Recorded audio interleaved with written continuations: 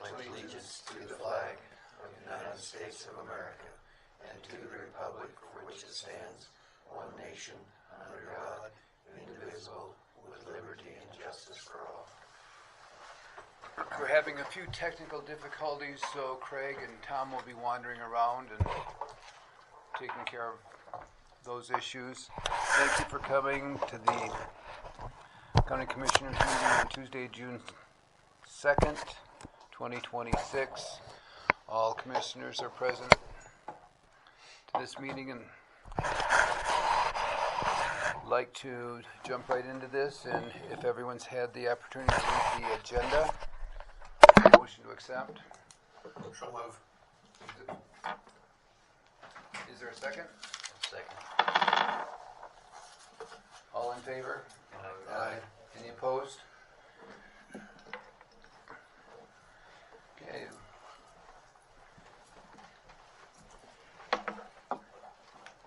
Has anyone gone through the prior meeting minutes and questions pertaining to that? If not, motion to approve. Make a motion to approve the minutes as presented. I'll second it. Have a motion second. All in favor? Aye. Any opposed? We have in front accounts payable. We have 3 additions in the amount of $2,056.21 for plane tickets for the SO, it appears. Yes, correct. Total accounts payable is $509,139.15. Motion to approve that, please. So move. Is there a second? I'll second it. Any discussion? All in favor on accounts payable, $509,139.15.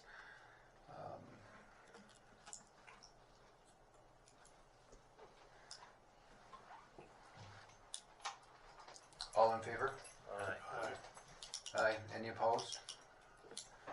We have total payroll in the amount of $1,327,975.11. Motion to approve. So moved. Second. Have a motion second. Any discussion? All in favor? Aye. Any opposed? We have payroll liabilities in the amount of $674,082.91. May I have a motion on that, please? Make a motion to approve payroll liabilities. Second. A motion second, payroll liability, $674,082.91. All in favor? Aye. Any opposed? Motion passed. Then up next, we have the election judge wages as prepared and presented us by County Clerk Rice. The election judge wages are listed as $25 per hour for election managers, $16 per hour for election judges, $18 per hour for early voting absentee judges, 72.5 cents per mile after 5 miles for judges school, and $25 for attendance to one judges school. Those are the wages presented. We have a motion on those, please. Make a motion to approve the election judge wages as presented. We have a motion and second. Is there a second? Second. Any discussion? Yeah, Mr. Chairman. Yes, please. So, where are the judges' schools held? One will be held here in Pinedale and one will be held in Marvelton for each election. Okay, thank you. Yep, and then the judges they only need to attend one of them, obviously. If they go to the primary, they don't have to go to the... Okay, thank you, that's all. Thank you. Motion second. Any further discussion? All in favor of the election judge wages? Aye. Any opposed? Motion passed. Up next, Billy Pape Road and Bridge. Gentlemen, loose turn. Morning. Good morning.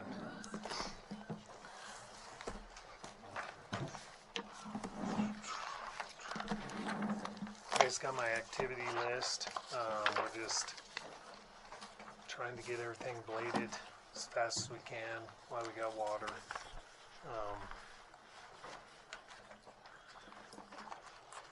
Doing some cattle guard cleaning some, changing out a couple pipes, just kind of routine maintenance. Finally got all the washes fixed down on Lander cut off. Now we're just blading it, working our way out. We're up on Beaver blading.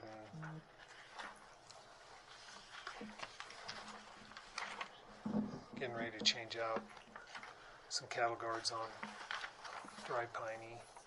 Other than that, just maintenance. You guys got any questions on road, what we're doing? Mr. Chairman, Mr. Vickery? so, Billy, bear with me because I don't know much of what I speak, but there's a short piece of road down there in conjunction with Meadowlark Lane that has never been taken, added to the county, and it's I understand that all the work that's been done for that to take that short piece, like it's 1,000 feet, 1,200 feet. Can you bring us up to speed on that? Oh, yeah, it's where Meadowlark Iroquois goes. There's an intersection there. It's like 1,500 feet to Blair Road that ain't being maintained because it's kind of high mountain, doesn't say it's theirs, and so it's not being maintained. And Eric can talk about this too. I had him look into the legals and stuff on it. When we did all that back in the day,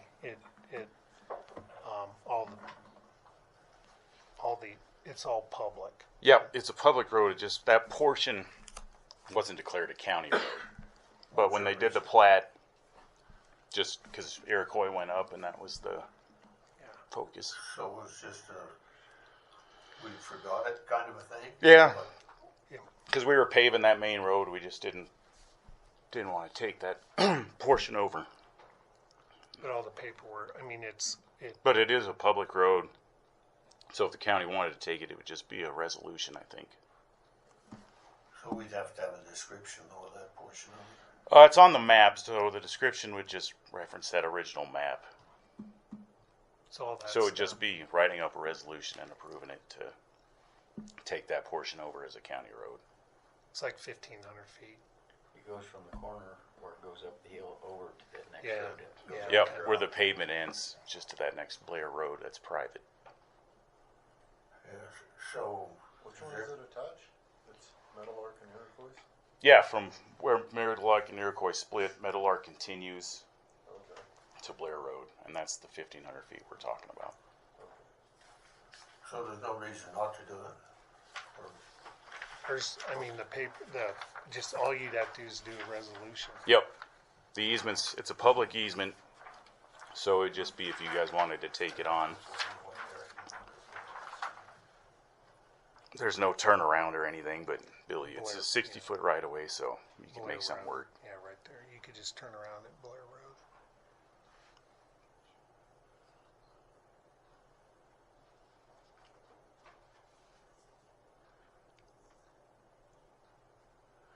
well, I'd see no reason not to do it myself, but what's anybody else think?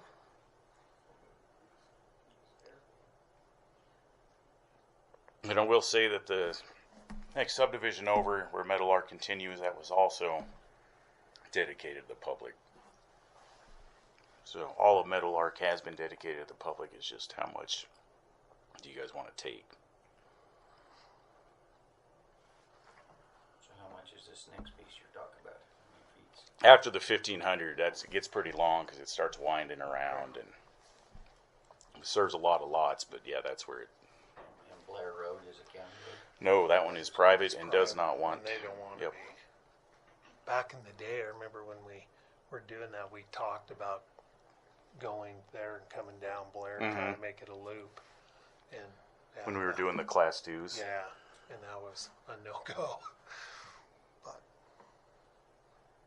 But this part, all the easement stuff is all. Yeah, easements in place. Yeah.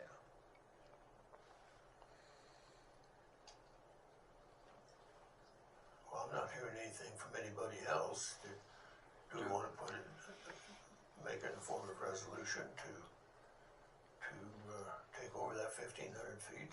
Is this something that we need to open and advertise for public comment, or can we go ahead and adopt a resolution? Sorry, I stepped out for just a second. Are you guys talking about adopting that 1,500-foot chunk? Affirmative. Can I just iron out in my head our final process on that? Just give me a few minutes. I'm trying to connect, and I got a new laptop, and I can't quite. It's all good. So we'll set that aside for a few minutes and revisit it in a minute. Okay. Thank you. Alrighty, so that's what we're up to, Road and Bridge. Any questions? And then Eric's got some. I got the bid open for the Reardon Draw project. Great. So we got 4 bids: Titan Construction, Vale Valley, Teletractors, and Wiley Construction. First one is Titan Construction.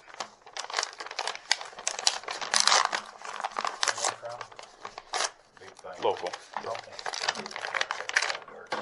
What's that?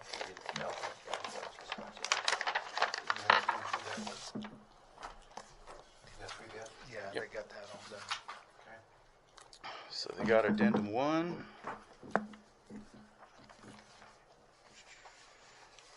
Got their proposal bond.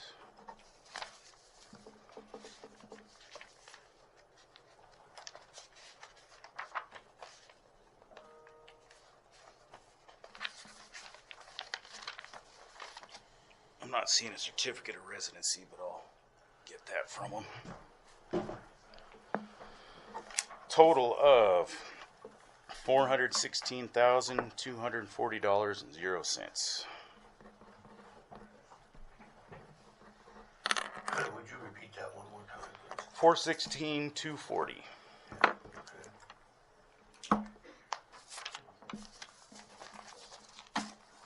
So next one is a Vale Valley.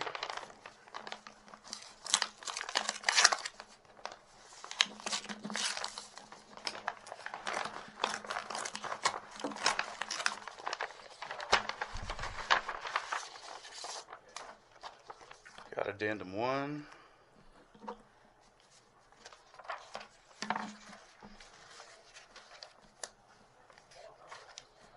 Got their proposal bond. Got their certificate of residency. Total of $467,752.60. 467,752.6.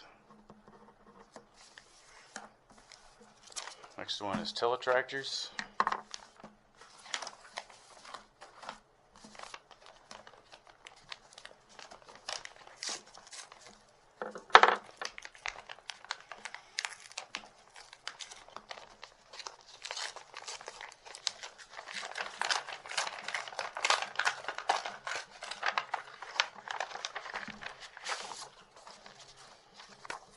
Got addendum 1.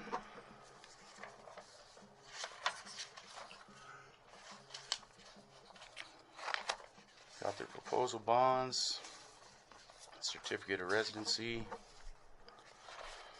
Total of $430,294.41.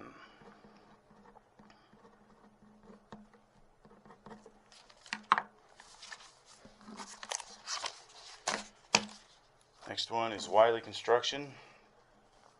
They're out of Rock Springs.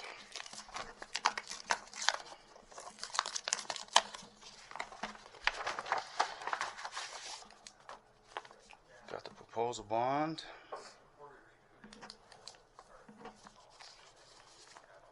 Certificate of residency.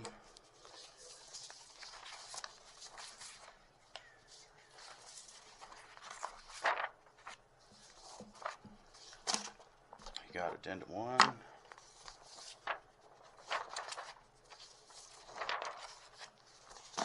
Total of $308,015.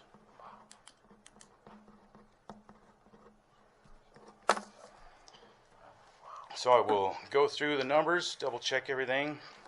I'll be in contact with Wiley since they're the apparent low bid. They have 24 hours to make sure they didn't have any errors, and next meeting, I'll bring it back with my recommendation for approval. So, Mr. Chairman, so when I look at these numbers, 3 of them are pretty close, really. And then, boy, that one. So is there something you think That's why I'll missed? have to ask them and see if they made a mistake on their proposal, and we'll go from there. Okay, thank you, appreciate that. Yep. Have they done work for us before or not? They put a bid on the Cottonwood project, and they just barely lost out on it. So they've tried to get work. They've just been right out of the way. Payments, performance bonds on these? Yeah. Good enough. So I'll do my research and probably be next meeting, but we'll be in touch. Thank you. Okay, thank you. Chairman, can I ask a quick question, Erin? Sure. Because Erin had asked to be on the agenda at 11 o'clock. Was it not to follow up about this? It's a separate project. It's a separate Yep. project. Okay, I should have. I just wanted to make sure I understood. Yep, Erin's just a little better on getting on the agenda than me. Oh, no worries. I just wanted to hear. But you got on before, yeah. Yep, I picked a better time. Yes, you did. You got anything else? Only thing else is we reached out to the Forest Service on pulling those cattle guards. They got a grazing allotment, so no way. They said we could pull the one, maybe the first one that we've already fixed. Fixed, yeah. So Well, so what's the reasoning? they have a grazing allotment on it Yeah, now. but that grazing allotment hasn't been done unless they've changed the way they do it. You've got 3 years, and after that goes either you do something with it or it goes back to the Forest Service. Uh-huh. I know that hasn't had any operation up there for years. Yep. You can send a letter to them maybe as the commission. But Did this come from Kate? Julie, but she asked around. But I can send all that info that I have on that. But that's what they just got back to me yesterday on that front.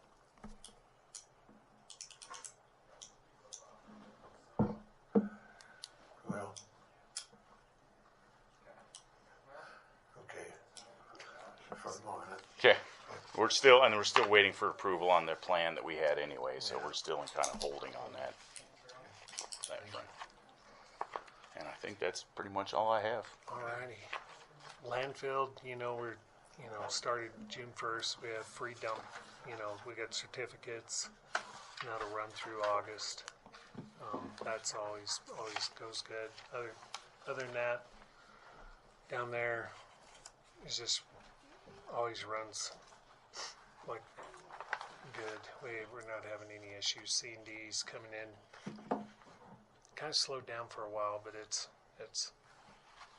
back up, coming in good. Metal's coming in good. So no issues down there. The golf course, tomorrow we're going to lay some sod on number 8, kind of smooth out some areas, and where we put that leach field, we're covering that up.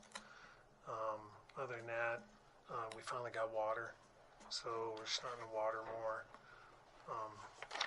Everything's coming along. Great, thank you. Commissioner Vickery, did you have a question pertaining to water? No, I don't.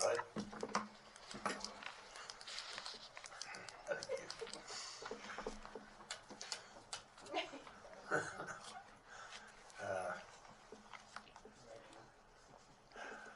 No, I don't have any questions that are pertinent to that. Okay, great. Thank you, Billy. That's all I got for now. Can I, Mr. Chairman, if I may on the road? Yes, please. And Mr. Chairman, Commissioners, I apologize for walking in right in the middle of that conversation. We were just coming straight from court. I guess, so I was trying to get on my computer and I wasn't fully paying attention. So which 1,500 feet are we talking about? Can you bring me up to speed? It's from Meadowlark, where it turns off Iroquois to Blair So Road this right chunk right here. Yes, sir. Okay, so I just wanted to refresh myself. We are going to need to get consent from those 3 landowners. It looks like that's going to be... The original plat, the road was dedicated to the public. Yeah, but we still need to get their consents because Okay. it is crossing their property. So I think we're a bit premature on the motion to accept. So we'll need to get those consents. Let me figure out, and I can coordinate with with Billy, and we can get those consent documents taken care of. And then once we have the consent of those landowners, then we'll be good. If that is your desire to go that route, our publishing requirements and everything else in viewers is only required if we're condemning that property for the purposes of a county road, not when it's done by consent. But we'll just need to get those 3 consents. Any questions? What's that? We got them once, didn't we? I don't know. And you may have them. If not, we'll just Sam, we'll Sam, are you okay pursuing that? Yeah. Dave? Yeah. Mac? That's fine. Doug? Yes, okay. Okay, so I'll work with Billy, and we'll get those consents, and then the next time you all meet, we'll have those, and you can have that vote. Thank you so much. Questions on that? No. Okay. Thank you, Clayton. Yep. Alrighty. Okay. Billy, Thank you. Andre, please.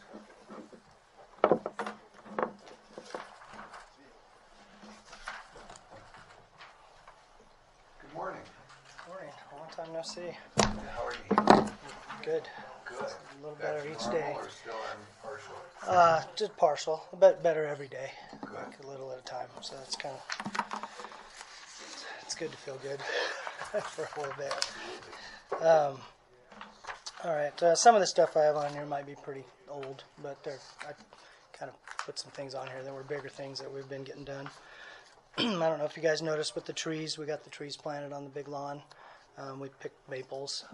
We're trying to, as we're replacing any trees that we got to take down, we're trying to get a more variety of type of trees that are in town. So we get some better, some different fall colors. Like these ones should have some more red and stuff in them in the fall. I just think it'd be visually nicer, you know, for the whole town.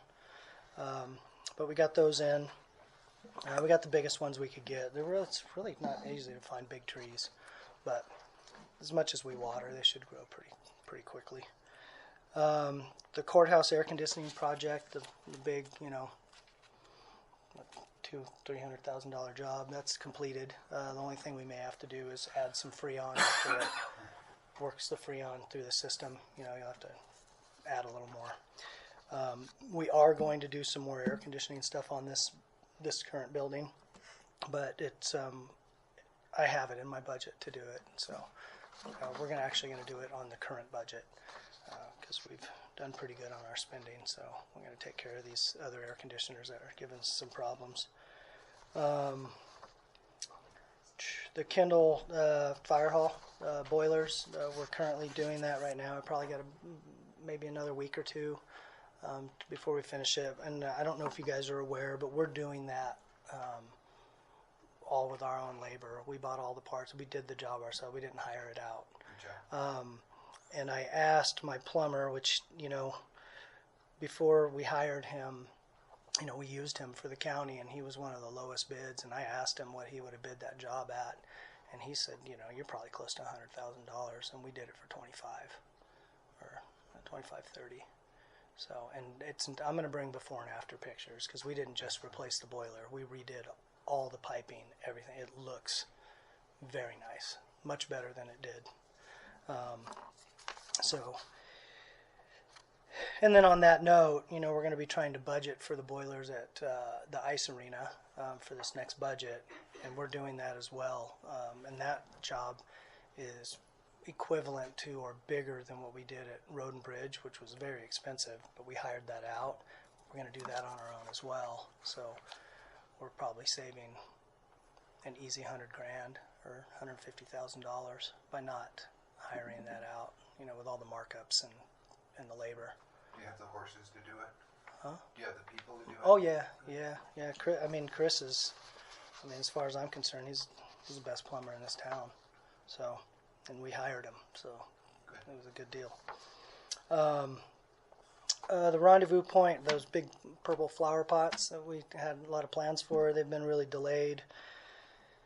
We tried to order plants last fall ahead of time and let a local vendor know what we were wanting, and they apparently didn't even listen because they didn't we were very specific on colors of the flowers and stuff because we're trying to make something very nice. And they didn't get anything of what we asked for. I mean, they got like, I think we needed about 80 plants, and guy got 60, and they don't even know what colors they are, and so we're not buying them from them. So now we're looking somewhere else to see. So we're very disappointed, but we're still working on it. IT trailer, sounds like they're moving in. We helped them a lot with that, getting everything hooked up in the trailer, put there, and it's pretty much done. They're in the process of moving in. And then Marbleton Senior Center, something we're doing right now that we're doing.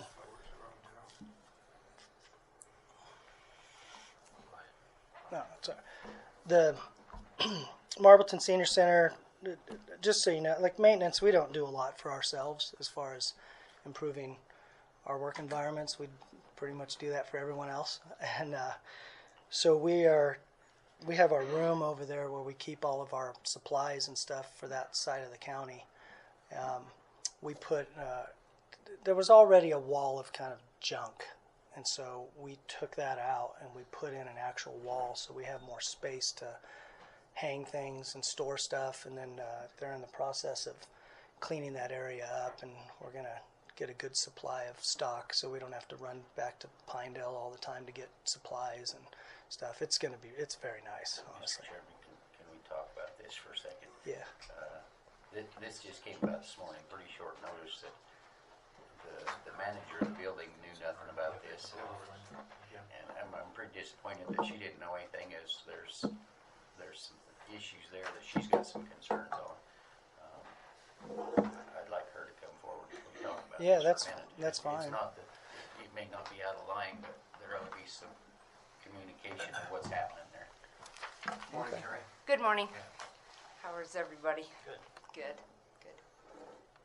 So, I've been out on and off with my knee as well, but I came back to a wall being built in the garage.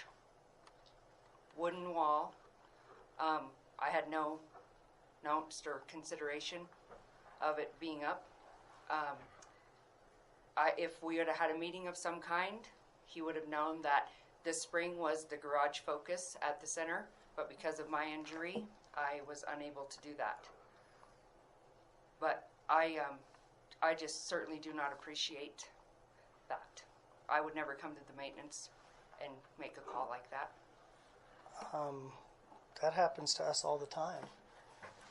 I don't know what happens to you. I'm just saying. No, what, I'm saying what happened that- to me. I don't care for how it was handled. Well, first of all, there was already a wall of stuff there, a huge wall of just cabinets, and it was awful looking. Right, not and the organized. cabinets are gone. Yeah. Where are they? Well, they're still in the middle there. Those are our cabinets anyway. No, they are not. They are. That building is the county All of those building. tools aren't even yours. Whose tools are they? Some of them have Southwest Sublette County Pioneers. When I got the job, Joan showed me, and Skinner as well showed me. Joan bought some set, and the county has some. No, listen. The reason they say that on there is so that Skinner knows that those are his tools for that building and that side of the county, not because they're not yours. I've bought countless tools for that place. We put up a wall because it's nicer, it's cleaner, and then it also creates more storage on that wall for us to organize it. I'm also going to bring before and after pictures on what it's going to look like. That's a county building. Correct. And multiple times there has been things that have been bought at that senior center at the last second, including pallets of furniture, and then we're told, oh, we need to put that together. And then we have a deadline when furniture is not a priority for us, when we have boiler systems that we're rebuilding, air conditioning systems we're rebuilding. So it's not like this isn't uncommon. The maintenance department takes care of everyone. We get constant requests to improve people's workspace. Can you move our desk? I don't like the way it faces towards the window. This is constant for us, and we do it. But now the maintenance department wants to do something for themselves to look nice, and organized so we can do better work, and we get flack over it. In a county building, that's our building, and that's our space, and we're just trying to make our space better. I mean, we don't have to be in the senior center. We can move to another building and put all our stuff there. And Well, it's 1 minute, please. I don't want to have an argument here. I want to have a, right. and so the question I have based on that, because I don't know, Carrie, is both of you are saying that there's potentially a joint usage of that space, although it's a county building. Has that shared space continued for a number of years? And what have the arrangements been in the past in this regard? I only know what I was told when I got the job 5 years ago. Okay. But But would you share that with me, please? yes, exactly what I just told him. I was Okay, good told enough. that, you know, Skinner I had didn't these know if there tools, was more. Joan bought these. Skinner was there a lot. He did, you know, whatever. But that's sort of changed, you know. The maintenance man isn't just there like Skinner was before. Skinner took care of the library, us, the sheriff's department, out at Sandra, and he was kind of based there. They don't have that, it doesn't appear to me, going on anymore. They're patched out, they're specifically hired for their jobs. They have a carpenter, they have a plumber, they have an electrician.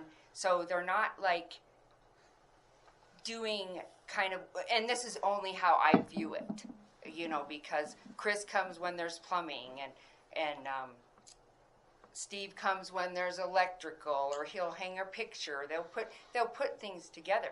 But the point here that I'm having, the problem that I have, the biggest problem I have with the wall is the inconsideration of the maintenance, of not considering at least coming and asking if we had any plans for that. Because in reality, the senior citizens lease the building from you guys, from the county.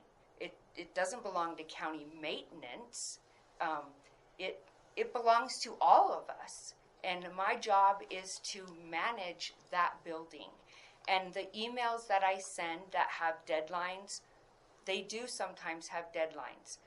But most of the time, if you want to be CC'd on it, it says when you have time, if you have time. I don't know if Andre reads them or not.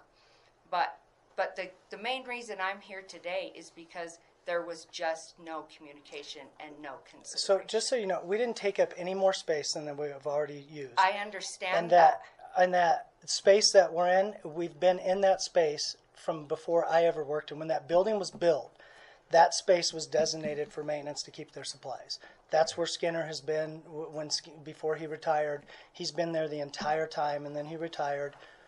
We're just cleaning the space up. That's all we're doing. And we just put up a wall. There was already, like if you were to look at it, there was already a wall there of stuff. We just put up a nicer, it's way nicer than it was, and it's going to be once we're done. They're organizing it now. All it did was create more storage in the space that we're already using. We didn't extend anything out. It's in the exact same spot. There's nothing different about it. It's just, we just put up a wall, and it was, Thank you. And it was very inexpensive. Thank you.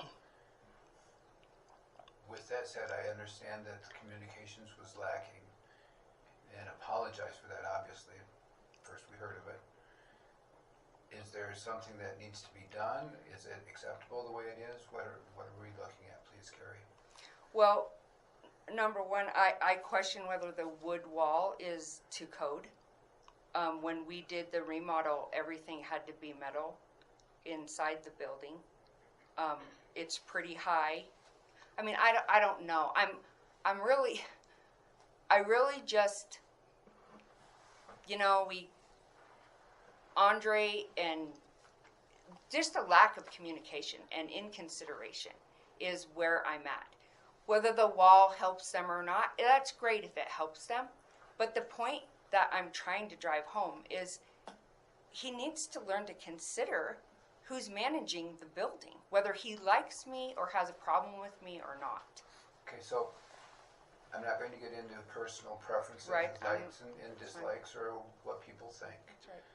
The issue at hand, and anyone in the board can step in and take this over at any time. The issue at hand is we're addressing a horse that's already got out of the barn. And the only thing that we can do is apologize, ask for communication on projects that are moving forward between the two of you. And if you need to copy me, you can copy me, but I believe that you're both adults and should be able to work it out regardless of any personal inflection towards any portion of the county. I recognize that you're greatly frustrated, Carrie. I do recognize that. But at this point in time, if there's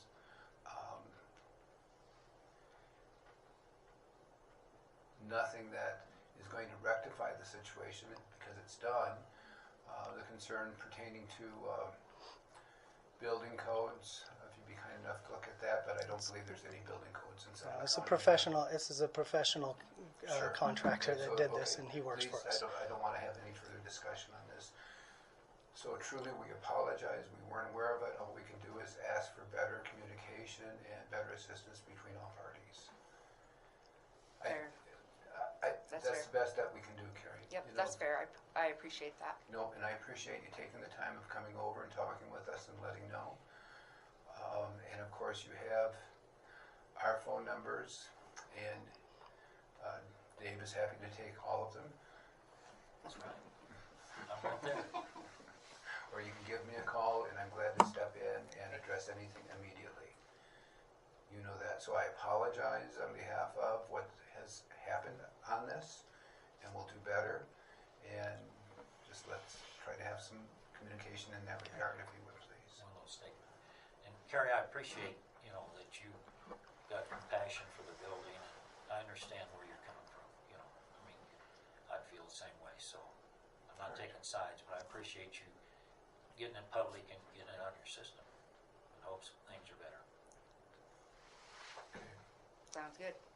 Thank you. No, thank you so much. Appreciate everything. Going back to the flowers. Yeah. A local vendor not being able to fulfill your order, is it a possibility to utilize our local garden club to address the flower needs there, or is it more? No, we just need the plants. We already have the pots set up. We're going to put the soil in. They should have been planted already. We have a plan, and we just needed them to bring the plants in and with the colors, because they're daylilies, and I didn't want all the same color. I was wanting to make it nice, and so they didn't get what we asked for, and didn't even seem to remember that we asked. So now we're Well, hopefully looking you can somewhere make a else. deposit. No, nope. One, Great. Mr. Chairman, Please. one other thing. And I'm not beating on anybody, I'm just telling it like it is. So there's been an issue with the doors over there at Rendezvous Point, and they have not been addressed to my knowledge. They have been. They have. They're in for this next budget. I'm budgeting for them, and I got one quote from a contractor that I really liked, and it was just too expensive. So then I went to another one. It was much cheaper. I already know who I'm going to use to get them done. They do these all the time. They've done them in this courthouse, but I'm budgeting for it. So, Okay, that's fine, but that means we're looking at maybe towards fall before. As soon as you guys approve the budget, I'll call them and they'll come out and put them up. And it's going to be much cheaper too, because the other guy was going to do the electrical for them, but because we have Steve's going to do the electrical, so that's going to save us a lot more money too. So, but they're definitely. I mean, we already have a plan to get it done. It's just I need to make sure it's budgeted for. Okay, is there a way to retrofit? In other words, the doors that are there, just put the apparatus that make them work. That's what we're doing. That is. But it's so those things. Original doors. What we're talking about, the doors there, they'll stay there. And they're just. Yeah, gonna we're just put putting the equipment in that opens them. Okay. Okay. Yeah. Okay. Then to follow up, what about the gutter on the other end? That's in the budget too.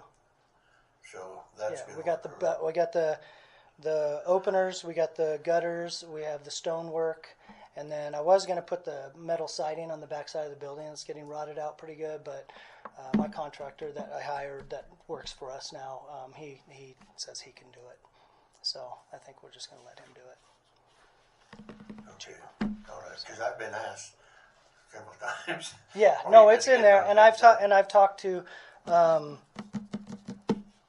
Richard. Thank you, and he knows that we're still working on it, but I got a lot of plans. I even put interior paint in the budget for their building as well. So Okay. as long as you Fair guys give me the thumbs up, we'll get it done. Okay, that's my questions. Excellent. I say I can see it. I can see it. No, I just like to hear a lot of these in-house savings that you're. Yeah, I think I'm going to start bringing them to you guys. I'm going to show you guys what we're doing because I know we talked about the procurement stuff, and I want you to see this is normal, what we're doing. And so, but I don't necessarily always tell you guys that we're saving all this money. So I'll start bringing stuff in and show you. I mean, the biggest place we're saving is the people I've hired. I mean, I've got the best crew that this county's ever had since I've been here. They're excellent, and they're pros at everything they do. So, Thank you for that. Yep. Any questions for Andre? Thanks. Bob. thanks.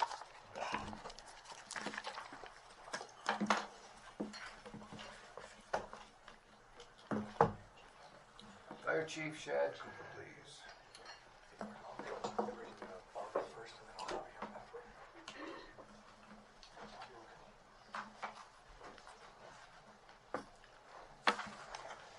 Good morning, Commissioners. Good morning.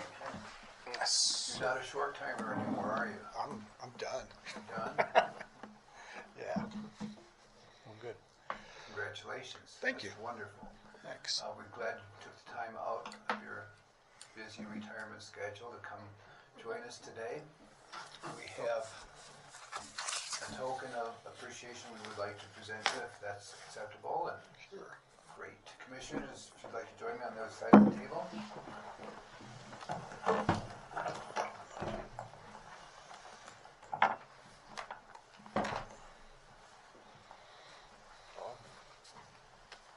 Congratulations, Bob. Thank you. What are you going to do with your free time? Have free time. Come for commissioner. I'll read that for you. Present. Did you want to read it? Read it. Oh, you want me to read it? Well, you're right there. This is presented to Bob Claudianos in recognition of your dedication service to the citizens of Sublette County. Through your work with Sublette County Unified Fire, your commitment and service to our community are sincerely appreciated. Presented by the Sublette County Commissioners. Thank you very much. I really Bob. appreciate that.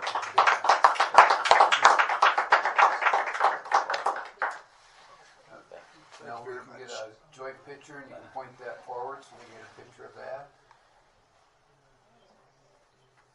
Okay. Thank you. Thank you. Thanks for coming in. Shutters Oh, go. I'm glad to.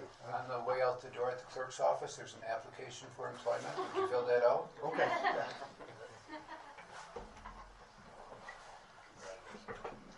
say a couple of words and thank the commissioners. But thanks for coming in today. I appreciate you being here. Very nice.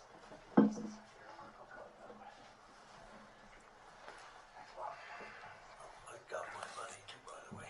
I don't know so much that in here. Bob, do you want the? Oh yeah, thank you. Tell you what, let's go. That work gonna be easier than that. So, Commissioners, thanks very much for recognizing Bob. Before I get to introduction here with Mark, I just want to say a couple of words about Bob. When he came on board 4 years ago, I gave him a pretty tall order, and I said we need to make a high functioning team out of the organization. I need you to take some of the disorder we have with the battalion chief, and when we drop communications, we need to clean that up and make a cohesive team out of the battalion chiefs, and bring everybody on board and improve morale and participation. And he spent 4 years and really put his blood, sweat, and tears into that and turned the organization around. And he's been absolutely instrumental in done an amazing job for us. I've got nothing but high praise for Bob, and it means a lot to me to see the Board of Commissioners recognize him. So thank you very much, and thanks to Bob for all you've done, and wish you well in your retirement, and don't be a stranger. First motorcycle rides next weekend. Good deal. All right. Well, that being said, so then the next thing on the agenda is I'm here today. I'm thrilled to introduce Mark Bednarik. Mark is our new Deputy Fire Chief for Sublette County Unified Fire. Mark brings nearly 30 years of experience in fire and EMS, including 21 years as Salt Lake City Fire Department, where he served as the operations chief, medical division chief, a fire captain, public information officer, and numerous other command staff roles. Mark has extensive experience in structural firefighting, in incident command, in wildland urban interface incidents, in hazardous materials, and large-scale emergency operations. Most recently, Mark has been serving as a volunteer training captain with the Basin Fire Department, and there he also served as a paramedic and emergency, what's ED? Emergency department. Emergency department with technician with the Washakie Medical Center. Mark and his wife have made Sublette County their home, and we're excited to welcome his leadership, experience, and passion to our team at Sublette County Unified Fire. So, with that, I'll hand him over to you and let him say hello. Well, welcome. Thank you. Thank you for joining. What a change for you coming here. I'm excited. Rightfully so. You've moved into the area, or in the process of, or? In the process, we're buying a house out in Barger. Very nice. Good for you. Do you have a family that's moving with you, or just yourself, or? My wife, and she's actually been a part-time paramedic down here, working with BJ Mary for the last couple of years. That was kind of our taste and introduction to the area, and Wonderful. Where we got to know that this is kind of where we'd like to be. We've enjoyed about we've been up in Basin about 5 years. We've enjoyed our time up in there, but excited to move this way. We have 2 small children still at home, 3 older children that are still living down in Utah. So this Wonderful. kind of gets us a little closer to the ones in Utah, and our children that are at home do homeschool, so It's great. pretty easy to pack and move with them. So Wonderful. Well, welcome. thank you. Comments, questions from the board? Yeah, good luck with our weather. That's all I can tell you. Yes, great to have you here, and we look forward to the great things that you bring to the table. Thank you. Thank you so much. Thank you. Thank you very much, Commissioners. Thank you. All right, we'll get out of Chief here. Cooper, thank you. Thank you, everybody. Thanks again for recognizing Bob. Very nice. Of course. That's tremendous. Thank you, Bob. No more Wednesday morning meetings? Nope. Thank you. That'll keep Chief Cooper's talk shorter, then, I'm sure. Up next, Peter Paulin, please.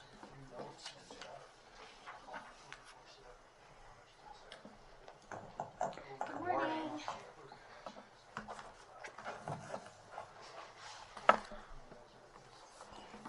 Morning, Mr. Chairman and Commissioners. How are you this morning? Good. Thank you. Yourself? Good, thank you. Just here to do a department report. Go over a couple things with you real quick. I have April numbers came in, and the Visitor Center in Pinedale saw 522 recorded visitors. That was down about 21% from the same time last year and up 2% from the same time in 2024. The referral program holding strong at 23.5%.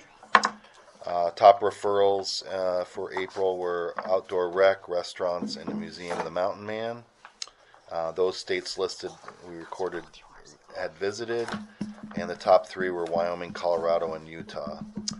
No international travelers or bus stops in May at the Visitor Center. Why are you here category tracking. Traveling through the area at 60, Sublette County as a destination 16, and locals looking for information 32. I'll have May and June numbers available at the July meeting. Maybe this is June meeting, so July. I'll have those for you.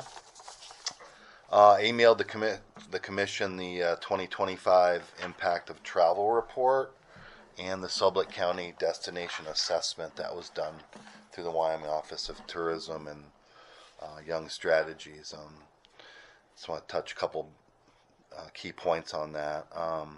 Sublette County ranked number 2 in direct earning growth in 2025 at 5.4%, and from 2019 to 2025, we've seen a 27% increase in direct earning growth, which ranks us number 2 in the state for that category. We also brought in last year $56 million in direct travel spending in the county.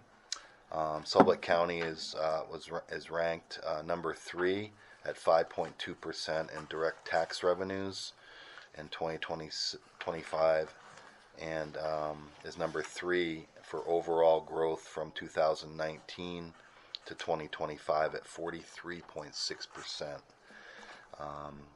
2025 direct travel spending, like I said, was $56 million in 2025.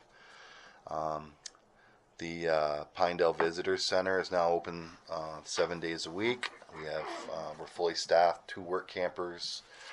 We have an intern starting next week, and myself and 2 volunteers at that location.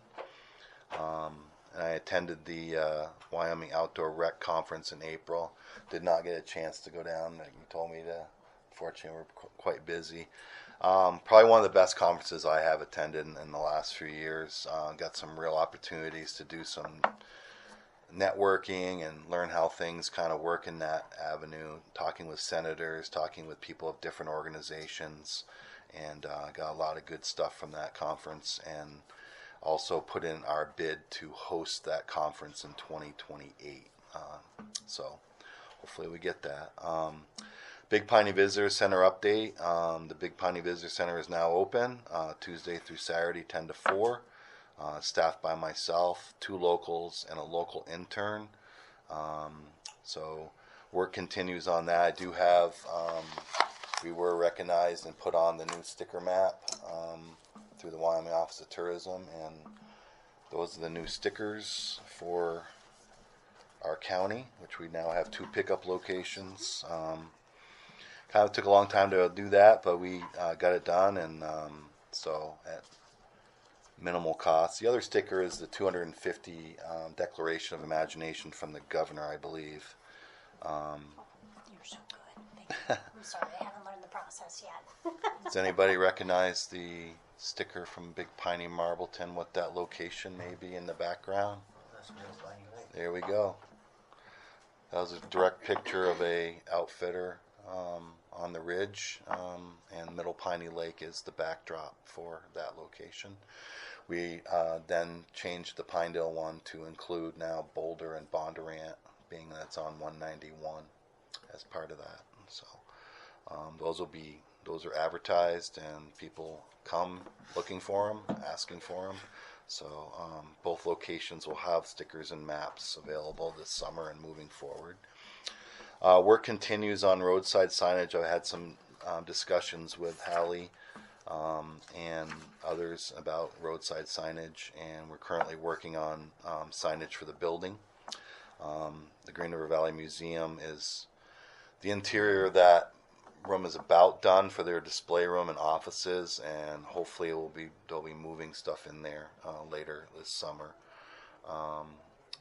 So the Visitor Center will also have a booth at the Wyoming Range Expo next week in Big Piney at the fairgrounds. This will be a kind of a informational booth promoting safe recreation, our hotels and restaurants, activities. We'll probably have a list of outfitters. We'll have maps for the county. We'll have ORV maps, off-road vehicle maps, and those kind of maps for people to take, some giveaways and stuff. And so they'll be there. We'll be there all week for that.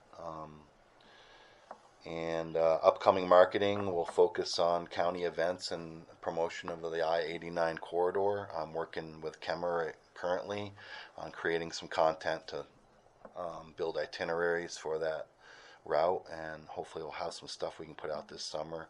We have done some ads for the current Gem and Mineral show coming up.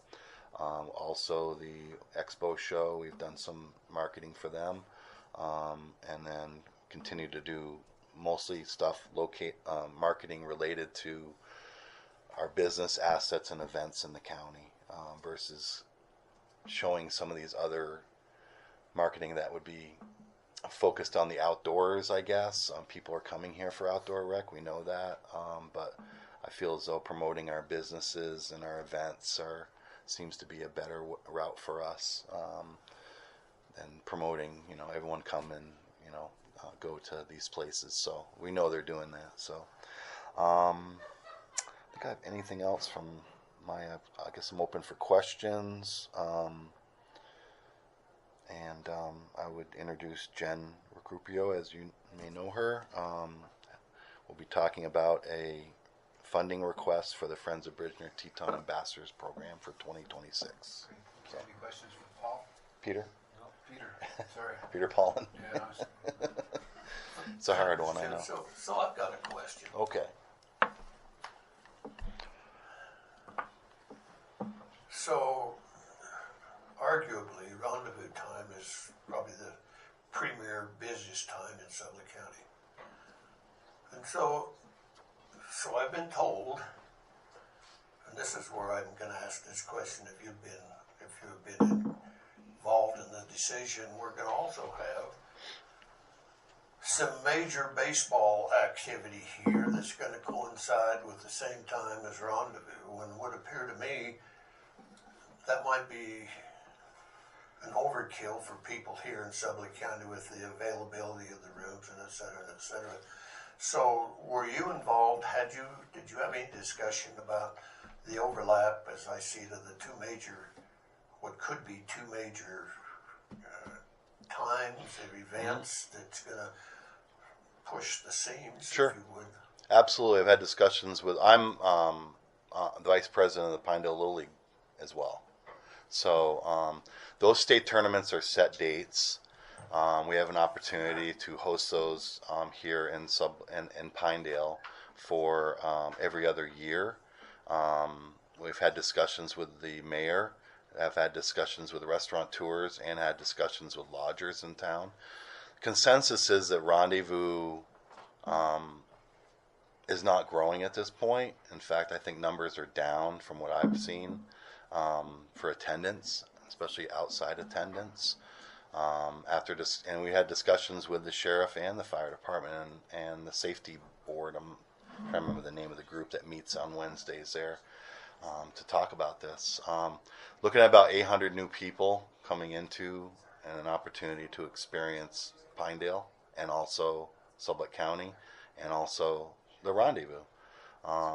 There's been things that we've done with the Little League to mitigate, to make sure people are staying on that side of the road.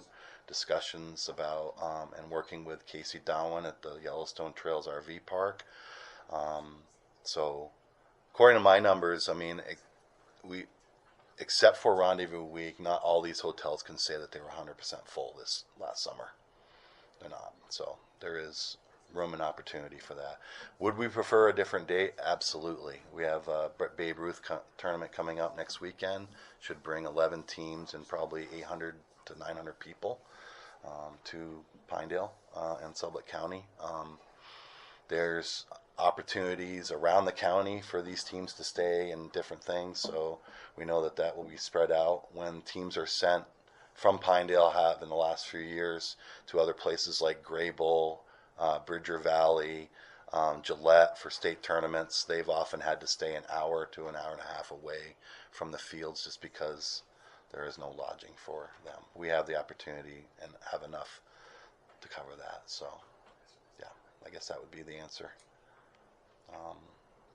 Great, thank you for that. Yeah.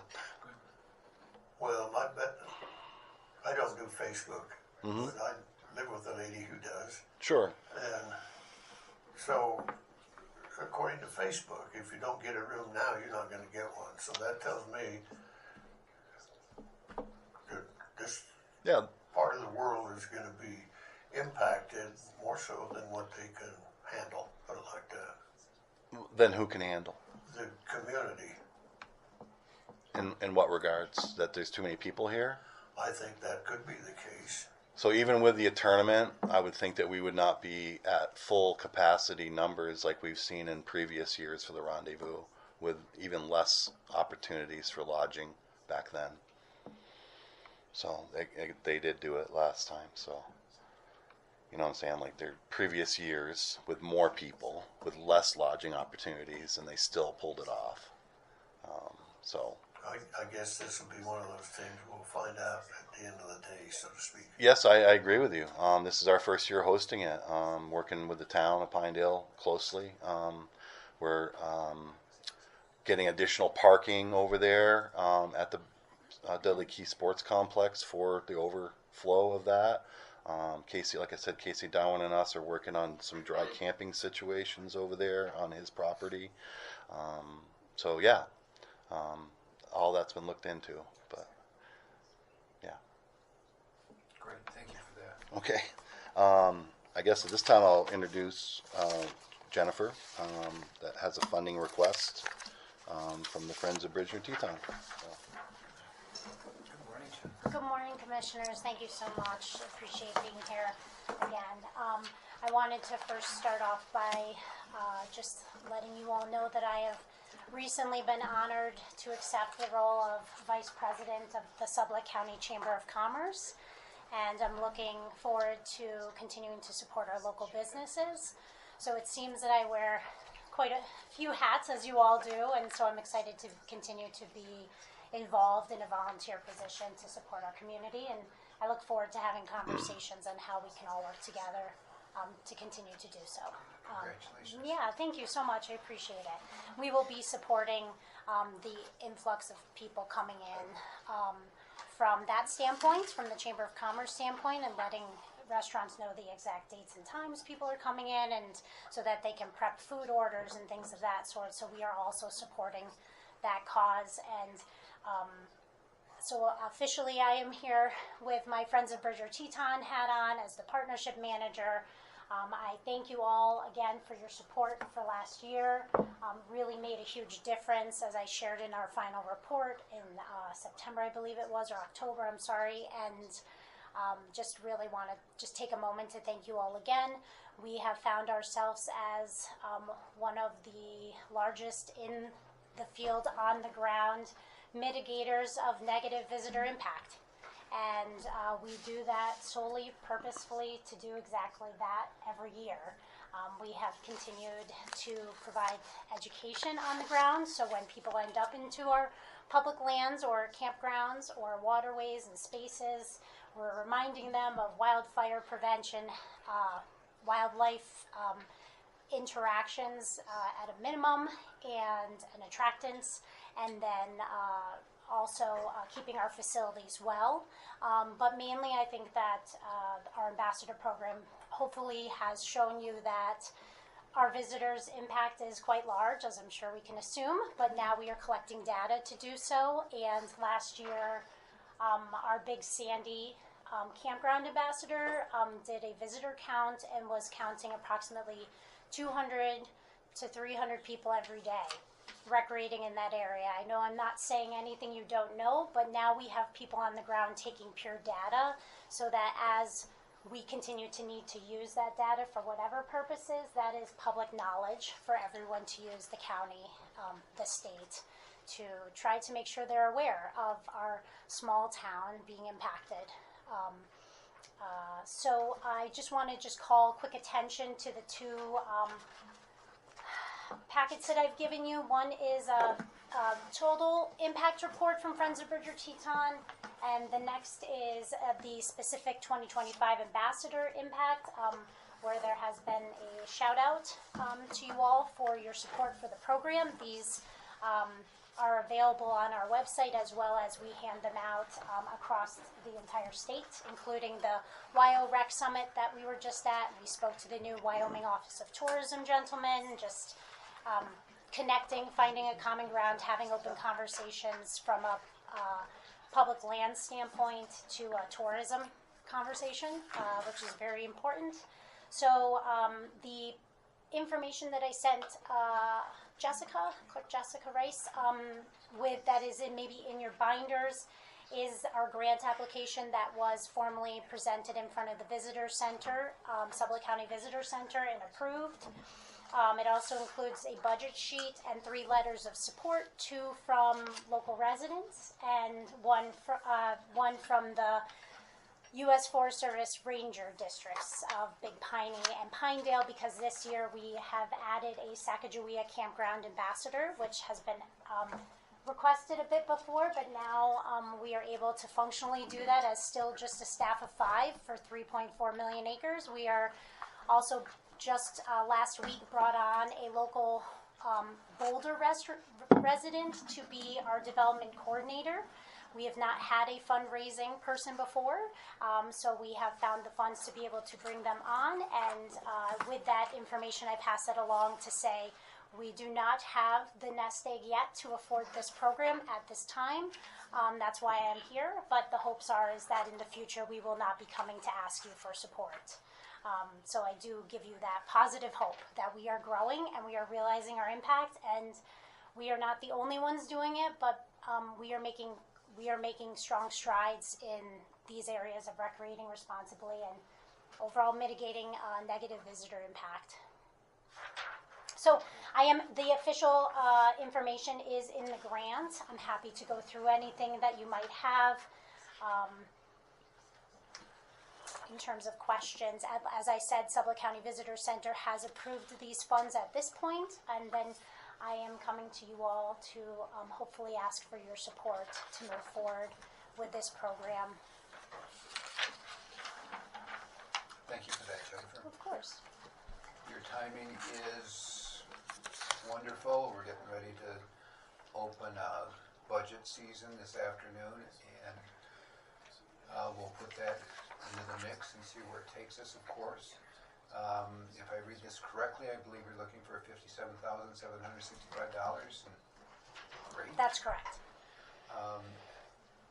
As we have Ms. Jennifer at the table, does anyone have any questions for her? So years past, this has come through from lodging tax.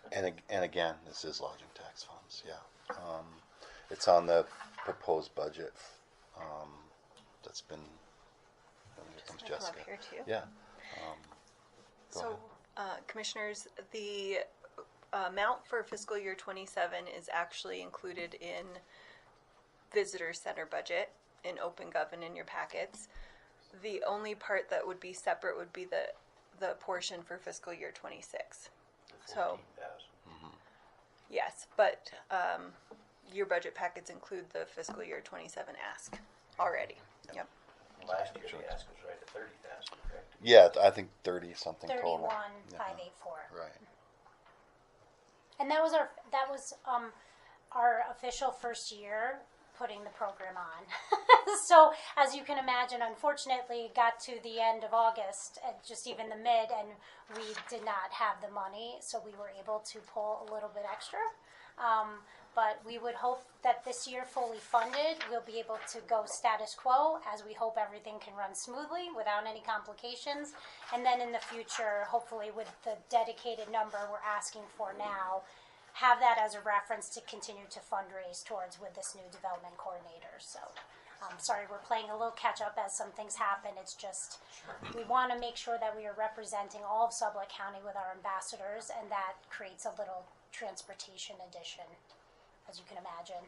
But we've had wonderful impacts in making a visitor voice, and then obviously working with Peter in terms of having his ambassadors, our ambassadors, continue to communicate with him, and vice versa. So he's getting fresh on the field, in the field on the ground information down into the visitor center about certain things. So We've already put out some escaped and abandoned campfires in our areas because of the low snowpack. People are getting into spaces they wouldn't normally get into at this time of year, and even a bit into May, as I'm sure we've seen.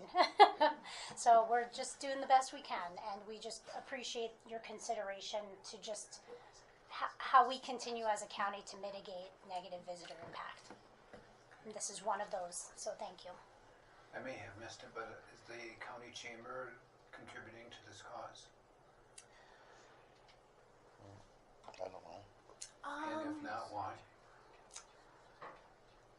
I would love to say that we have just recently reorganized everything as of a few weeks ago. So we are currently in the process of going through our budget and setting next year's budget, which has not happened yet. So we are also a work in progress. I have gotten the shout out to everyone that I would love representation from every town on the Sublette County Chamber of Commerce. So it is not always Pinedale heavy, even though that was a strong survival mechanism. So I want everyone's voice to be heard. So as I will say that we would love to consider all those things, I would also love to have potentially Pinedale Travel and Tourism Commission have a conversation with this sort of program as well. I do think that they might have a role to play in conversation at least, but the Chamber of Commerce would love to be involved. We're just not there yet in determining how that would look. Sure, and are you out gathering membership from all the motels, hotels from chamber membership, or do they have a separate association? No, yes, they're all members. Okay, They can all be, good enough. yes, and we're just going through and Because reevaluating. they greatly benefit from this also. You bet your bottom. And I think that that's also where we can gain some insight, as Peter does with his helpers. He collects data, and really I am a data numbers girl, which I love, but requires a little extra ask from our hoteliers and those that provide housing. But what is the reason that person is coming here today, and what have they seen? So those data points are something I'd love to, obviously you can see I'm sort of cross-pollinating in terms of opening up conversation and finding common ground amongst our organizations that support our county. Great, thank you for that. Questions from the board? Peter, can you remind me what the funding limitations are for that lodging tax? Isn't there some restrictions on that? I don't believe there, when it comes to that kind of funding. No, when it comes to any kind of funding, right? We can't just take that lodging tax and run it under the county, right? I can't remember, there was some funding limitations on that, or what we could. Well, it's strictly for travel and tourism. So, I guess to answer the question, anything to enhance this visitor experience is on that. Chairman Bernard, Commissioner White, were you talking about the actual amount that you're able to approve? I think the Visitor Center Board had to come to the commissioners if it was over 5,000. Is that? No, he's Still making just sure the that we're, usage. yeah. Tax funding, on what the restrictions are on that, just trying to remind myself what the lodging. No capital improvements. Yeah. There's a portion that can be used towards salaries, but not to exceed, 10%? If needed, yeah. Yeah. Mhm. But No, and then was your board unanimously in favor of it? All that were there, yes. Scott Koshiba, who is excused himself, so there was a 4-0 vote. Yeah, which we have recorded. Yeah. Further questions? So yeah, I have one question, I guess. So I looked at the letter in support from the Pinedale and Big Piney districts. So from a dollar and cents perspective, what do they put up? In terms of the U.S. Forest Service, Yeah. is that, so there should be a program budget in your current packet. Let me just pull it up here. It'll say Sublette Ambassador and total program on it. So currently, the Sublette County Visitor Center contribution is there, the FBT contribution is there, and the BTNF is at this 24.5 approximation. So the total program cost is around 109,000. So, okay, so the total of the two districts is 24,000, is that? That's correct. That is correct. Yeah. So, okay.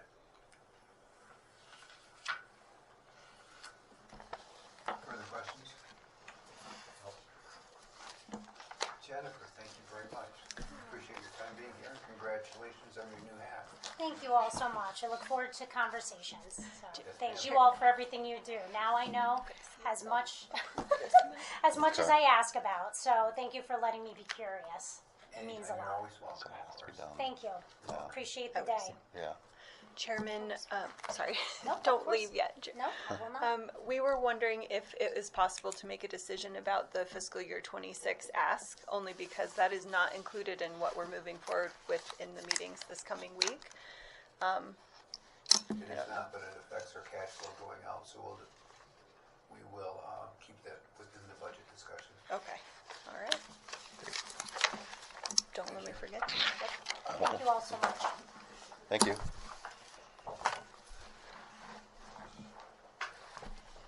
Thank you, Judy.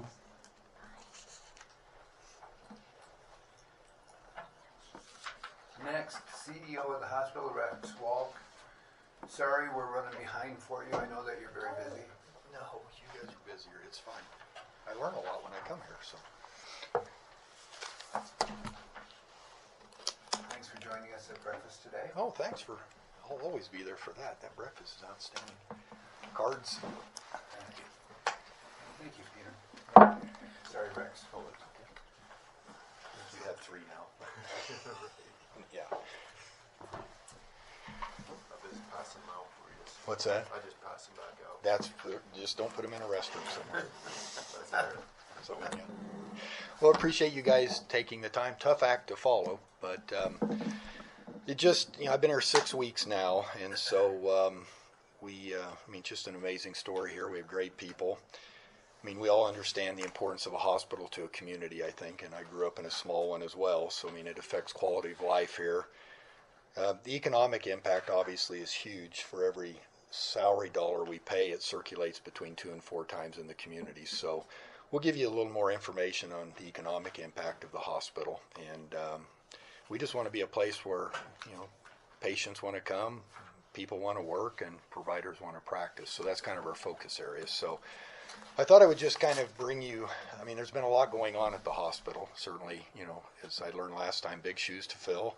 Bill teed things up really well, and we're in the process of trying to, finalize and develop new services and opportunities. But we did get our critical access hospital designation. The date was February 26th was the official date. We had to wait on a rate letter from our intermediary, Medicare intermediary, Reardon, before we would know how to bill and what we were going to be reimbursed. We had to do an interim cost report or a mini cost report. And the good news is the rate came back really, really high. The bad news is that probably means we're going to owe money back to the Medicare program. So we're making all the allowances for that and reserving money for that. The good news is we only have 4 months left in our fiscal year from February through the end of June. So if we do have a payback, it won't be a large payback, and then we can make adjustments going forward. And what we will do is do interim cost reports. We have a template we'll use going forward to make sure we're making adjustments, because the cost report's just like a tax return. If you underestimate, you're going to owe, and if you overestimate, you'll get money back. So we'll be making those adjustments going forward. But there were a lot of other things that were contingent upon getting that certification and the rate letter, and probably the biggest first thing we're working on is getting our swing bed program up and running. Swing bed program, somebody leaves and goes out of town for orthopedic, hip replacement, knee replacement. We can take care of them at the Sublette County Hospital, probably better than the larger hospitals. And it's a program basically to make sure you didn't have fluctuations in your staffing, because small hospitals, obviously census fluctuates, and invariably we send people home and we don't have the volumes to support them. But if you can get the swing bed program up and running, that keeps your staff employed so they don't go other places. And certainly it's become, well, I mean, the care is better here. People don't have to travel to see their loved ones.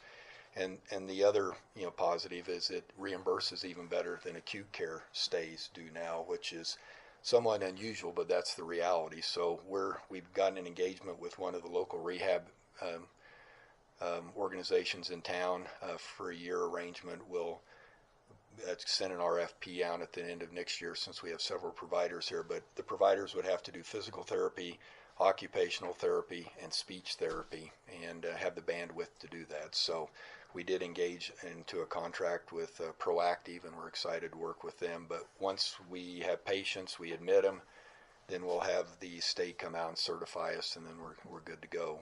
We're also have started work on the rural health clinic designation, which means the health clinics will be cost reimbursed as well, which is obviously a good thing.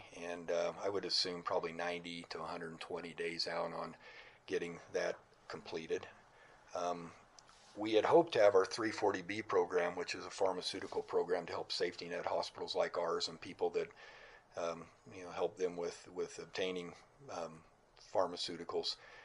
We have to submit a cost report before we can start the program. So it probably, and we're going to have to do 3 cost reports this year: a PPS cost report, a critical access cost report, and then we have our long-term care one. So we'll get, that probably won't start impacting us positively till either Q3, late Q3 or Q4 of our fiscal year, so sometime early next year.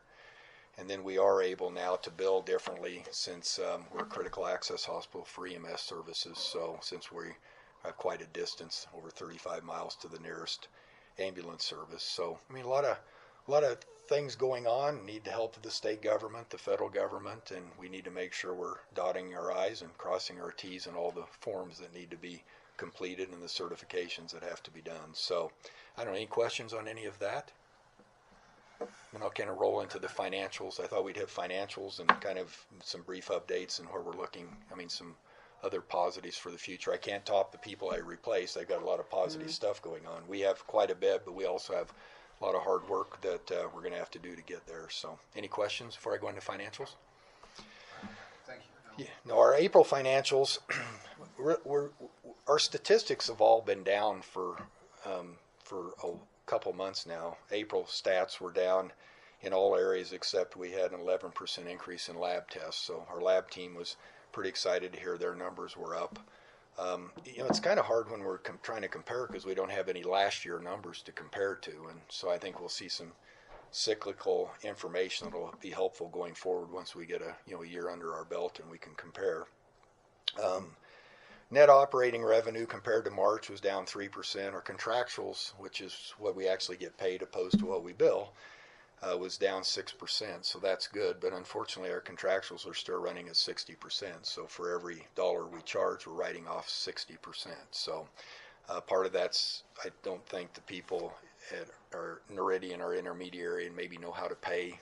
This doesn't happen often when you go from a PPS hospital to critical access hospital, and even less when you start a new hospital and you become a PPS hospital. So we're working on that and trying to get some answers. Our expenses, thankfully, I think we're doing a pretty good job of controlling expenses, down 10%. Our bottom line from March to April was up 32%, and then our EBITDA was up 500, and earnings before interest depreciation was up about $600,000. So, I mean, improvement from March to April. Year to date, our gross revenue, and this is again just compared to budget, so depending how good a job we did on budget, but we're down about 8% to budget. Our contractuals year to date are still over 50%, so for every dollar we charge, we're writing off 50.6%. Expenses are down about 2%, and then our net margin to budget's about 1.3 million under where we had budgeted to be. So, I think you'll see these numbers, especially when we get these programs up and running, you'll start seeing more revenue running through. So we're really optimistic by the end of the year we should have a pretty good success story to tell. So I guess in December we can see if that's right or wrong. But I came here, probably the number one issue the board made sure that I understood that needed to be a priority when I got here was our revenue cycle. And this is complicated because you're moving from one billing system. I mean, reimbursement system to another, from PPS to critical access. And unfortunately, we got our notification that we could start billing on May the 8th as a PPS hospital. We did everything right, but a bureaucrat at Reardon unfortunately put the wrong end date for our PPS status in. They put it in as February 27th. We started billing as a critical access hospital on the 26th, and it's against, they're called PTAN numbers, and you can't have two of them going at the same time. So if you have two going, you're not getting any claims processed. So that was worked out yesterday, so that should help. Obviously, we've got obviously a backlog of claims and revenue that should be starting to flow in now that that's been worked out. And Lynn and I were talking at breakfast this morning. I mean, I think most of us would have the common sense to go in and just change it on the computer and get it right, but I don't know how many task force meetings, get-togethers we had there to get this fixed. I mean, it was just moving it back one day would have freed everything up for it to work properly. So anyhow, it'll make us better, and it wouldn't have been right if it was easy, I suppose. So we have an audit and cost report coming up. So we did switch auditors prior to me coming here. We are now with Clifton, Larson, and Allen. We were with Ide Bailey. And we'll have 3 cost reports, and we do have our audit timetable and schedule. And one of the reasons the decision was made to switch, and I'm a big Ide Bailey guy, so they do really good work, but I think they were having a hard time getting our audit report done in time. So we'll be moving over and switching to a new auditing firm. We have our budget. We've submitted a preliminary budget, which is greatly improved from our actuals. And then I did some work over the weekend, and hopefully we're adding all the impact of these new programs. We'll talk about it here in a little bit. So again, I think fiscal year 27 budget will look really good, and we'll have a positive EBITDA, in which the USDA wants in our proposed budget, and I think the revised proposed budget I know looks even better. So we'll present those at the board and get approval and get them submitted to the state. And then we are flying in a missing man formation. We don't have a chief financial officer, so we had been looking for the right chief financial officer, because this will be a great opportunity for the right person, but we'll probably engage an interim and give us some time to find the right person. So we have some really good interim candidates. So by the time, if I come back in 2 weeks, we'll have somebody in place, and certainly the USDA would feel more comfortable with the CFO in place. So other updates, we did have our board meeting and went through the normal activities of talking, the finance committee, strategic planning. They do want to do a strategic planning community needs assessment. We're also going to look at doing a medical staff strategic plan, knowing what providers we need, where they're at in their careers. So we're planning appropriately and obviously being good stewards and looking forward. And then we approved contracts that needed approved. Our loan closing on the building is supposed to be June 15th, needs to happen because of the bonds and everything else related to it. So I would just like to say, certainly our board chair, our legal counsel, board as a whole, our controller have done a really, really good job of meeting some late minute requests. Kind of a different change, I think, maybe because of administrations on USDA funding, but this one's heavily collateralized because of the county and fundraising and other things. So this should be one the USDA would be more than happy to close and promote throughout the country. So hopefully that's the case on June 15th. We're working on cost reduction. Every small rural hospital has to work on cost reduction. So we did meet with our hospitalist group. The contract hasn't been approved yet. Our census is obviously has been fairly low so far, but to the credit of our vendor, Apogee, they have come back with a proposal that will save significant amount of money going forward. So we're excited about that. Dr. Burnett did a great job. It was kind of fun watching him negotiate. He's pretty good. He comes with a southern charm, and it works. So we did reduce or change primary distributors. We get about 40% of our spend comes from supply usage and buying supplies, and so the distributor we were with had about a 30% markup. The markup we'll have going forward with a larger distributor will be 1.25%. So that'll be significant savings going forward for us. So, and I worked for a large GPO, so that certainly, I think, you kind of know some of the things to do, and you don't have to go through as much of the learning curve otherwise. So we're excited about that. And then we rely a lot on contract labor in our organization, especially over in long-term care. So we're putting a plan together for the board to consider where we can share that money with our staff, and certainly, the district can benefit from doing that. So we're in the process of doing that and trying to keep the money local. We did slow down the assisted living center project. There was some money allocated for that, but not only by the foundation but the board. We're going to really kind of dive back into it. Not that the community needs assisted living. It's missing in the continuum of care. I just think we need to be really careful how we structure it, because it could really hurt us on the cost report or that tax return we file, because we'd have to split any services we offer at the hospital. That would be diluted on the cost report if it was helping the assisted living center. Plus, that square footage would have to be netted out of the cost report. So there's a way to do it. We'll work on that, but we're really going to focus on doing a study on our operating room. We have shell space there, a lot of shell space. Probably focus on scopes and things we can do here in the community, keep people here, and then look at maybe a phase 2, 3 on building out the OR. But scope rooms should be pretty easy to do with pre-op, post-op, some other rooms, and definitely we have enough space for that. So we're working on putting that together and seeing if the board and the foundation want us to dive a little deeper into that. We're evaluating a lot of new services. The goal with all of our new services is they have to be above the water line. We can't do anything that would take on risk right now, but these are high return, low risk new services that the community, hopefully are market driven, the community wants, and we can cost justify. So we're definitely working the expense reduction side on the growth side. We did have our mock disaster drill, went really well. I think probably the best one I've ever been associated with. So BJ, our ambulance EMS director, left. Amy Specht is interim, and we've got some really good candidates looking at the full-time position. But I think with those mock surveys, it's probably the best, or mock disaster drills, is probably the best one I've been a part of, not only from the way it was executed, but what we learned from it. So the next one will be better, and if the community, God forbid, needs a mock, has to respond to a disaster, we'll be ready.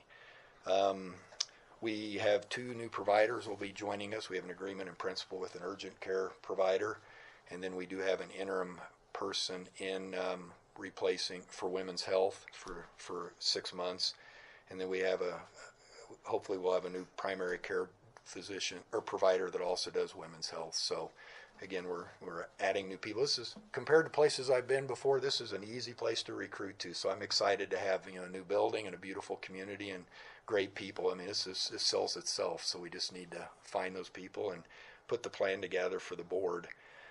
We do have that rural healthcare transformation monies that are coming from the state, $205 million. I think the first for year 1. There's a short timetable to get all of this done, and maybe come back in a couple weeks and fill you in. But Wyoming's proposal, once they got rid of the perpetuity piece, which the federal government didn't like, I think all 49 were approved, and now we are approved. They're focusing the efforts in access to emergency medical care. That's the big piece for rural hospitals. Looking at the workforce, the healthcare technology, using technology to transform things. A program called Make Wyoming Healthy, and then just administrative expenditures are about 1% of that total. So anyhow, it's a big opportunity for us. Some states divvied out the money on a formula. Most states are requiring hospitals to submit a grant, so they make sure the money was spent appropriately. So we'll be, as soon as we get more guidance, we'll start working on putting our grant together. And that should help, obviously, quite a bit. We are managed by Health Tech. They're providing a lot of assistance right now, especially on the revenue cycle side of things. If I didn't learn anything at a couple other recent experiences, you can grow the income statement, you can have a lot of success, but if you're not billing and collecting the money, it really doesn't matter, and life isn't much fun. So they're helping us with that. And then we've been working with your county public health folks. I think our goal is to reach out, and I visited the rehab agencies and trying to be out and around in the community. We just want the healthcare here in the community to be the best possible healthcare, and we want to be part and be involved in that, and certainly do what we can to make it the best it can be. My priorities, the board had asked for priorities, and so I have 97 things on a chart outside my door, but the primary priorities are revenue cycle, getting this building project completed and closed out, working on contract labor. I mean, and I think I talked briefly when Bill was with me. I'm all about relationships and results, so working on those and leveraging those to bring here. And then obviously finding the best right CFO for us. I had 4 at my last place in a year, and we need one really good one is what we need here. And then I've been obviously trying to flatten the learning curve, because it's kind of tough when you walk into the situation where you got an ongoing building project, and anytime you're new to an organization and a community. So if there's places I can go, I can get involved. I think I said at one of the city council meetings, Marbleton or Big Piney, I mean, I've blown up more balloons and set up and taken down more chairs and flipped more burgers than probably most hospital CEOs. So if you have opportunities in the community for me to do that, that's what I like to do. I think it's servant leadership, and it helps me connect with the community. So other than that, any questions? We got a lot going on, so we'll keep you posted. And I don't know, do you guys want me to bring like an agenda next time so you can follow along? I know you have to enter it into record or something. Would it be helpful to have an agenda, or bring my project plan so maybe I talk less and you can read it in advance? You are welcome to send me what you have, and I'll put it in their packet. Okay, well, I'll give you a copy of this, and then if you have any questions, you have my cell number, you have my email. Don't hesitate to reach out. And my goal here is to prove the people that made the decision to hire me, make sure they know they made the right one. So we'll work hard and try to fill those shoes at some point in time. So, Great job. all right, thank you guys. I appreciate it. Any questions? I do. Go ahead, Sam. You can go first. Are you going to ask your question? No. You're not? No, not yet. Hurry up, Doug. Doug, it's yours. So, I'm glad I was able to sit there and heard some of the questions, so I've sort of thought through maybe what you might ask. So we'll see how badly I missed it. first of all, I want to say, wow, what a presentation. Thank you for that. Well, I appreciate that. I remembered some of it, but I won't remember it all. Well, you'll have the notes, so then you can call me. So, and this is a kind of a setup question, okay? Well, I was on the radio and they asked me, do you want the hard question, peak radio, the noon thing? Well, You want the hard question or the soft one? I went hard first. So if you have a soft one, let's go first and work up to the hard one. No, I don't. I only have one Okay. hard question. So, this word on the street. Okay. This is the hard part. Okay. The word on the street is there's a loan come due that was up an issue about whether they're going to be able to make that payment or not. Is that up? Is that on our line of credit or the Yeah. USDA loan? No, on line of credit. Yeah, I went and visited the Jackson, the bank of Jackson Hole, and so they're going to renew that line of credit dollar for dollar. So they've been a good partner. They definitely believe in us. And probably at some point in time, if you want me to come back in a couple weeks, kind of lay out the economic impact of all this stuff we talked about, because they need, obviously, I served on a large bank board. They have to be really comfortable and they have to justify, where their money goes and what likelihood they're getting it back. So, no, the line of credit is, they're going to fund it. And then I think you'll see when we do, when I share the fiscal year 27 budget, you'll see what the impact this stuff will have on our ability to certainly have a really strong earnings before interest and depreciation. Depreciation is going to be a huge drain on earnings for a long time, but we will be generating a lot more revenue, and so they felt comfortable with that. And now down the road, when that comes due, they're going to want to start reducing that, and we're going to have to obviously get more of it paid off. So, yeah. Okay, that was a hard question. Yeah. No, it's really I good. have an easy question. Okay, what's the easy one? How do I ask this one? Oh boy. Well, if you're going to have to ask that, it may not be that easy. I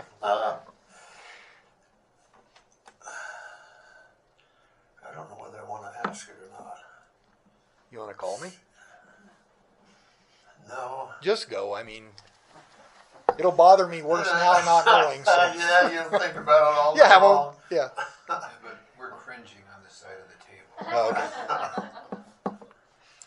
I watch a lot of Fox News, so I'll do my best. Okay, so here's the question. If I go to a bank, Yes. which I have, Right. and ask for X being whatever it is, the first thing they say, what do you have as collateral? So in this case, what does a hospital district have as collateral for a loan like this one? Well, you've got, our final loan, USDA loan's 29 million. So I mean, obviously the project was 79 to 80 million. So I mean, there's a lot of stuff. So I think that's what they secured it on. I can get you the answer. I don't know. I mean, I wasn't really involved in the line of credit stuff, but they wanted to just make sure that they were okay rewriting the line of credit for the same amount. I mean, right now we've got a cash crunch, so if they would have reduced that and we would have had to make up the difference on the new line of credit, that would have been a bit of a problem. And again, we've got $11 million in accounts receivable, and unfortunately a lot of that's aged and was in our legacy account, which is down to about 130,000, I think, or something. But there's just a lot of AR out there too that could be used as in the event that we couldn't cover it, which we will.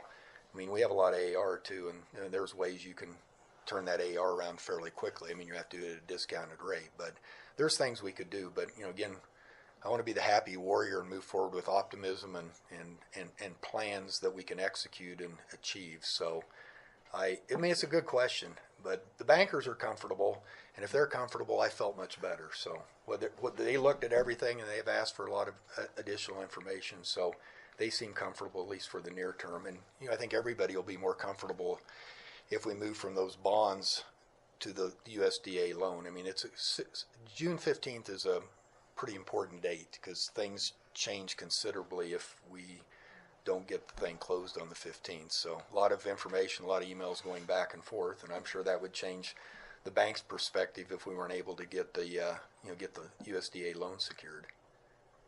So good question. Anybody else? I have one. Okay. Is there any talk from your board of pursuing the 3 meals to the ballot, or additional 3 meals you could vote on? I don't know. I haven't asked him about that, so I don't think so, but it hasn't come up in the meetings I've been at. So good question, though. Anybody else? No, we appreciate you coming and all the information you shared. Well, and I just want to be totally transparent. And again, you have my cards. If you have any questions, certainly call, and I'll just, when I come to these meetings, ask questions, and I'll present what I know and try to keep you up to speed. Don't want you surprised. Don't want the board surprised, and I don't like surprises. So that's sort of the deal we have with the staff too. So. Well, that was a refreshing conversation with you. Thank you much. Well, thank you guys, and thanks for breakfast. So. Thanks. You guys have a good rest of the meeting. You also. See you.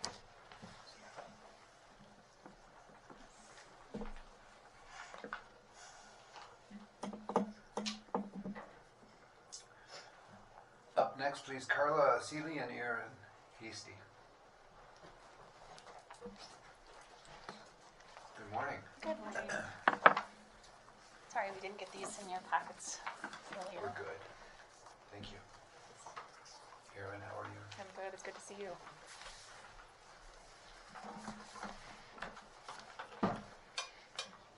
Thank you, Commissioners, for allowing us to be here today. We really appreciate it. Obviously, we're very disappointed in how the negotiations went with 4-H and how things fell through. But we've had the opportunity to visit with Mr. Vickery and Billy Pape regarding possibly an alternative location for us to be able to set our roots. So we are here today to see if the possibility would be to be able to have a renewable lease on the vacant property west of the Cora gravel pit, which is about 12 acres for us to be able to set our roots. We've given a couple things in your packet here. There's a brief, kind of a basic map of what we would like to do, and it's kind of set in a few phases. The black is what we would do right away, which would be having our pens set up, perimeter fencing, a really small, modest outdoor arena that we could have, and then a small office classroom. And we'd have some sheds and stuff there, and then we'd have to put the water and power in as well so that we can keep the horses there year-round and be able to provide our programming as we can with the weather restrictions. It's a very cold, windy piece of property, so I think our first priority after that would be to be able to get the funding to be able to cover that arena and be able to make our programming be able to last a little bit longer.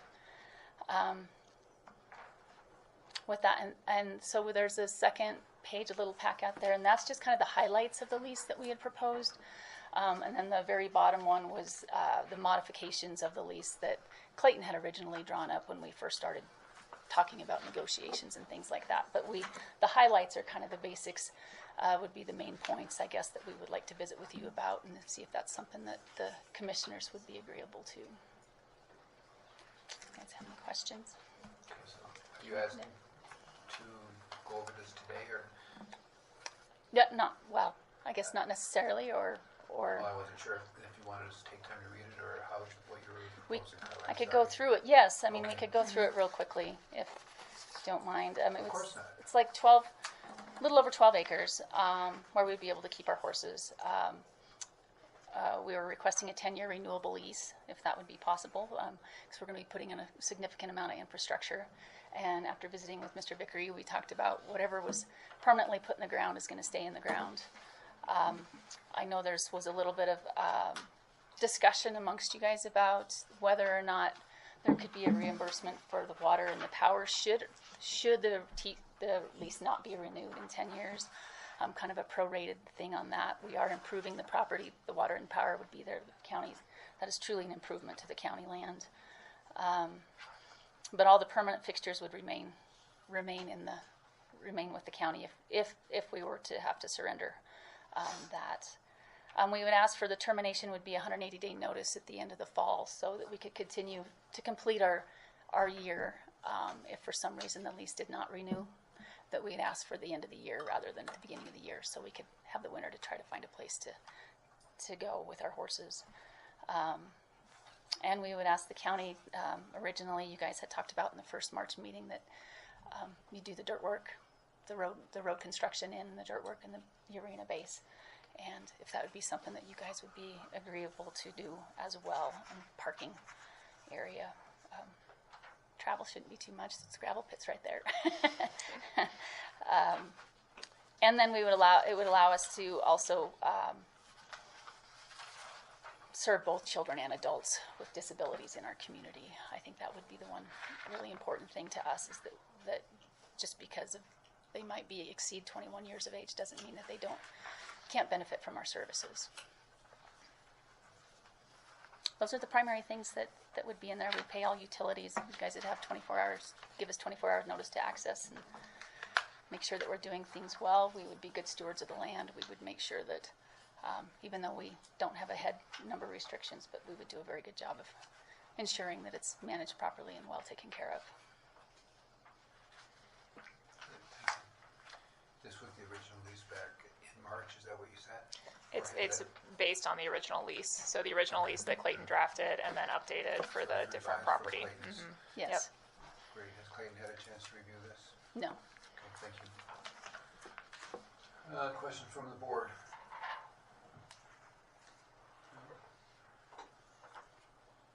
I have no questions. I went out there, we met with Billy and Carla and Erin, looked the property over. When I left, the two of them doing their walkabout, so to speak.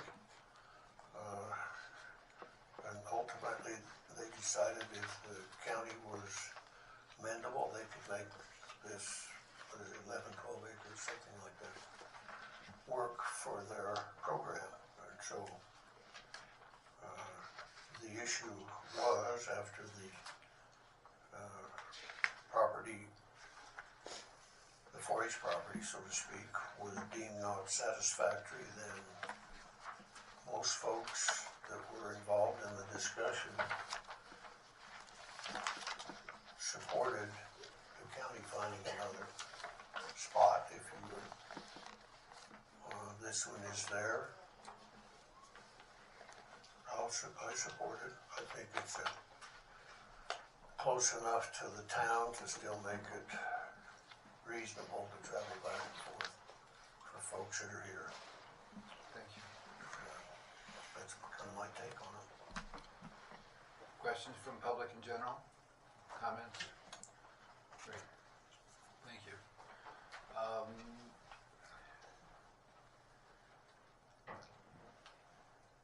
Anything? I'm good. I think that what you presented is probably a great idea. And thank you for putting forth the effort and working on it. Although I'd like to give you an answer today, I think that prudence says that we need to step back, go through the documents, make sure that Clayton goes through and reviews the lease, and we should be able to address it at our next meeting in 2 weeks, if that's acceptable to you. Absolutely. Yep. Okay, Yeah, I that think sounds that's great. about the best we can do. To Yeah. say, yes, let's do it today would be, Right. It's a busy week for you all. Important work ahead. Yeah. okay, no questions? All right. Thank Thank you all. We appreciate your time. You're We welcome. appreciate it. Thank you. Thank you so much.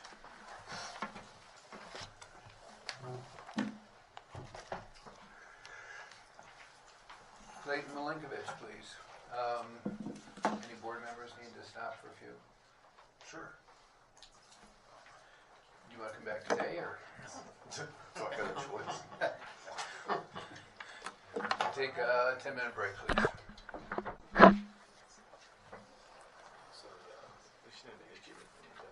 Yeah. No, she's locked in. Do you have that other grant agreement? Yeah. Yeah. Do you want to talk about it, or do you want me to just talk about it? You just want to talk about it? Okay. Here's the whole thing. Okay. So we have.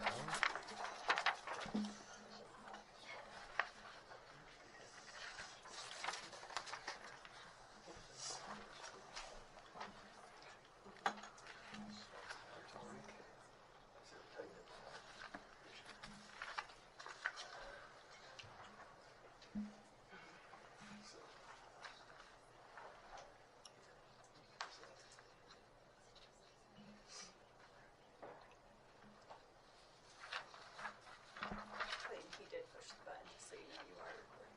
Okay. Well, I'm just gonna let them go through this real quick. Is this the way this contract is always read? Yes, that's how it always reads. It's, for all intents and purposes, just an update of the dates from that 2022 contract. And just for the record, since we're recording now, just to update, we're going to go ahead and discuss the Memorandum of Understanding between UW and Sublette County. This is regarding the agreement for UW extension. It's the 4-year renewal. From the last one was 22 to 26, so this renews July 1 of this year. And there was, and the reason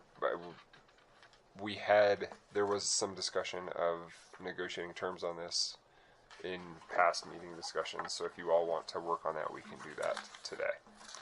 Or we can work on what the request would be, and then I can send that back to UW.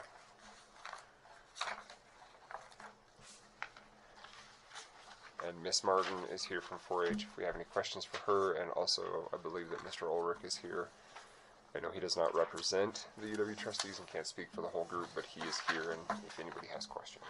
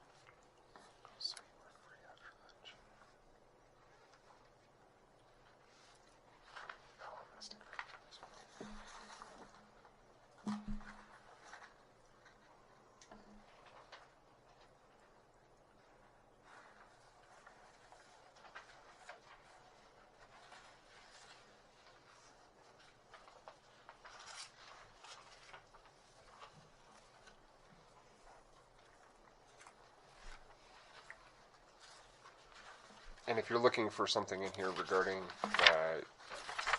payment of extension, that will be handled through that the separate payment MOU that the county does annually.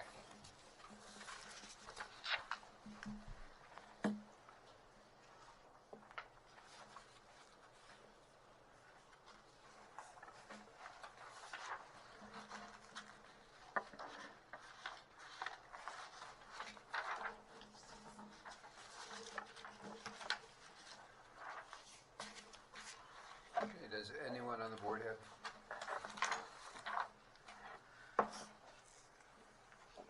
Anyone on the board have questions pertaining to this MOU with the University of Wyoming?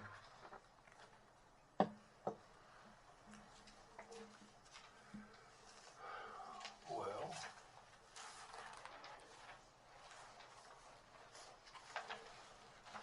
I guess, see if I can find.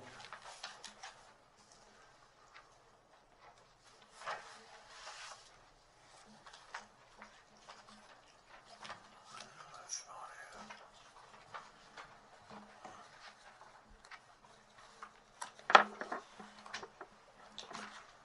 I don't know whether I have a question, I just have something that needs clarified, I guess. Okay, thank you. If I can get it found, and I will eventually. Any questions or? Okay. Comments, questions from the floor? Individuals here?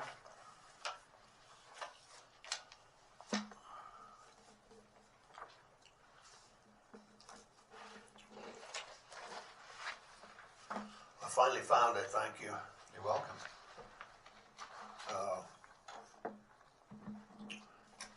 My concern would be on, and I guess I have to back up for just a moment.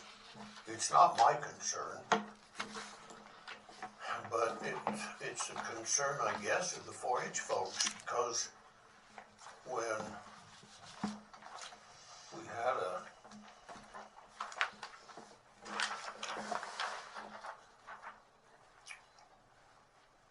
I'll find it here in a minute, I'll just read it.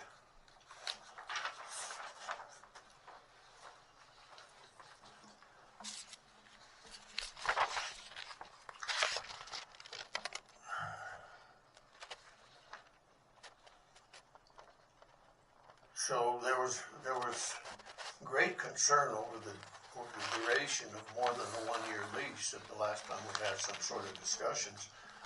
And in fact, I was like part of the 4-H folks, and this is what I need to have clarified. So early on, they indicated that they don't like long-term leases. In fact, I was pointed out as one of the commissioners that tried to make a long-term lease, and it says the motion failed, which it did. Said it would be inconsistent for the board to deny a 5-year lease on one county property while entertaining a longer-term lease. And so I guess I just need to know if the 4-H folks want this to be a longer-term lease or the 1-year lease that they were so adamant about before. But that's all I'm caring about. I'm in agreement with a long-term lease. I think it's beneficial to both parties. But obviously, at some point in time, most of the 4-H folks said, no, thank you, we just want a 1-term lease, or 1-year lease. So that's the only thing I think we need to have clarified from the standpoint of the 4-H folks is, are they okay with a longer-term lease? I'm okay with a 1-year lease. So if I may, we're talking about two different things here, or potentially three different things. So this is the overarching agreement whereby UW and Sublette County collaborate with regards to 4-H. Yeah, and then we also have a lease that is renewed periodically regarding the building, and then there is also a payment agreement wherein UW and the county agree on payment for the 4-H educator. Yeah. So there's 3 separate documents. This is the 4-year umbrella document, for lack of a better term, that essentially just establishes the relationship. So this doesn't actually speak to the length of the lease on the building, which we will do another day. We're talking about, I understand exactly, Clayton, what we're talking about. But I just need to know that the 4-H folks in Sublette County want to go ahead with the 4-year lease, and I'm in favor of it, quite frankly, because I think longer terms are better than short terms. I certainly can't speak for 4-H, but I do believe that Ms. Martin is here. And again, this is not the lease here today, but she's here, and I'm sure she can respond to that. Okay, fair enough, yeah. I'd like to hear her discussion on that. Commissioner, should I come forward? Yeah, the podium's right there. Thank you. Is it on? You pull it towards yourself. There you go. Commissioner Vickery, this is a lease with the University of Wyoming Extension, which is separate from the discussion that was happening between the 4-H working group over the lease regarding a rodeo or a riding arena. It's a different lease. The lease at the University of Wyoming Extension, I don't know how many years, that's been a 4-year commitment between the university and all 23 counties in the state, but I don't think anyone in the organization has problems with leases, but it's appropriate for leases to be at different times. So this one has been 4 years. It's for the university to be providing educational programming in agriculture, and as you know, we just hired a new ag agent that started just a few days ago. He's actually on campus getting training this week, and I will be bringing him for you to meet at your, I think your 16th, the meeting on the middle meeting of this month, the 16th or the 17th. So in this agreement, you are receiving from the university an ag programming, community development programming, and 4-H programming, as you have for the last 60 or 70 years. I don't know if I'm answering. I don't think anyone in extension has a qualm on long-term leases. I don't either, but I just wanted to make sure that you folks didn't No. have it. So you're okay with long-term lease? Yeah. In this case? In this, yes. Okay, good. I'm fine with that. Thank you. Thank you. Any further discussion on this MOU? Take a motion for approval. I'd make a motion to approve the MOU between the University of Wyoming and Sublette County. A second. We have a motion second on the memorandum of understanding between University of Wyoming and Sublette County Commissioners. Any further discussion? All in favor? Aye. Any opposed? Motion passed. Okay, and while you were signing that, I failed because we went straight into this conversation to introduce Melinkovich Bowen. She sits here to my right. She is our legal intern at our office this summer. She is from Pinedale High School graduate, and also worked in my office previously when she was in undergrad, and she'll be with us for this summer. I just wanted to introduce you all to her and let her say hello. Hi. Welcome. The good thing, this is part of what our office has been requesting from you all, and you've been so gracious to allow, is for the hiring of an intern. Generally, in the past, these have been first-year law students, and that's the same case with Miss Bowen. And she will actually be working on an externship for the first 150 hours of her summer, and then she'll get credit towards her program. And then once she gets over that 150 hours, then she'll begin to get paid by the county. So that'll be a much less of a portion of what you all budget for. We budget for it in case we get a second-year law student that is then paid for throughout the whole summer, as opposed to just a portion. It's been great in our office to have interns, and it also gives quite the opportunity for folks who grow up here in Pinedale to do their internship and externship in their hometown and have a place to stay, and also get a pretty good idea of what practicing in rural Wyoming looks like, in the hopes that they will return to us and serve the community as attorneys. So thank you for that. Thank you. Questions about the internship program that we do? Okay. Treating you okay? Yes. So far, she's only been there a week, so we haven't really had the chance. We'll see how she survives today. This was the thing I was worried about, was sitting in this room with you all. I'm kidding. I kid. It's my favorite time of the month, actually, to do this. We do it twice a month. I know. Only one of them is my favorite. Okay, so moving right along. Two things. We have this grant agreement that was in your packet. This is the grant that is for the clerk's office. Questions on this grant? I've reviewed it. Everything's good. This is from the State Land and Investment Board. I read through. Any questions pertaining to this? Motion.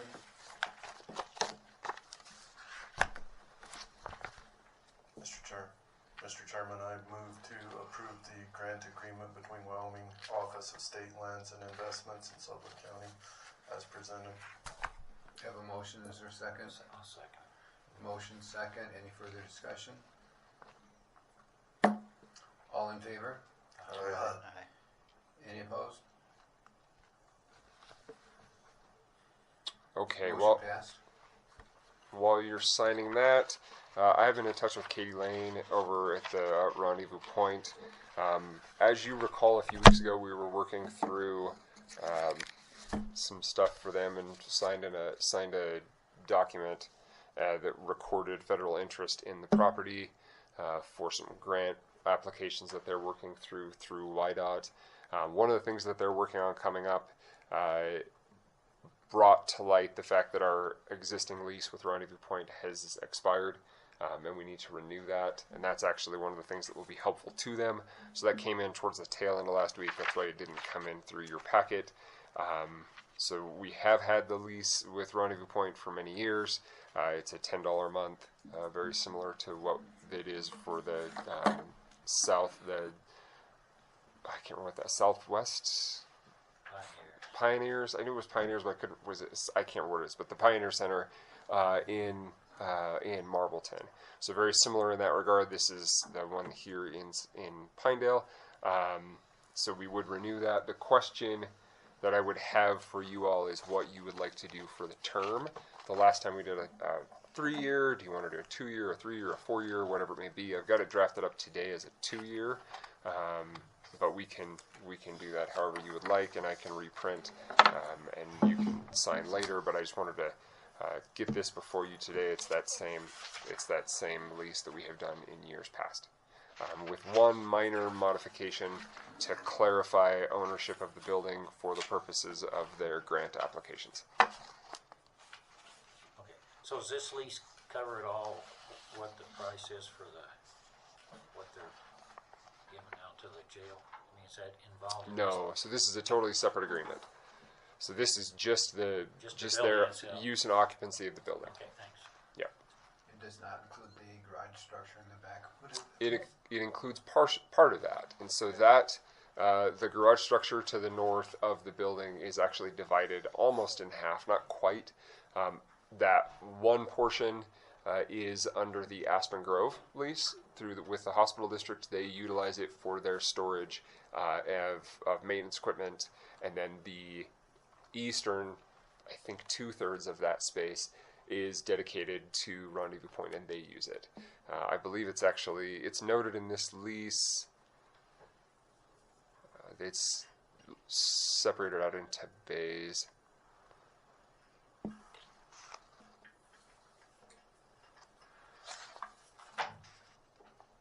Yeah, so it notes the difference in those.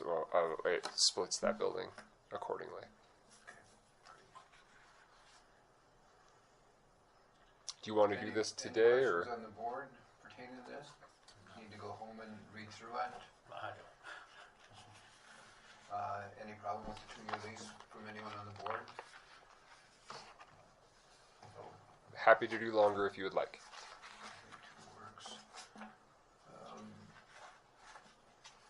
If anyone's interested, we'll entertain a motion.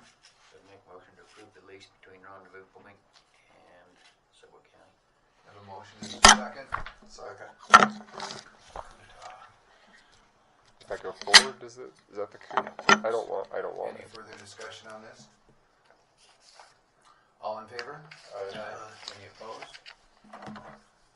Motion passed. And you'll need to initial each page, just to make Sam happy.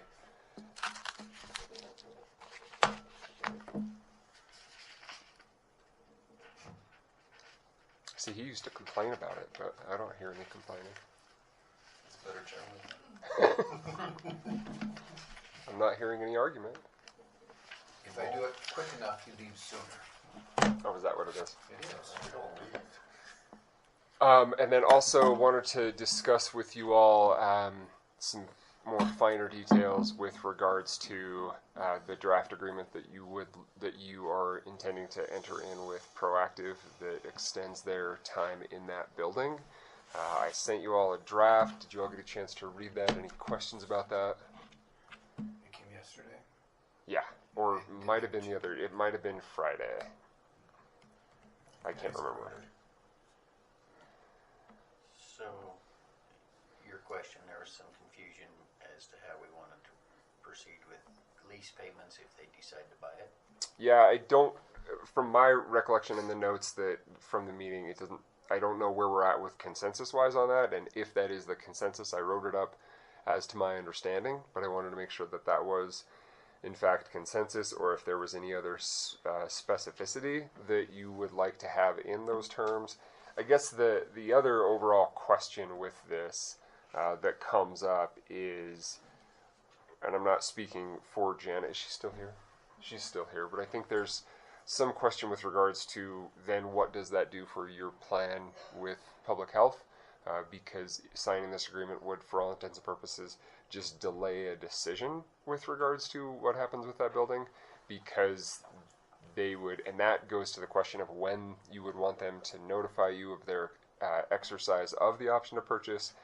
And so that's the thing I was just hoping to get some clarification on from you all. So I don't know, I felt we may have left that a gray area there. We kind of had some discussion about it between some of us, but we never come to a decision. But I would think if we come to that decision, they ought to be able to decide whether they are interested in that before they even sign it. I mean, they've had some time now to know whether they're going to build or if this lease purchase option would work for them.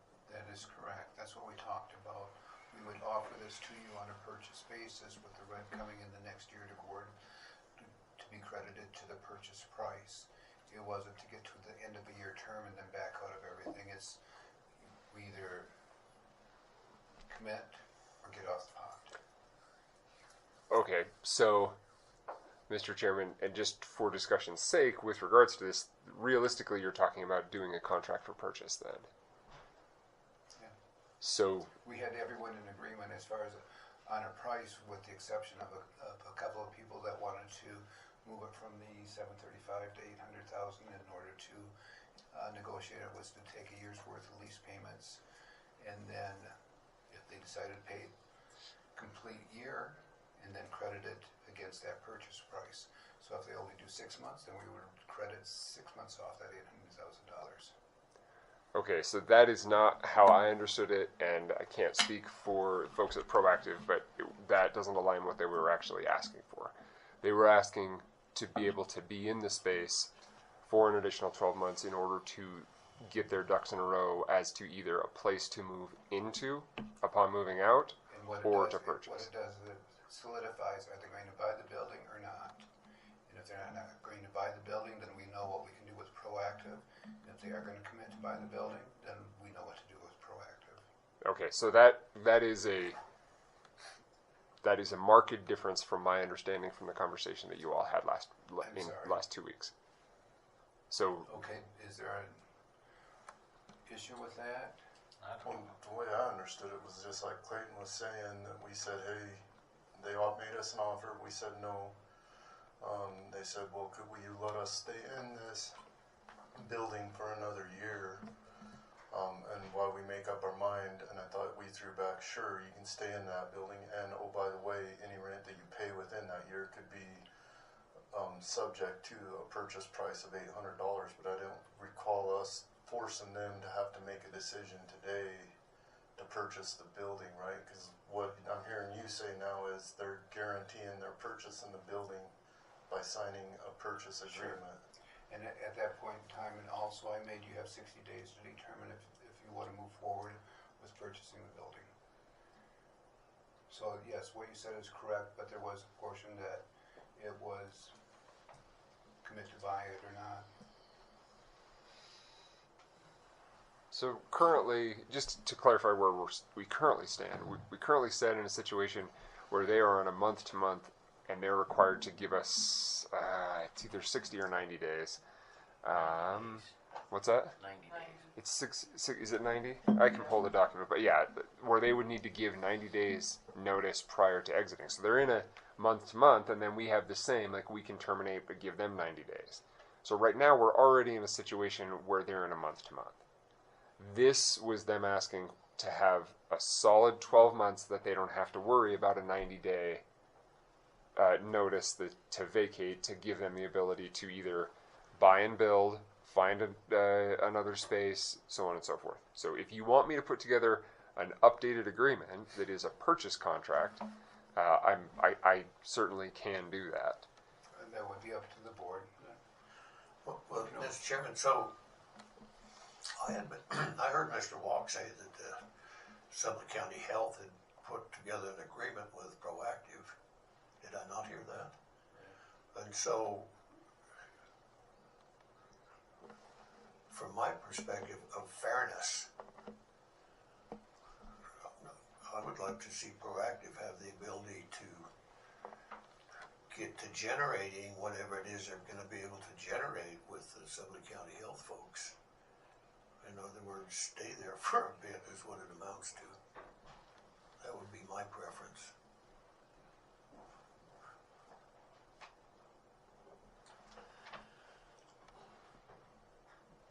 I thought she kind of perked up when we offered that lease money.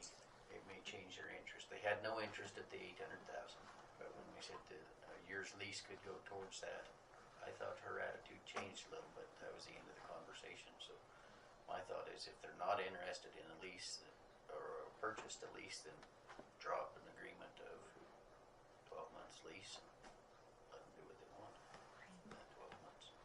Okay, so then I guess the question becomes, We would have to hear from them again, in my mind, whether she was interested in that final. in the purchase or in the lease? In the lease, which could be applied towards a purchase. I thought her attitude kind of changed there at the end. And we're talking about payments between, theoretical for discussion's sake, payments between now and 12 months from now being applied, or the retroactive years worth of payments that they have been In made? my mind, it was from now to 12 months. Right. Is that what you thought also? Yeah, I didn't go back. Okay, so that was moving forward, and that makes sense to me. I just want to make sure I'm understanding. Because I would have took it to the value of what they could pay. They took those payments off. If you did consider the fact that they have paid for a year, yeah. So it'd have to be forward.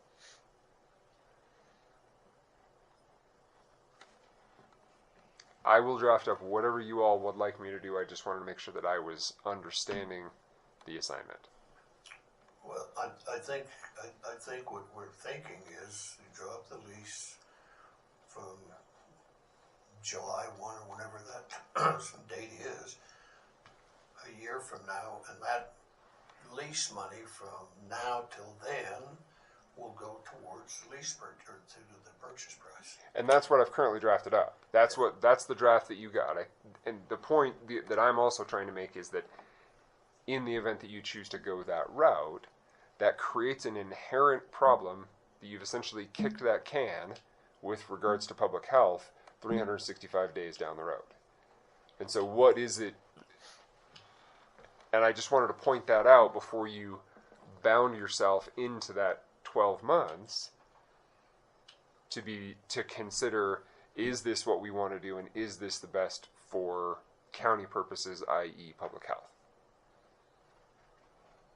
And I'm not trying to capitalize the floor here. I know this conversation can involve Jana as well, but I just wanted to So what lay you're out that saying is, potential issue. If we don't get the 800,000, we won't be able to build a clinic or whatever. No, that's not what I'm saying. I'm saying Sounds that. that way. No, I'm saying that if you sign a lease that guarantees that they can be in there for 12 months, then next June, we're in the exact same, the county is in the exact same position that you are now with public health being in limbo and your decision making with regards to it being in limbo. No, I'm just saying if we take the money from somewhere else, it won't make any difference what Proactive does. You know, we're not depending on their 800,000 to bail us out for public health. It makes it sound that way. No, I'm so right now it seems as though your plan is that in the event that Proactive were to no longer be in that building, that you would utilize that building and retrofit it for the purposes of public health. Am I understanding that correctly? We could sell it to somebody else. And, I mean, we're not stuck on, waiting on that building, I don't think. Well, this is the point I'm making, is that if you do sign a lease and lock yourself into that for a full year, you are somewhat limiting your options moving forward. And I just wanted to address that because that is something that this board has expressed some somewhat circular conversations about what to do with that building. Because if you're going to sell them... We've agreed to allow them 12 months, whether they buy it or they don't. That's, we decided that was fair and they needed that, and we were fine with that. And so whether they don't want to do the lease to purchase, or I think they should decide to whether they want to go that route or not. If they don't, then lease it and we decide what we're doing from there. And the timeline on that would be within that year. They needed a 12-month lease. And when would you want to know of their final decision on whether or not they are going to purchase? I said 60 days. Know that before they... That is in the minutes as 60 days. So again, we're somewhat circular on this. Again, would you repeat that, please? That is what the minutes reflect, is that they were supposed to respond to that offer within 60 days. So again, this is where the confusion is of what the actual offer is. So that's what we're trying to iron out. Okay. Which is good. Bottom line is, do we want to build a new building for public health? That's what the bottom line is. And if so, we need to quit kicking the can down the road and say, yes, we're building a building, or we're taking this building and remodeling it, whatever this building is. That's the topic at hand. This is just outside noise that we need to finalize based on our commitment to the hospital district. Last November, when we gave them $3 million, we said we would come up with a home for the hospital district, or for the public health nurse. That's where we're at.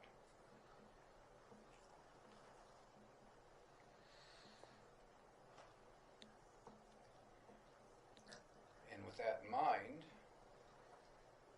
if you want to lease that dang building for 10 years, I don't care.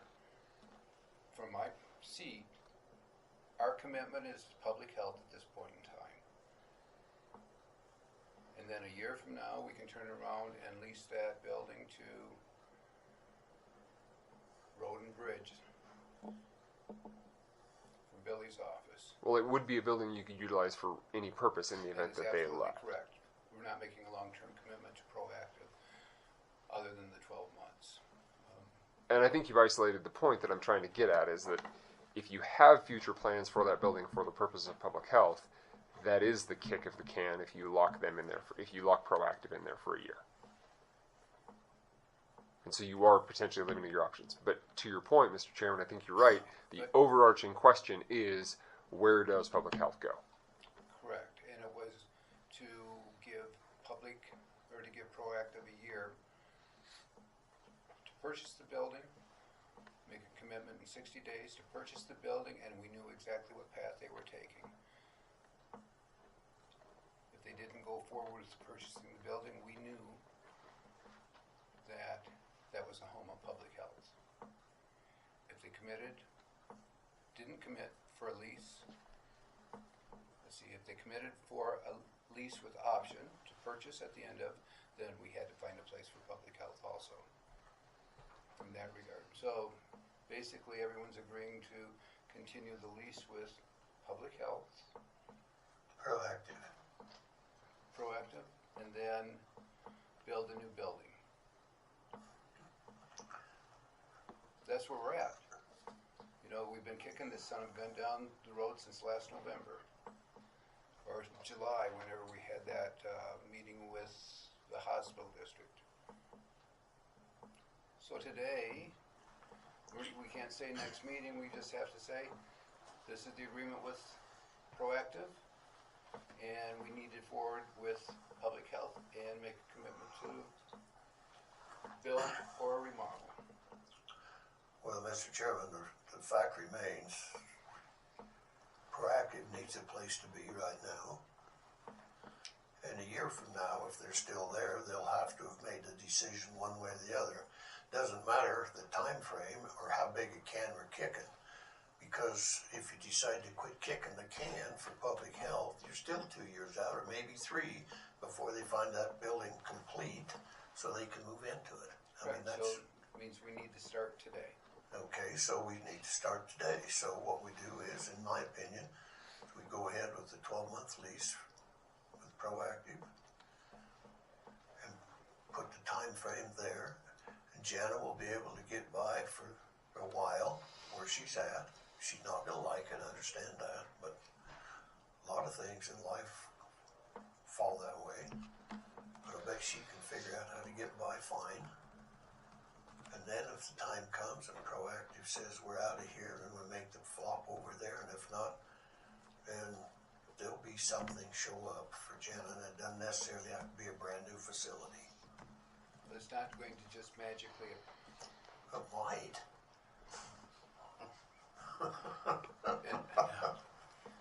It's just not magically going to appear. We've been kicking this same can for the past 8 months or however long it's been. 6.5 years. Thank you. So, bottom line is, because of this Proactive and the lease, you don't want to apply leverage on Proactive to make a commitment to buy, which is great, doesn't bother me at all. Rather, the board is of the mindset of leasing the Proactive building to them for another year. With that in mind, we need to then say that Proactive building is not what we're dealing with public health, and we need to make a commitment to do something else in that regard. And the reason that we're doing that, and this is the major reason, is we made a commitment when we paid that $3 million to the hospital district to come up with a facility for public health. And if we don't, then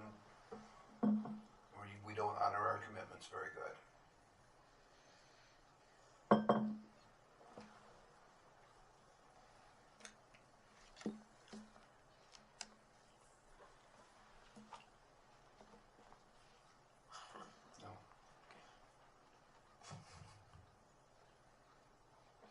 Can I just make one suggestion? So, okay. I can draft whatever document you want to present Proactive. This seems like it is a conversation that is a little bit more in depth. I'm more than happy to sit here as long as you guys want to have this conversation. But you also are 30 minutes behind schedule and you've got people in the room. Just wanted to point that out. That's great. We're 8 months behind schedule on the public health building. Thank you for bringing that up. What would you like to do? Commissioner Vickery? We need to do something with public health. We need to either make a commitment to come up with a building, or say, no, we're not going to, and not honor our commitment with the hospital district and the constituents when we paid $3 million to take over that responsibility. We didn't have to, but we did. And because we did, we have to do something now. Well, we've offered public health that building for not public health, Proactive that building for 12 more months. And that's a commitment we made last year. Correct. So let's talk about this public health thing maybe between now and Friday. I mean, we'll know more about things on Friday. And I have to ask what's special about Friday. Well, we're going to have a better idea of funding and what we've approved and not approved throughout the county all week. And that might become a higher priority than some other things. We will put that in our budget discussion with the resolution by the, when do we sit down and finalize everything? July. So we'll have this topic brought up during budget, put it one of the latter ones there and see where it takes us, okay? Okay, so for the purposes of the 12-month agreement, it's a 12-month agreement with an option to purchase. Can we clarify the decision point on when they have to notify you of whether they are purchasing or not? You brought up 90 days. So, End of the lease. 90 days prior to the end, is that how you guys want to do that? Don't look at me, We man. committed to 60 the other day. Well, Or- that was... That's what the minutes say. The commitment for 60 days was for them to determine if they were purchasing the Correct. building. Yeah, and that's your question. Well, so that's the inherent issue, is that you have two different things. Are you leasing it for 12 months, or are you requiring them to purchase? Because those are two different things. We're leasing it for 12 months, but they got to decide whether they want it to go towards purchase within the next 60 days. So I think that's counter... I can't speak for them. I can draft it up with that exact language, and I don't know that that's what they were looking for. Because that isn't necessarily 12 months to figure their stuff out if you're telling them they need to make a decision in 60 days. That's 60 days, which they already have 90 days.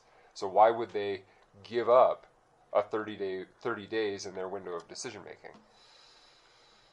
They have 90 days to decide whether they want to stay or move out, as do we. But our new agreement was to give them 12 months and 60 days to decide whether they wanted to. If that's how you would like me to draft it up, I can. I thought that's what we agreed to. We agreed to. Well, I think Proactive's deal with the Sublette County Health is gonna make a big impact on their decision to sell. As far as time goes, time-wise. So if I may, I believe they knew that information prior to our last meeting. They've been up there for a while. Yes. They already have that contract. Yeah. So that's not new information for them Well, from that's your what last Mr. conversation. Walk just told us, so that they put the deal. They've had that deal in place for a long time. Well, I'm sorry, I didn't know that. It's okay. So it doesn't matter if that deal is, whenever it was put together, has got to be a major boost, if you would, for them in conjunction with all the other private stuff. They should be able to at some point say, okay, we're ready to fly out of this coop. I don't know that. But the other factor is, wouldn't be surprised to me if they don't, at some point, Proactive, move up and set up their business in the hospital. Because that's been on the back burner also. You mean physically move up there? Yes. It is my understanding from my conversations with Proactive is that their desire is to remain in the building where they're at, because that building was suited for their exact business. But I can't speak for them. I can draft this up with the 60-day deadline on notifying whether or not they want to purchase. I'll convey it to them, and then ask for time on the next agenda, and they can come in and either sign that or have a discussion with you all. Does that work? We had 3 individuals agree to that on the board, so yes, that was the instructions at the last meeting. Okay. I was not clear, that's why I wanted to have the conversation. That's great. There wasn't an actual motion, so it wasn't, there was confusion. So here we are. Okay, so I will work on that with the 60-day deadline for the, excuse me, for that decision, and I will present that to them, and we'll circle back. But their lease still goes for 12 months, either decision, whether they. Yes, I hear that. All right. So, okay. Anything else for me? I don't think so. Okay. Thank you. Thank you. Shannon, thanks for coming up.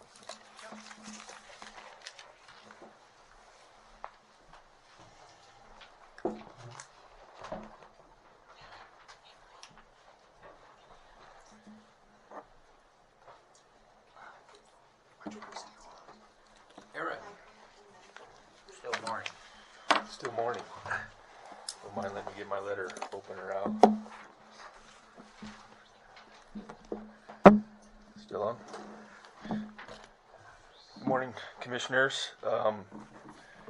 This morning, bids for the 2026 Sublette County chip seal project was due at 11 a.m. at the Sublette County Clerk's office, and we have received one bid for the project from HK Contractors.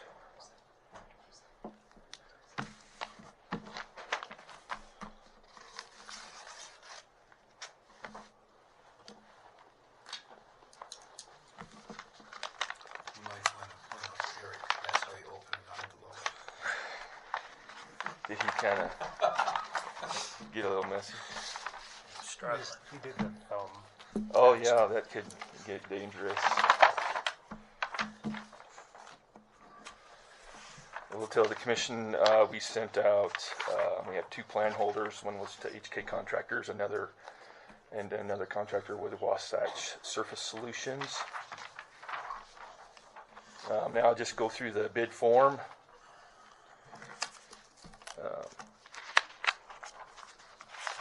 Real quick.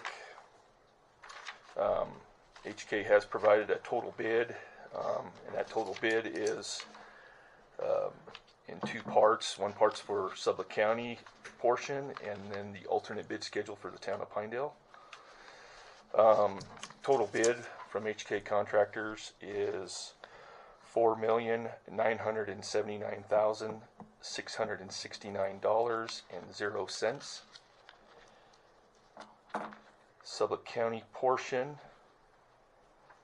is $4,728,385.00. They have provided the alternate bid schedule for the town of Pinedale in the amount of $251,284.00. So I'll need to go through their both of these bids and tabulate them and make sure the numbers are correct. You have these estimates at nearly $8 million. I had the estimate I presented to you at $7 million. And after presenting you that estimate, I met with Billy and we went through and audited what the work that he gave me to do. There was a lot of striping on roads that had never been done before. So we cut all that. So we cut a lot of that, and then there was also an error on the amount of road up on Skyline. So that cut a lot of material out of the project too. So my new estimate was at 5.8 after cutting that. So yeah, after we got done with that estimate to you, I'm like, we've never striped a lot of these roads, and is there a chance you guys can go back and then come back one more time? yeah, You're going in the right direction. No doubt. So what were those dollar amounts again on 4.7 million for the county. Okay, thank you. Plus the town of Pinedale, two something? No, the 4.7 is the total bid. The Sublette County. I got 4.9 for the total. Yeah, that's what you said first time before another. 4.220. Yeah, I was reading that. I'm just reading off their bid right here. 4.4979669 was the total bid. Sublette County's portion was $4,728,385.00. Delta was town of Pinedale. And the town of Pinedale was the 251,284. The savings right there will build that public health building. There you go, right there. Call them back. It is in the county budget currently at what they had estimated, so you were correct. So still through the road tax, right? How much more can you cut off of that? Yeah. What I like to look at also, though, on these bid openings is what you look for is a certificate of residency. One is not included, so HK Contractors is out of Idaho Falls, so they're a non-resident. They do have their bid bond, and they're identified the addendum. So that's it. Certificate of residency would be a moot point if there's no residents. That's correct. If there was a resident bidder, we require the certificate of residency because residents get a 5% preference. Correct.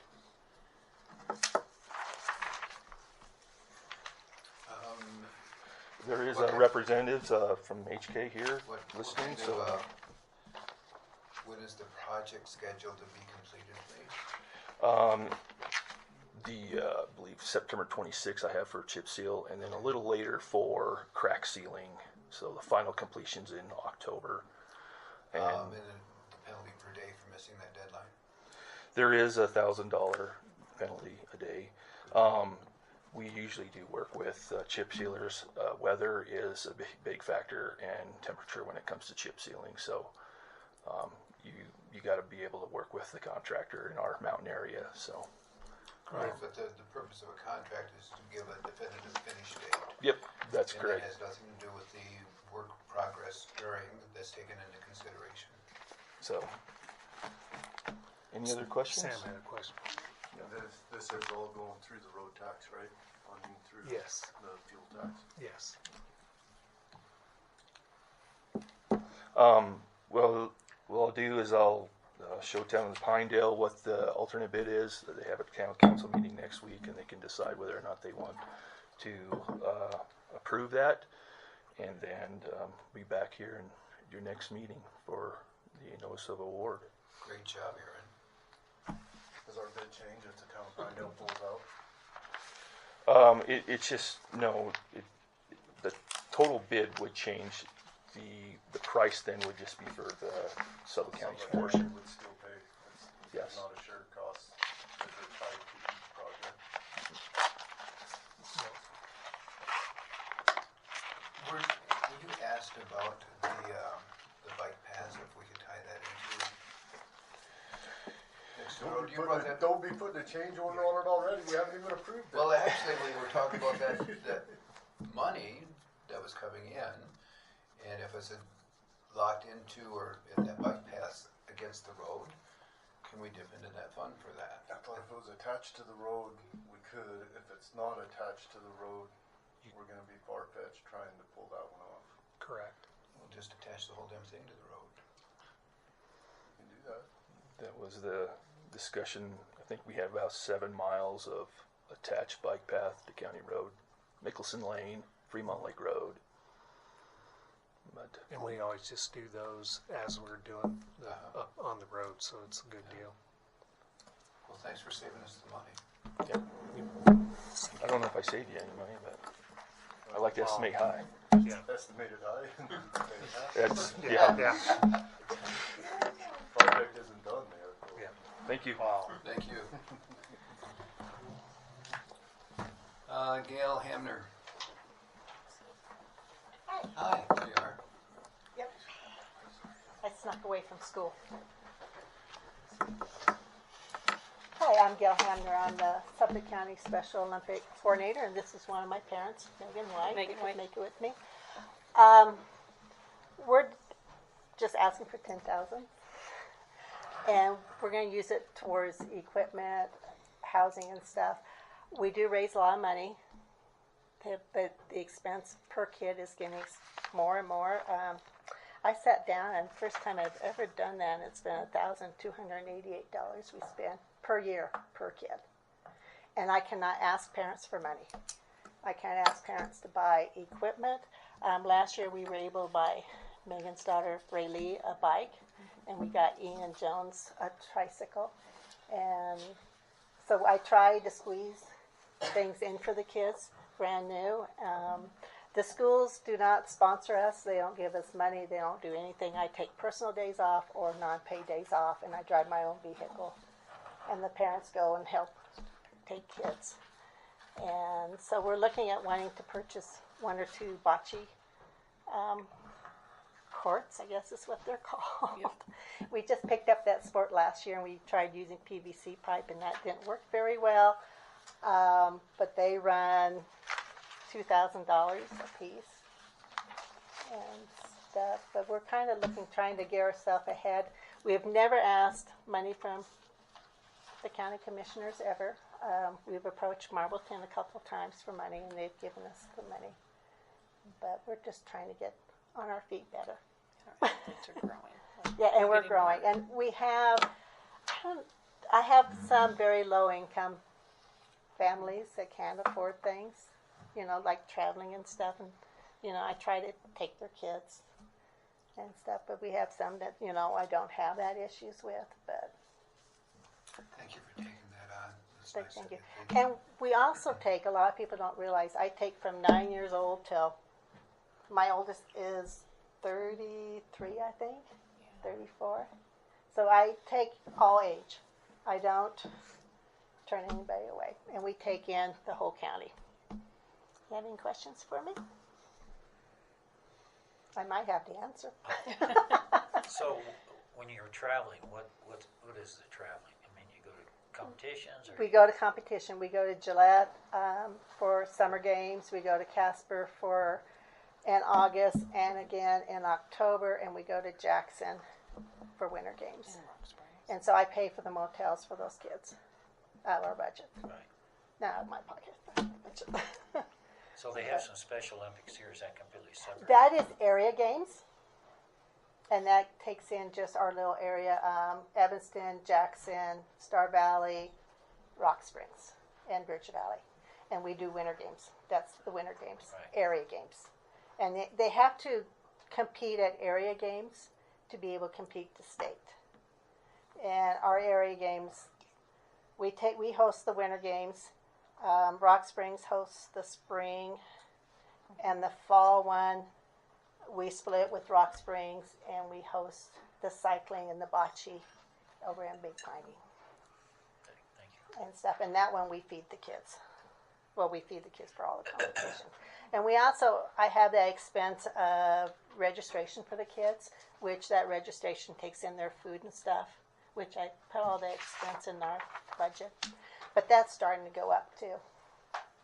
So between motels and registration. But my kids work hard for money. They go out and do fundraisers and stuff. They're great children. Thank you. So, I love them. Of course.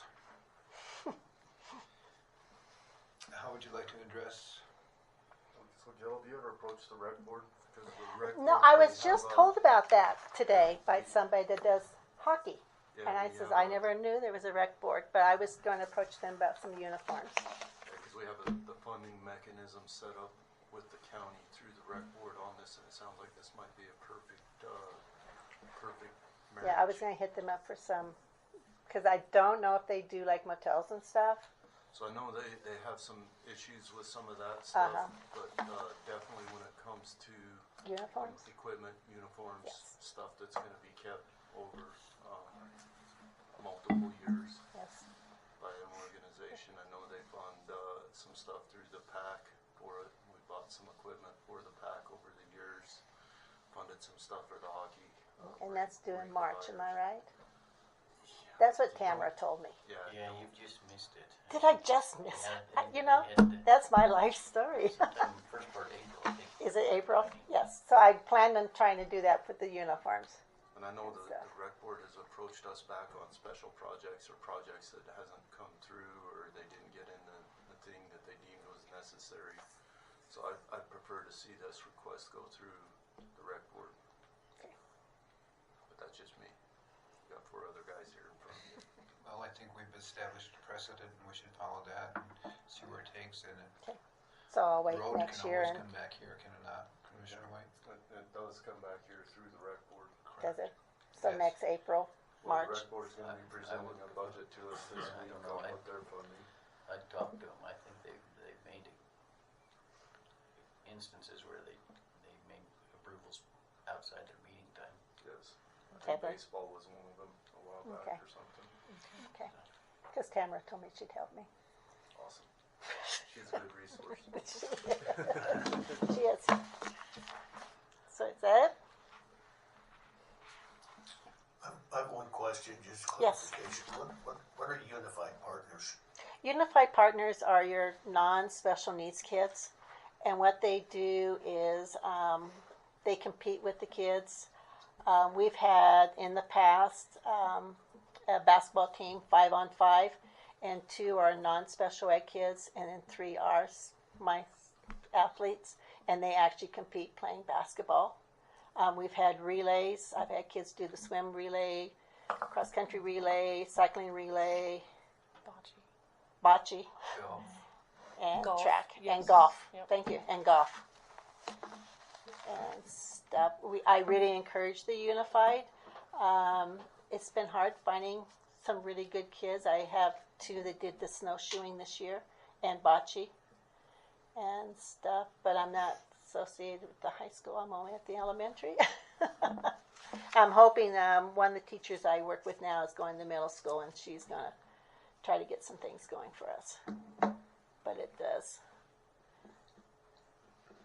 It's fun to watch them compete with the kids. It's they do well. And say Matt's had a niece that done it for how many years? Since 6th grade. Yes. So let's take it to the rec board and see what happens. Okay. And I will do that. don't be shy. Don't be shy. Me? Okay, thanks. All right, thank you so You much. guys have a good evening. You too. Laila.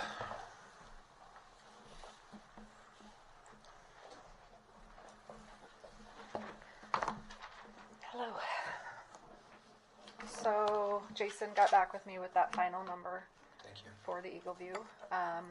It's down about 8,000 from what he originally did on the slideshow.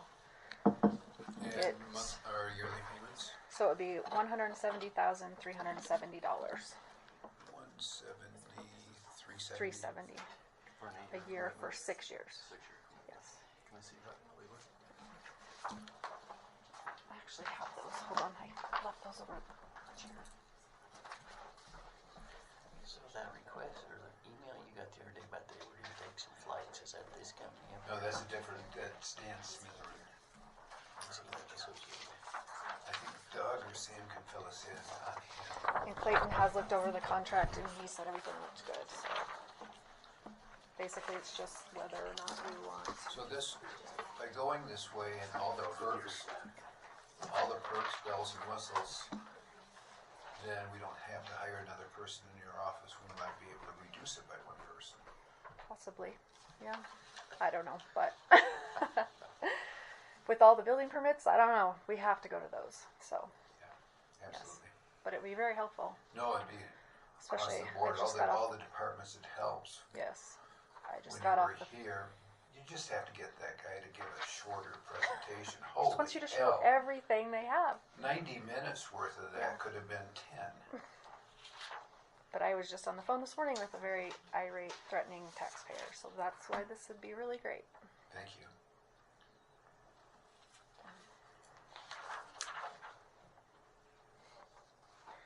There we go. So they would do the countywide flight in the spring of 27, and then 29 and 31 would do just the improved areas along with the Department of Revenue's flights. So it would actually not start until spring coming. Right, yeah. 'Cause that's when we usually fly here is in the spring. Thank you. July considered spring here? Depends on the year. Yeah. Yeah, we usually have it by May, the flight information. Okay. End of May. Laila, could you give me that number, please, again? I just gave you a paper right no, there. The state assessed valuation number. We got it. Oh, I will have to get that. I don't have it on me right now. 2,038,000. 2 something. 2,038,000,000, something like that.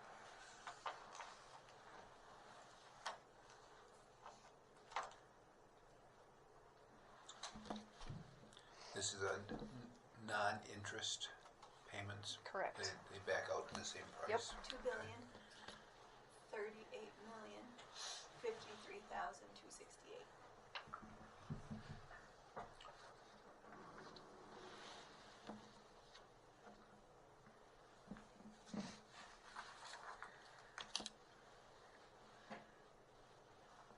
Sam, I think we could hire Brad to do this. Try. So Laila, what are the exit points of this contract from you and Clayton's thing? So if we committed to it, we'd be committed to the first 2 payments, right? Do initial activation and then do it initial flights. Do it the second anniversary of activation. are we committed to that, or is that a point the county could back out of it and say, you know So- what, we're gonna go a different route for the next couple of years because there's some other technology out there? So under that, it says if either party gives notice of its intent to not renew this order form at least 120 days prior to the end of the term, it will automatically renew. So you have 120 days. So we're committed to the first 340,000.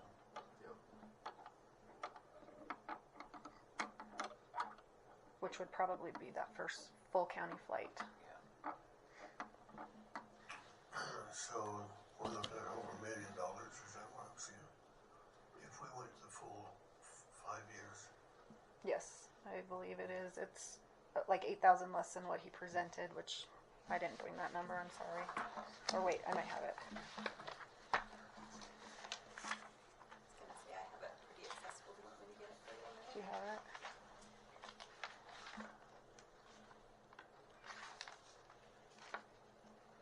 Sorry, I didn't bring it because it was less.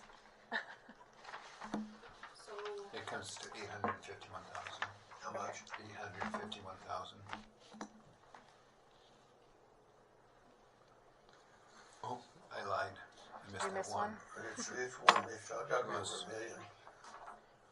Plus my mine says 170, 171,250. That's the old one. $1,022,000.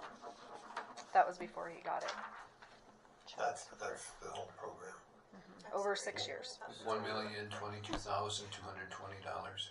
The entire county photograph you're working with now, some of that is 6 years old. 22 was the last full county flight. Full county in Yes. 22. And everything else has been what the Department of Revenue has flown. So anything the Department of Revenue's flown is on GIS available Yes, to everybody. it is. Yep. And then this is including the portion they're flying. 23, 22. 27, 29, and 31. So with just one complete county flight, we'd be looking at 340,000 probably if Yep. we just said quote that.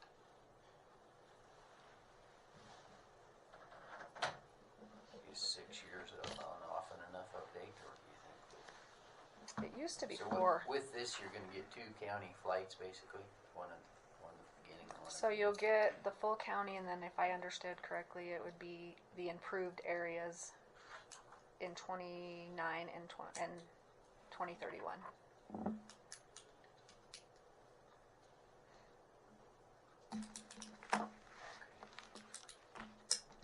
Plus, like the change finder that shows us from this flight to this flight, any new outlines of buildings. So with that change finder, are they photographing the whole county again and then only presenting this changes So right to you? now, this will be looking at 2022's versus this flight. And it would still be the improved areas. It would also include those in 2 years and then 2 years again. So with this, do you still have to, let's say, one of these flights shows something out there that wasn't there last year. And so you send a tax bill based on that. And the guy comes back and says, hey, what are you talking about? All that is not what you're charging me for. So do you still have to go out and look at it, or how does that work? We most likely would go double check it because it's probably a permit or something that didn't get, actually something that probably didn't get a permit. And we have to go to all the permits. So we would probably go out and make sure it's exactly what it is to see what it is. Okay, I guess the case I'm trying to make is there's a lot of structures. I don't have one, but I know there are a lot of them on skids. You still get charged. And they still get charged, but they might get charged here, and then next time you fly, I've moved it someplace else, but you can go back and say, okay, we know that was here, but now it's here, we're still gonna charge you for it. If we can tell that it's the same building, we wouldn't change anything. We'd leave it. Just if it's on a different part of your property, we should be able to tell what it is. So things that aren't attached to the ground still get charged? Yes. Roof structure.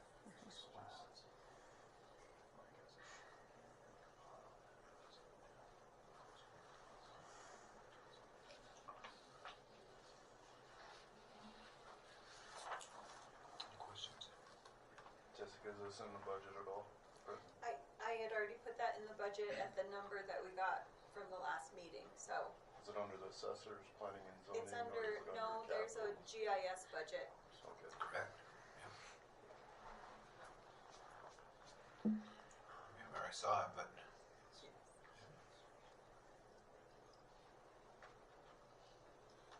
any discussion on this? When do they need a commitment, Laila? I mean, do they need a commitment now and then, or can they wait until we approve the budget? I think he for their said commitment? When would they when want they the had first to, payment? I want to say July for the April flight or the March flight.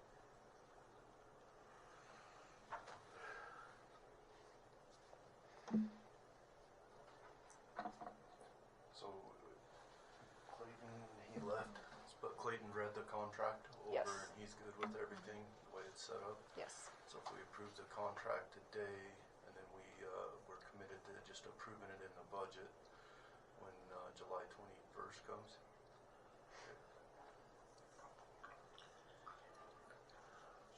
I'm good with moving forward with approving the contract. Commissioner Irey? Well, I guess I'm old-fashioned enough to know that I don't like to spend it if I haven't got it. And we still don't know. We're subjective to. We think we know, but we don't know for sure yet where we're going to come in with the budget numbers. I just have to get the state board's approval, and my meeting is on the 16th, I believe, which they've always approved.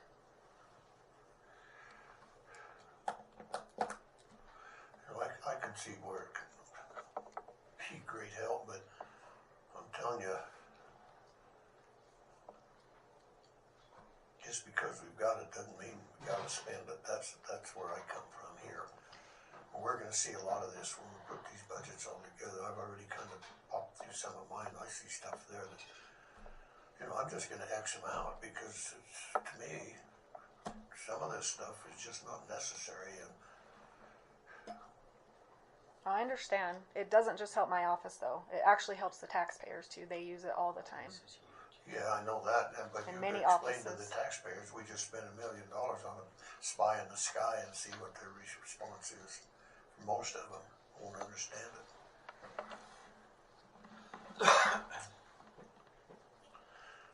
I would prefer just to wait until we know where we're at. That's my thing. Dave? Well, I'd feel better then, waiting to see where we're at. Well, we're going through this week, it's in the GIS budget. If once we go through that, do you consider that as approved?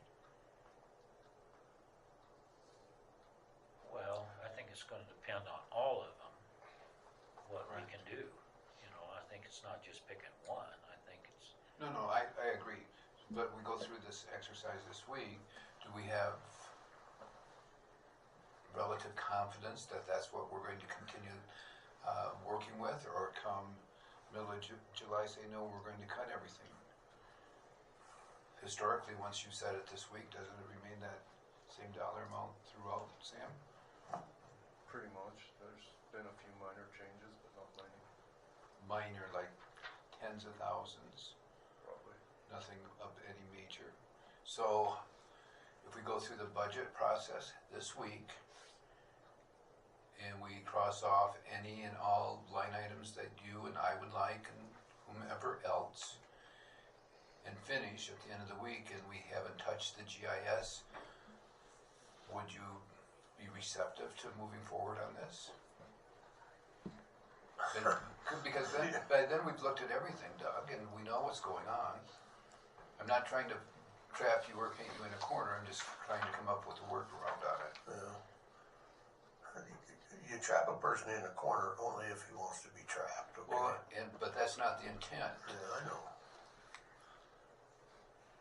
Do you have another stone we can hold up for? Well, no, but what I think we're saying, or what I heard Laila say, we'll know those numbers by the 16th. It'll most likely not change. I mean, I've not made any changes, so they usually will just approve my valuation. So the 2 weeks will make any difference with this? No. As far as putting a contract together? Well, the contract's already made. It just needs signed and approved. Yeah, well, okay, let me back up a minute then. I didn't word that properly. So So 2 weeks will make any difference as far as signing the contract? No. Whether or not you're gonna do it? No. Well, then I would prefer to wait. That way, then you'll know, we'll know. Will we not? Then? You'll know the number. Yeah, It's most likely it will be the number I sent you. okay. Like oil and all the minerals are already certified. That number is set. That number will not change. So I'm just waiting on the residential certification, Okay, so, which is like so these other 18%. payments, are they do, is that a yearly thing? Okay, so, it just splits it out over 6 years, so you don't have to pay it all at once. yeah, Plus, there's 2 other flights in there on that coincide with the Department of Revenue, and I believe if we fly when they fly, it makes it less because they're already here. okay. Well, so unless I'm reading it improperly, which I do occasionally, I do a lot. So we're looking at an okay revenue stream this year, but next year has an opportunity to kick our butts, so to speak, based on what's went on this past year. And so if we get caught into one of these deals, You can cancel 120 days before. So we would be committed to the first 2 yeah, payments. no, I understand that part, yeah, no, I understand that part. And that would get our full county flight. Yeah, but it wouldn't take care of anything successively. No, but we'd have that full county flight that we usually do every 4 years that is now going on 6 years. That is very helpful. Okay, I just shouldn't wait till we know exactly where it's at. If it doesn't change, fine. What will occur, we go through the budget this week. When we make it to the GIS, it'll be approved or not, or modified. At that point in time, we'll sign the contract based on that decision. Okay. Great, in 2 weeks. Sounds good. Great, thank you. Okay. Did we advertise budget hearing meetings that there would be no business at those meetings and it would be discussions, or did we advertise? Because what I'm hearing is we'll need to sign the contract, approve and sign the contract just at our next regular scheduled meeting, right?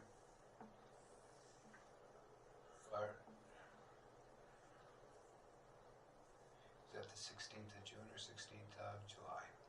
June. That's when my hearing is, but I won't know that day. I mean, well, actually, I will know that day because they'll verbally say.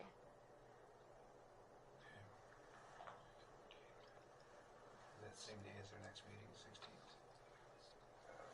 Jessica. Our next meeting is June 16th. Okay, and then your question, please, Sam. My question is just how did we advertise the budget hearings? Historically, we've advertised the budget hearings and no official business would be done at those meetings, which this would be official business entering into a contract. So the way I understood it, if we didn't advertise it as official business at the budget hearing meetings, we just need to wait until the next one. Sure. And I take that back. My hearing is on the 15th. So we would have to advertise to sign it a month from now. No, what I'm saying is we just put it on our next scheduled meeting in 2 weeks. Okay. I wasn't following what you were saying. I apologize. So you wanted to make the decision and sign a contract on Friday, but if we did not advertise that meeting. If I did, I misspoke. It would be in a regular meeting. Okay. Yes, thank you for that. Okay, great. All right. Now, it looks like a big stack, but it's not that bad. Not that bad. There is no Pure West, so I have abatements in the amount of $7,636.60. I'd make a motion to approve the NRBC in the amount of $7,636.60. Wait, what was that number about? $7,636.60. You got the next one? That's it. That's for all of them. Oh, I saw the stack. There's and I was just a thinking, lot, yeah, a lot of pages. Have a motion, second, all in favor? Aye. Aye. Any opposed?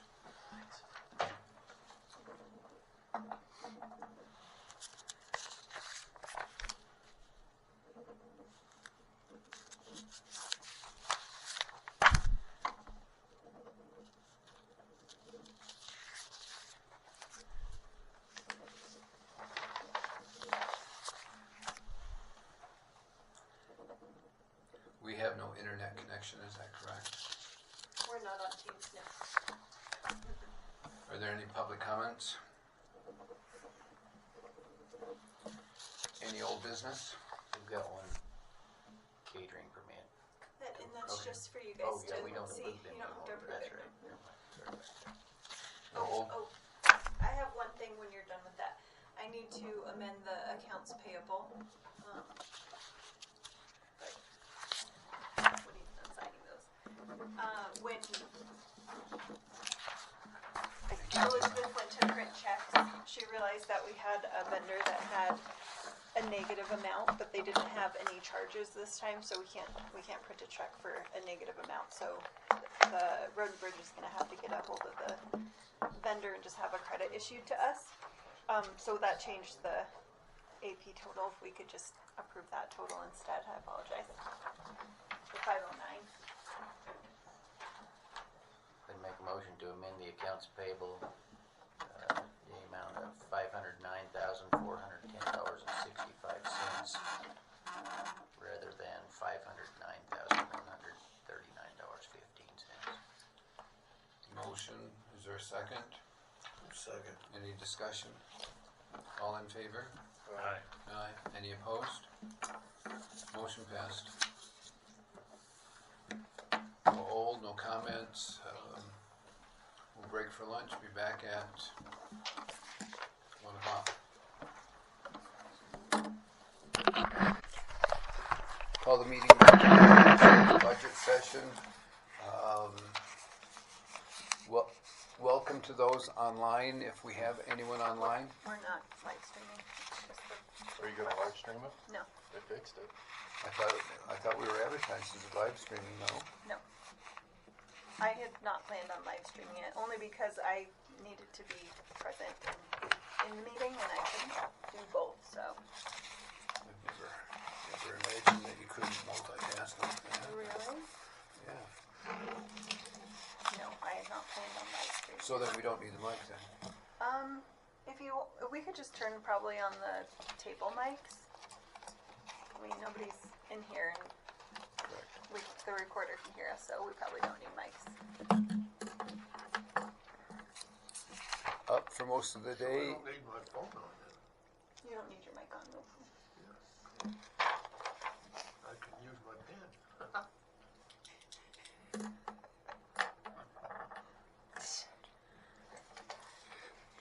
We'll see. No, you can't. Everybody, No. everybody's waiting for a response from Jessica. It took a while. Gave you that rock for a reason. So we'll just turn it over to you, Jessica, and Oh, well, Billy, come on up. It's all of Billy's departments, starting with Road and Bridge. that's all we have today, right? No, we have maintenance, ice arena, and IT as well.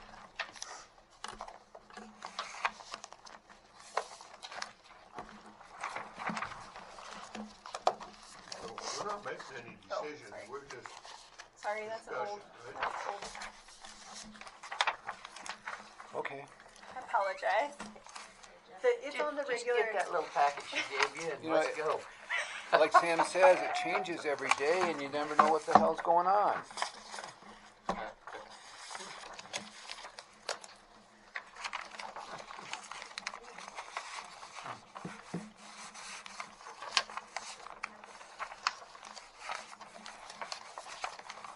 Okay.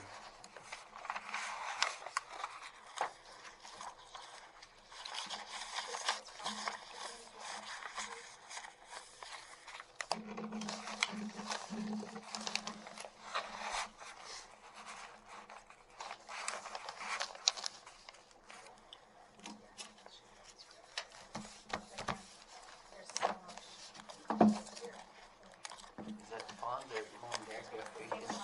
Yeah. That's Yeah. I dug that when I worked for Lee and Earl. Oh, really? It's got really good gravel. You know, that area right there has really good gravel. So Lee and Earl needed a bunch of gravel. So. Okay, we're starting with road and bridge. Road and bridge. Great. So we're starting with bridge. Yep. And I made you guys just, and you can look at these. It's based off of, it's off the Gov, but it explains what I'm doing with all the money, everything. It's got, just so it'll answer a lot of your questions.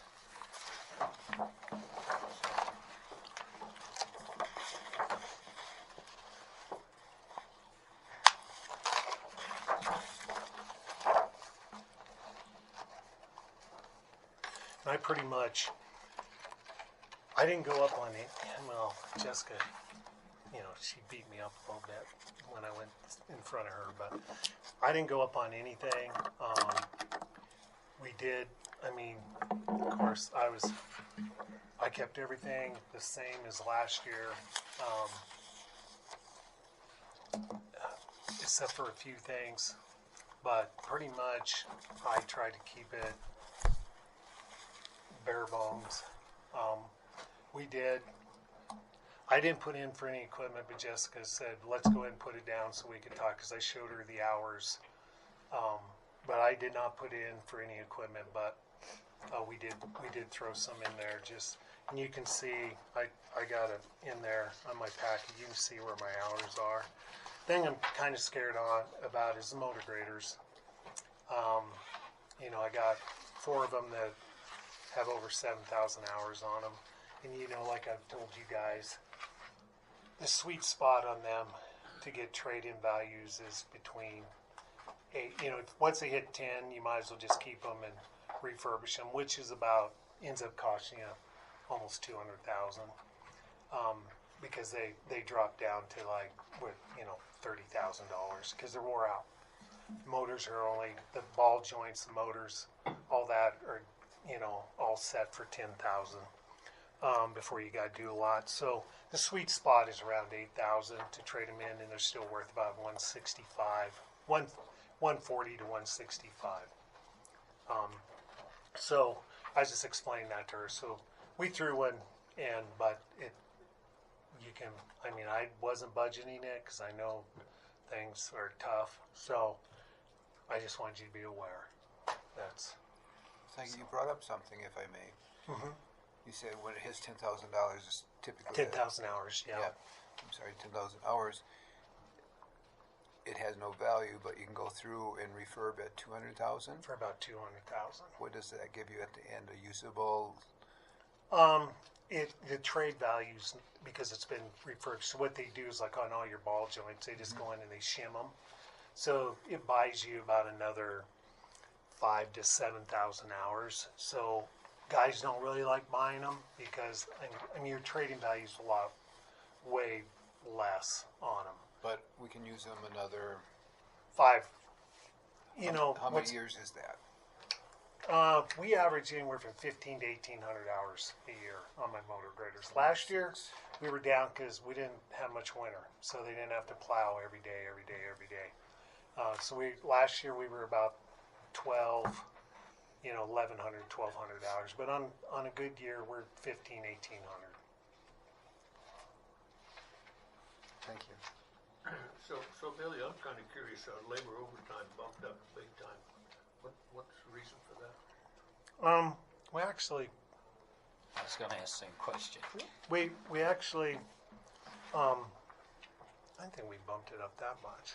It went from. Just mainly because of the wages and everything.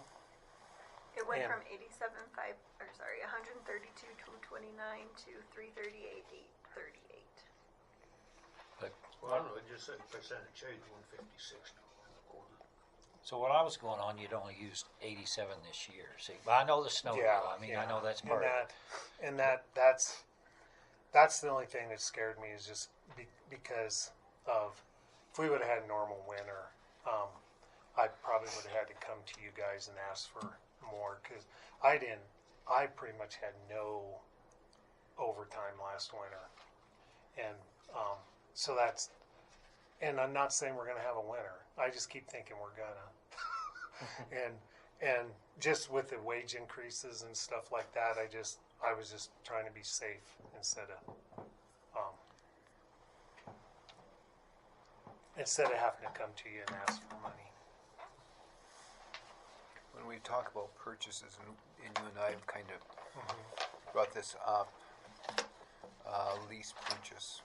Yeah.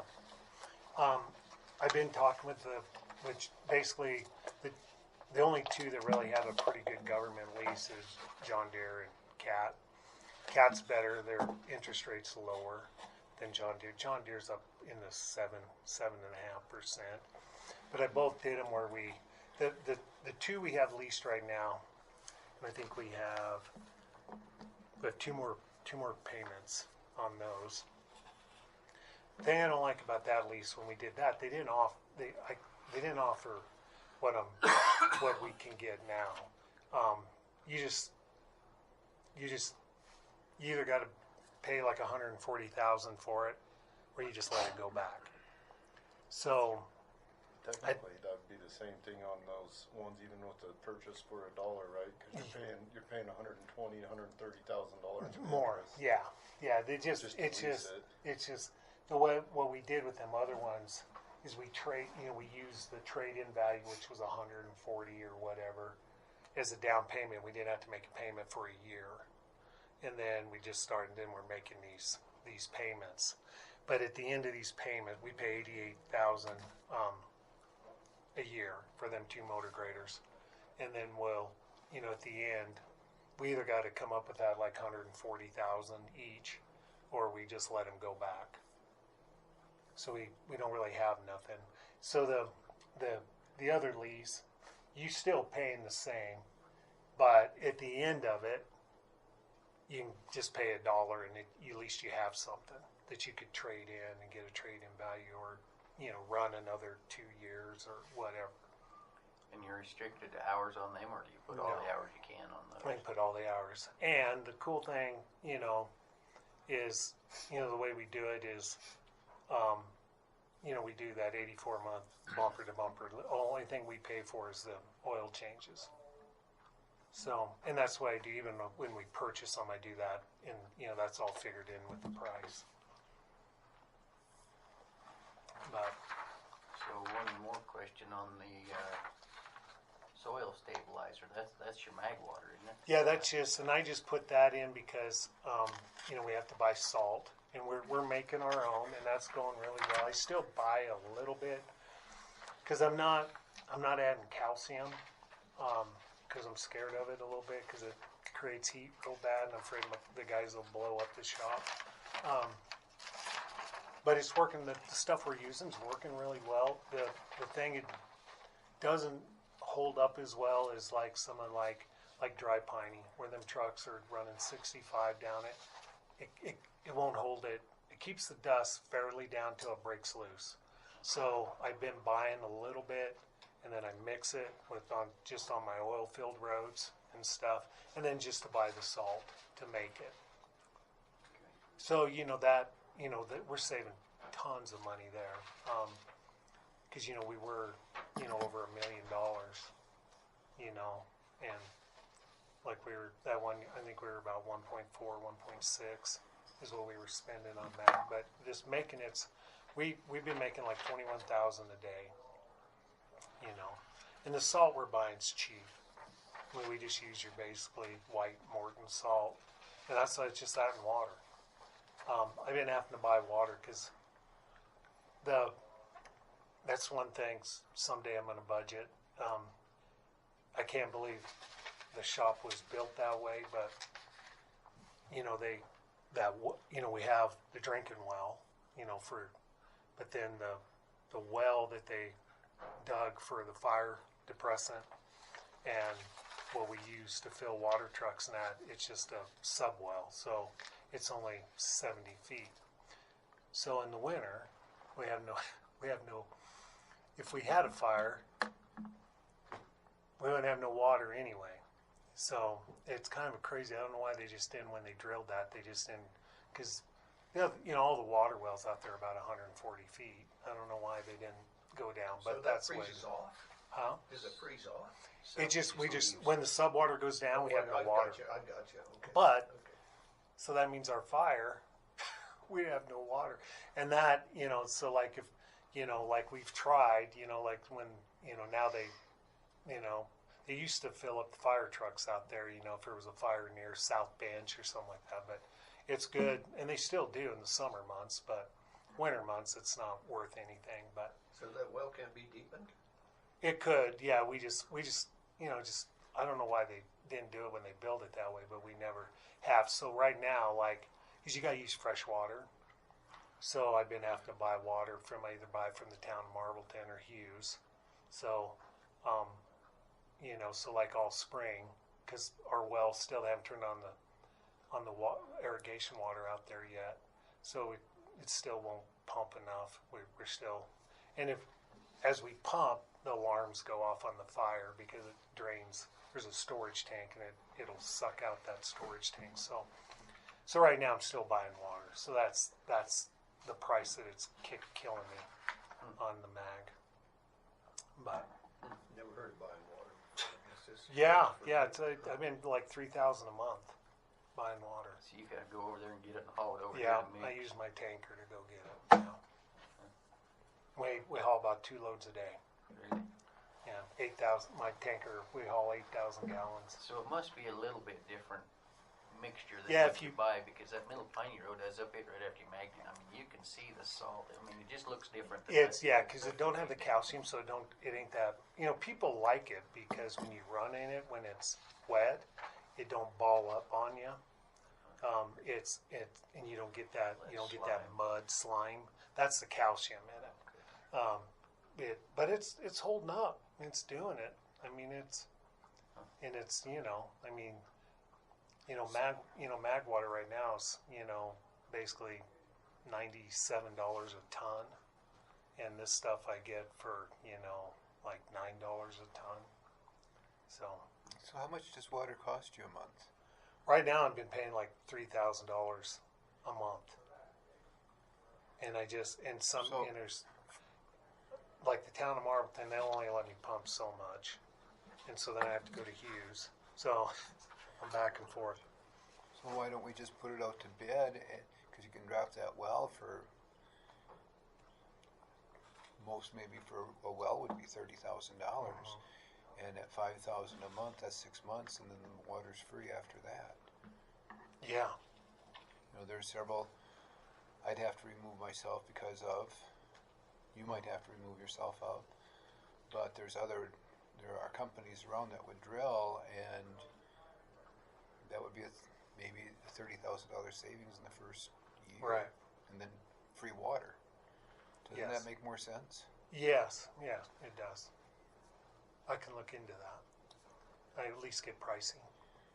And I'm not telling you what to do. It's Right. just Yeah. to buy water just because we're Well, not. and the safety factor of having that fire suppression system active in the winter. Oh, we don't care about that. I'm not a fan of them, but insurance might frown if. But at the same time, if we're only $70 feet from, because we're at 70 and the water table's at 140, 140. just drop it another. Well, if we're talking saving money, we could have a transfer line from the deep well, dump it into the short well. There you go. Keep you full all the time. Yeah. Mark could hold a garden hose out there. Yeah. Anyway, it's just a thought. Okay. Yeah, no, that I when they did that, I don't know why they did that back in the day, but Okay. Who's your assistant superintendent? I don't have one. That's what I thought. I just have an assistant.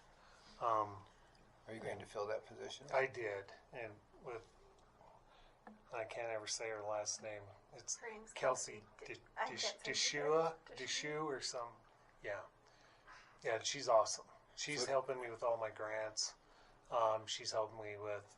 So she's your assistant soup. Well, I kind of did away with it, because even when I had Craig, he didn't do none of the, road stuff. I've always ran the operation, so Craig kept my computers going really, and then he would help me with the grants and stuff like that. So basically, what she does is she just helps me with my grants and all my MSHA, my DEQ water, my air, all that stuff. And then that's her salary of 65? Yeah. Okay, thank you. Yeah. Which was, because Craig made way more. Well, not way more, 20 some. Should we change the name of that account to be something else other than superintendent? Then? Yeah. If it's not Yeah. really a Yeah. Because What should it be? We just got her listed as like an assistant, like assistant coordinator or something. That's what Administrative assistant. Yeah, that's what we got her doing. And she's awesome. I mean, she's working on the CMAC grant right now. She just got all my MSHA stuff. With the guys, you gotta keep them up. They have to do 8 hours a month, and you gotta like ring them in to make sure they're doing their little testing and stuff like that. So she's on that, keeping them all up to par and there's stuff like that. And because I was just kind of getting behind a little bit on that stuff, because I go and line out everybody every day and show them what projects and because I try to run all the roads. There's 500 miles of road. And I try to run them every other week. So I do that on the weekends. I get up early and go run them. And then I make my notes. And then during the week, we hit the bad stuff, what we got to hit and get fixed. So I was kind of slacking on some of my permitting. Okay. Anything else we need to go over there?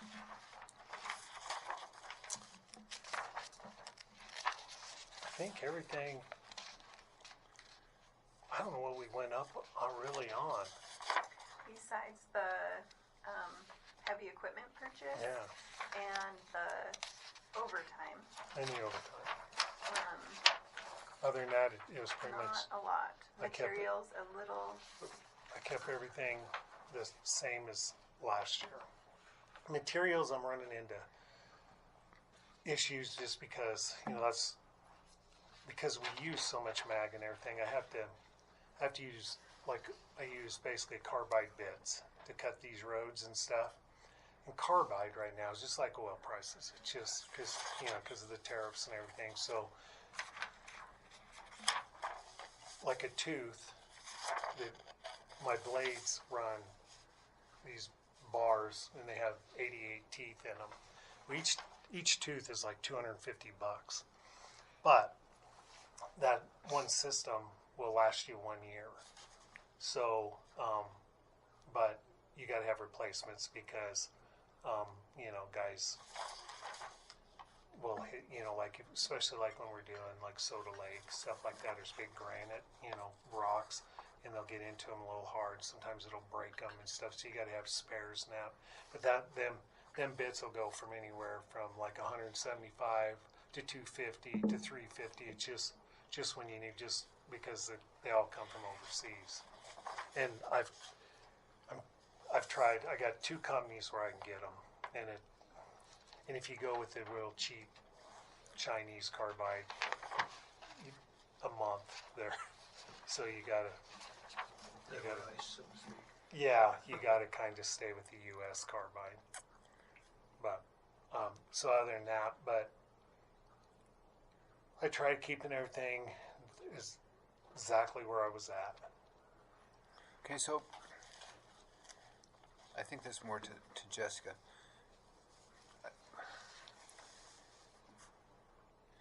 The request for 27 that I've been working on is different than the one that you passed out today.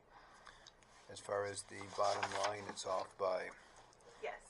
$500,000. So salaries, I sent you all an update because some of the salaries were changed. When Andrea put a second set of eyes on them, we found some discrepancies, especially in Billy's budget, that road bridge one. So yes, the bottom line has changed for for road and 400, bridge because of 350. the salaries. I think that's the only thing we changed. Yeah, yeah. After And that was the printed. overtime dropped Yeah. by 140,000. So those two items create the delta. Okay. Thank you. Yep.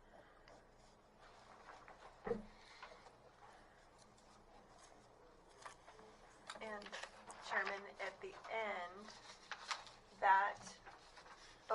I'm sorry, you're not looking at your total sheet. Never mind.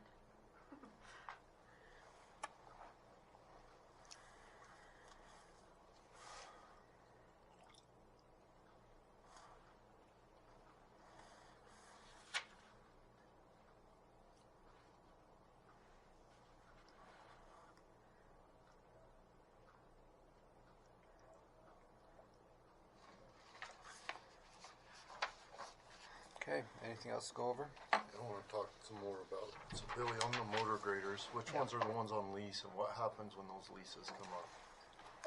So do we have to decide whether to buy it at that time, once we make that final payment, or turn it back? Exactly. Which ones are the two that are on lease? They're the, let's see, they're the 21s. His proposal. Those two Well, let's 21s? see. I don't know if that's going to be helpful. No, they'd be the 24s, right? Okay. No, Not the 24s. no, because 24s we bought, Yeah, they're the I 21s. think So if The you go 21s? to, yeah, they're the 21s. Yeah, where you were at. And Yeah. so what is it, like this I'm one not that has 7,000 hours on it, what is it worth as value right now? It's, Just Is that this the one, two leases? yeah, I it's think so. my last John Deere, and I kind of keep it, I keep it up in Bondurant, so it doesn't get as much hours because it's not going daily. In the winter it does, but it's worth 110, 120. It just depends on what they use. Right now, used equipment's really high, so it's probably one. So if you was to get a new one, which one would you get rid of to That one. replace? You would get rid of that Yeah. John Deere one? Because it's the oldest, and yeah. So one thing I'd like just to bring, don't kill me for it, but just to throw out there as an idea. So we get the fuel tax, and the fuel tax allows us to spend up to $100,000 on a blade a year. So if we don't use that 100,000, it's not like we can set that 100,000 aside and then multiply it over several years, right? So we don't use it. So if we was to purchase this blade, we used $100,000 out of the county road construction, which is the gasoline and the severance tax for it, and then started that kind of a rotation. I just wanted to get everybody's thoughts on that, because that would drop it down by $100,000 right there. Well, it wouldn't drop it down $100,000. It would take $100,000 out of a restricted fund that we can only use for road maintenance and apply it to a blade. But a blade's the only thing that they've allowed that you can buy out of that fund too. So thank you for bringing that up, because it's a really, really valid point, Sam. So thank you. I asked several times, do we have any restricted funds? No, we don't. What's in the reserves are completely usable for whatever. However, in the course of doing that, from the Wyoming Business Council, we had that $759,000. That's restricted funds for specific projects. Remedial funds. And then you brought this up, so I wonder if we need to revisit our reserve account and truly point out what's restricted funds, because that makes a huge difference. Yeah, and so the revenue manual that the WCCA sent out tells you which ones are restricted that if it comes. Correct, but on ours, we should also illustrate that, so it's.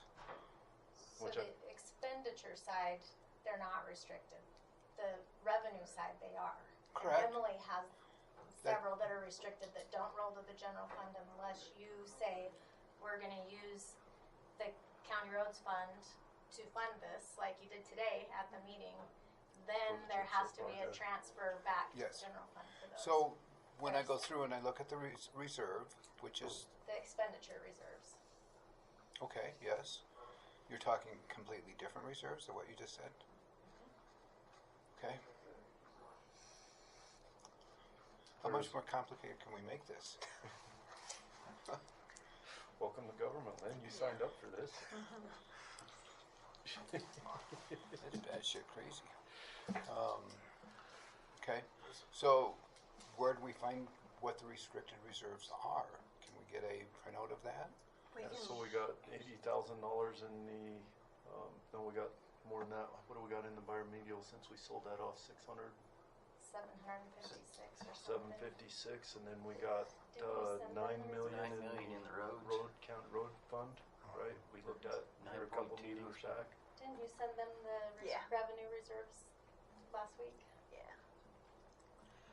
So if you look at that, and then the bonus, if you got rid of it this year, it's gonna be worth a little more trade-in, another 50,000-60,000.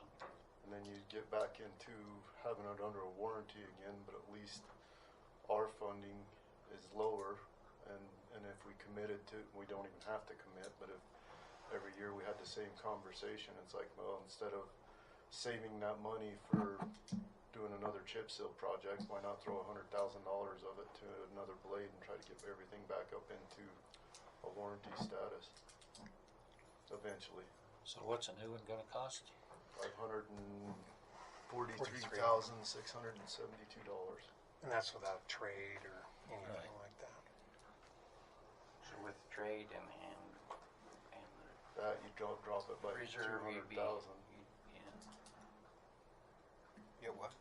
You drop it by 200,000.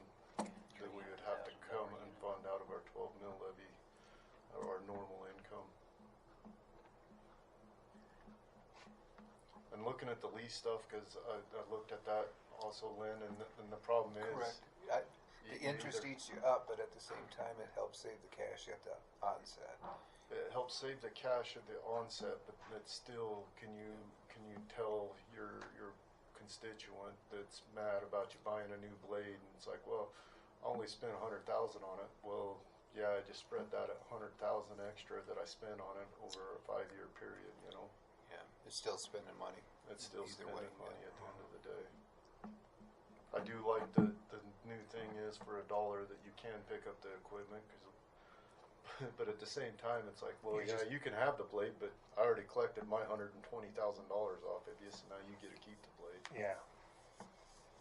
Instead of paying it at the end, you're just paying it basically throughout the 5 years. And Billy, is this 543 the government discount? That's the government discount, which is big, you know. I mean, anybody, you know, like any other contractor, you know, the government discounts, you know, I think it's set at like 54% or something of the blade price. So it's big. So we want to stay and visit about this or go on to the next? I just wanted to throw that out there, you know, and I think, you know, as far as our savings, anything that we can invest in infrastructure / equipment, I mean, this is a valuable tool. It's the most valuable tool for removing snow during the winter time. It sucks that it's a very expensive, valuable tool, but I don't know of any other tool that's out there that could do the same thing a blade can do when we do have our bad winters. So I believe blades are one of the ones that we need to keep up. I would like to, as I look through your list of light vehicles, Billy, I see a couple of them, you know, that are plus that 200,000. When I see that, I worry about, okay, 5 years, if we don't do any kind of infrastructure deal 5 years from now, is whoever's sitting at this table going to be tasked with, well, the same thing that the sheriff's going to present to us in his budget. Now he needs 8 vehicles because we cut him off last year on the ones he wanted, you know. Yeah. So are we kicking the can down the road, squeezing the balloon, whatever you want to call it. But if you don't have the money, I mean, we really don't have available money. Yeah, but we save that money for infrastructure stuff, right? I don't know. I mean, if we'd have been on the even keel last year, I'd feel real comfortable. But we weren't. I mean, how long can we dip in $25 million a year? Yeah, we can figure it out about 6 years, right? Maybe, yeah. So, I don't know how we spend what we don't have. I don't get that.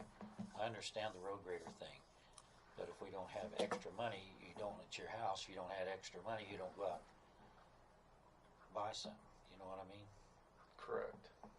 And I just, But do you paint your house? Do you, if you was a rancher, do you replace your cows every 8 to 13 years, knowing that they're gonna become wore out and you need to, that's your livelihood of going? So do you bite the bullet at that point and rotate out your older cows? if you don't have the money on a ranch, you're not going to. Okay, you'll save some heifers back. Yeah, you're on your way to bankruptcy. I get that, right? Yeah, I don't know. I just think that this is a tough year. I mean, I think next year will be worse. Next year is going to I think next year's going to be worse than this year. I guarantee it's going to be worse. My turn. Unless winter changes. Unless winter changes. So I've been listening to this, and I'm thinking, yeah, you're right, and everybody's right. But the fact remains, bear with me, Billy, because I heard Billy say he really didn't need to have that. But here's the question that I have, and I know nobody listens to this stuff, but I'm going to put it out there anyway. We have the luxury, if that's what you want to call it, saying let's pare this thing down. Now, Billy, if your motor grader explodes, you've got to have it. You can come back to this commission and say, hey guys, here's what's happened. We'll float you the loan to get that. We have that ability to do so. But let's not spend the money right now if we don't have to. If you can get by for one more year on this, let's do so. And let's pretend like, even though we've got it, we don't have it. And pull that out of here.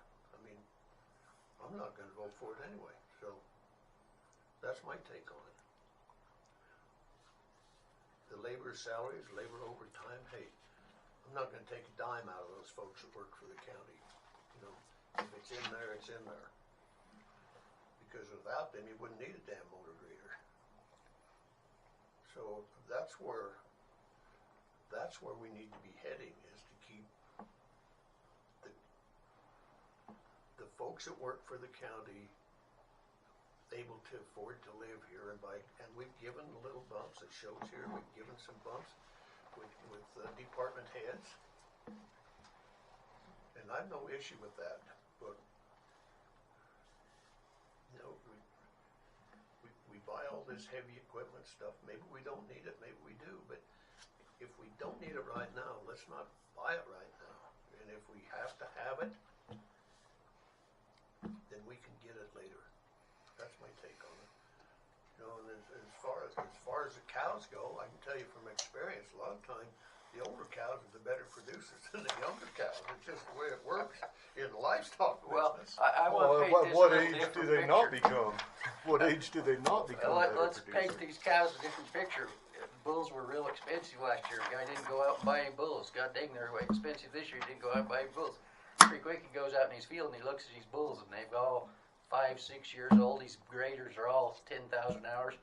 And he's got to go buy a shitload of bulls. Do you want to buy a grader, Mike? Is that what you're saying? Well, buy one. I ain't against it. I'm not going to. I'm telling you. Well, my point is, if they all wind up with that many hours, we could be looking at 2 or 3 graders. Right. Well, but then, if you got to buy 2 or 3 bulls, that's what you're going to do too. And that Once is, you don't have the that's, money.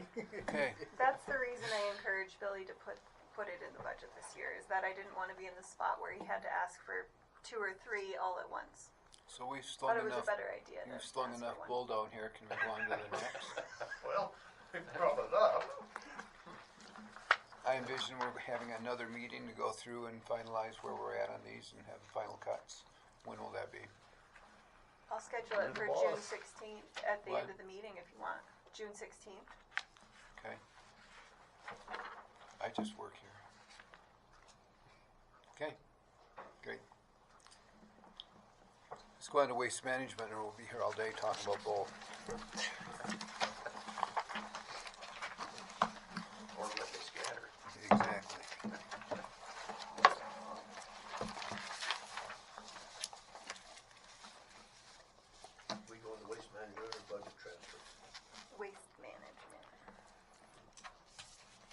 Okay, waste management, the secretary's salary dropped by 150%. Sorry. If that was Did we, I apologize. What did we move on? Waste management? Waste management. so.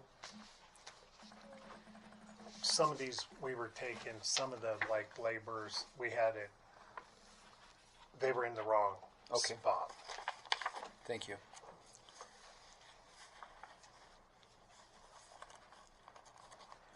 Engineering fees. Thanks for printing this bigger. Freaking nice. Should do that with my can. Elizabeth did it. I can't even take credit for it.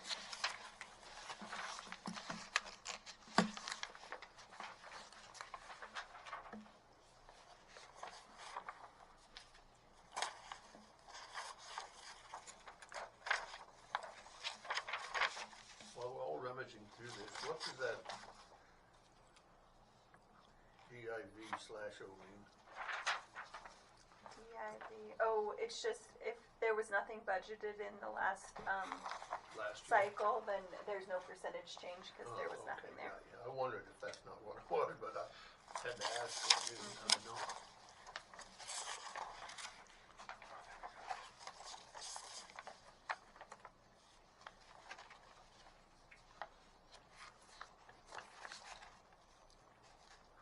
So what's that proposed equipment purchase?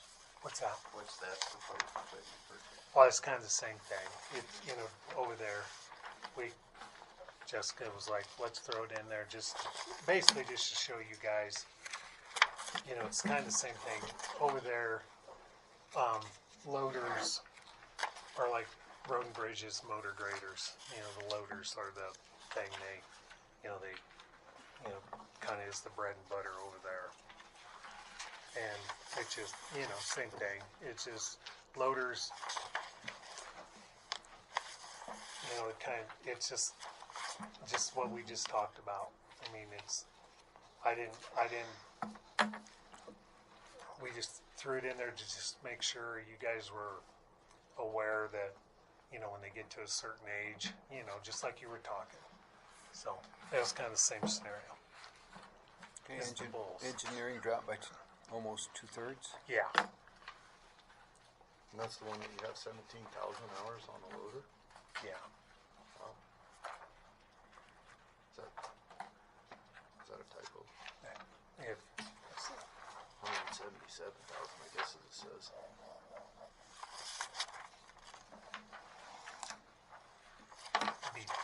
It's a typo. It'd be 7,000. Okay. Sorry. Damn, Billy. Yeah, right. You're gonna be my hero Yeah. if you got 17,000 hours No, on 7. a piece of equipment. Yeah. 5 more than. You're right. Yeah. 7.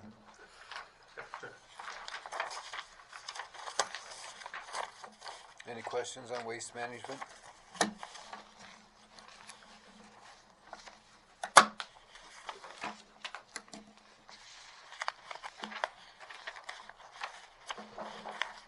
Go back to heavy equipment purchase. There was other than just throwing that loader in there. If the loader went down, you wouldn't be as in a bind as you would with a grader, would you? Right. I mean, the grader is just kind of like what Sam said. That is road and bridges, bread and butter. I mean, if you look at my trucks, most of my trucks they're getting to be 20 years old. But trucks, I've already rebuilt 2 or 3 motors. You can keep trucks going, but motor graders, scares me is if we ever do have a winter, the motor graders what make us shine. They do snow catchers, they do roads, they, if it's windy, they're it's, they just go. So they're, and then in the summer, that is the one thing that goes every day. They go every day. They're nonstop. They're blading roads. So for road and bridge department, if you have motor graders, you can keep anything open. So I've always the trucks, the backhoes, stuff like that, you're not using them every day like you do the motor graders. I mean, trucks, when we do the multi-purpose trucks, so they're going pretty much every day because they're water trucks, or they're pulling belly dumps, or they've got snow plows on them, but not like the motor graders. Motor graders, if you didn't have motor grader, if I didn't have two of them up Bondurant, you can't plow them roads with trucks. Shoulders are too steep. The visibility's too bad. You just be flopping them over. Motor graders, you don't flop over. If you go off, they'll you may have to shovel a little bit, but they'll come out of it. You know what I mean? So like Rim Road, Upper Hoback, Dale Creek, you can't plow them with trucks. You gotta use them motor graders, so they have to go every day. And the older they get, you know how it is. The more you push them, they're gonna break. So that I just always try to keep them in that sweet zone because they're worth more. If you can get rid of them 8,500, 9,000 hours. Your normal contractor, they'll buy a motor grader with 2,000 hours left on them because they don't run them like we do every day. They use them for a job and then they sit 3 months. They use them for a job. So but yeah, like a loader and that, you can, yeah. So, Billy, explain, if you could, if you would, I know you can, the tire hauling. You contract that, or how does that work? No, but we have to pay to get rid of them. So you do? Yeah, so like all my equipment, my big, like everything comes in the landfill, like backhoe tires, equipment tires. I have to haul the Logan. I just last year worked a deal with Sweetwater County, and they'll take car tires. They're burying them. I never wanted to do that because you have to have a plan. They give you a 30-year plan. DEQ gives you a 30-year plan.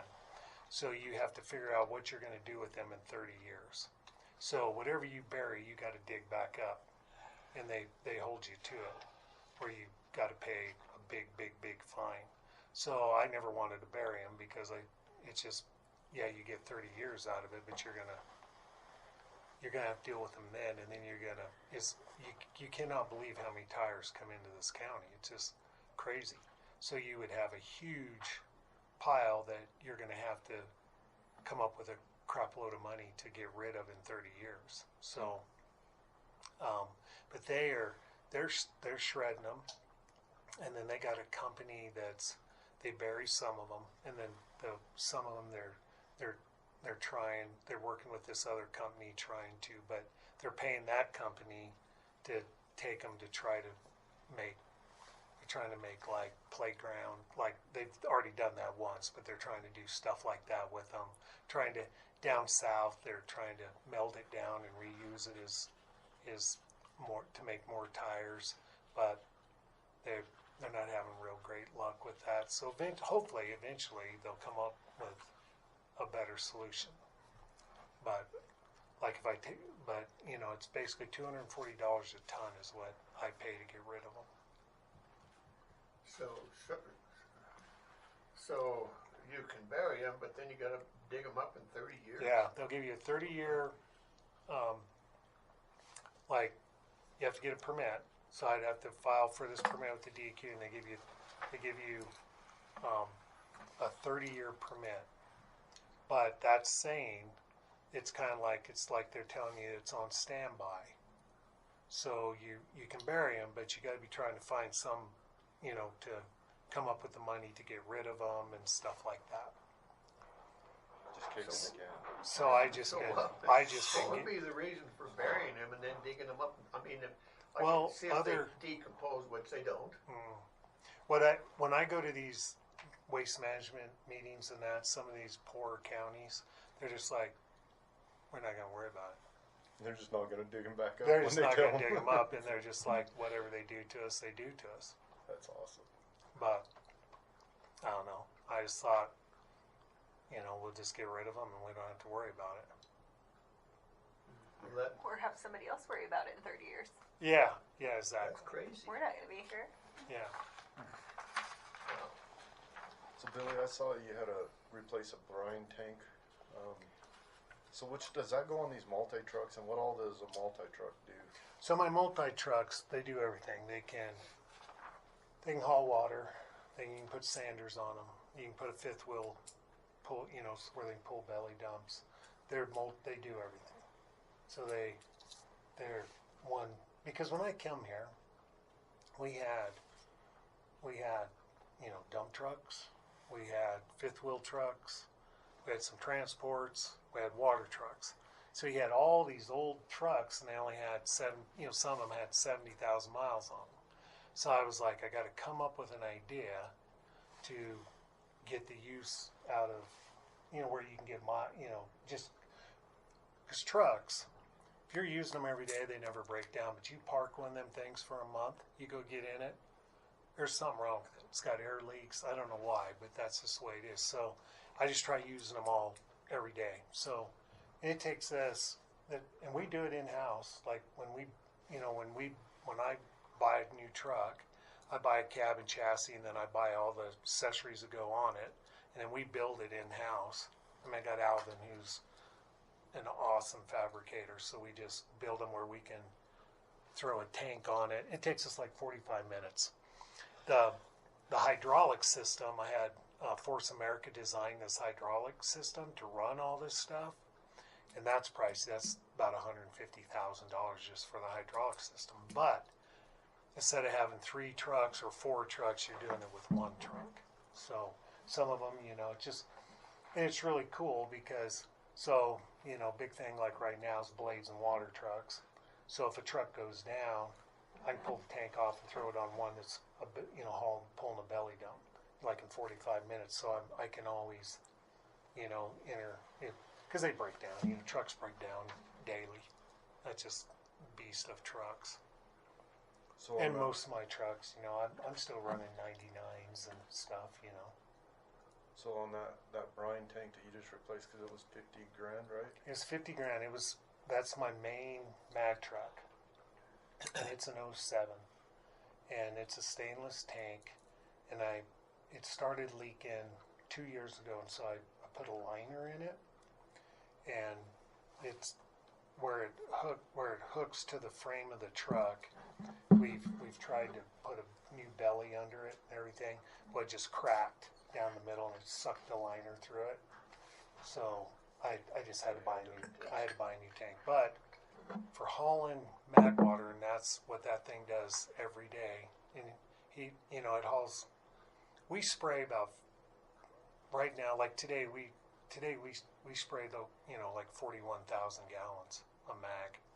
So that truck's hauling half of it because I have 2 of them. Hopefully someday I'll have 3. But Hint, anyway, but too soon. I couldn't weld. Stainless is really hard to repair, and we tried, and this time this break was pretty bad, and it kind of made the tank cave in. So I just had to buy a new stainless tank. So how do you account for that in your budget for the unforeseen breakdown of that ancillary equipment? Just because I've been doing it so long, I always know that I'm either going to have a motor or a tank. I know I'm going to have something, so I try in my repairs and that. I try to always anticipate that, and I've done pretty well. Where I haven't had to come to you. Yeah. Because this year alone, didn't we replace a transmission and a dozer, and that tank now was 2 huge expenses. And I had one motor in a truck, which was $51,000 too.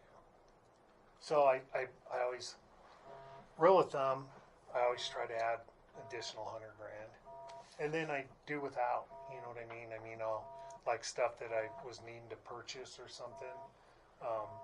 I'll just not do it. Prioritize. Yeah, I just always watch my bottom line.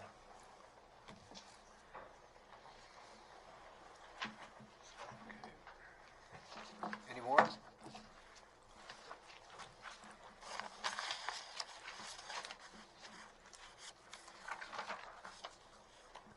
Transfer station.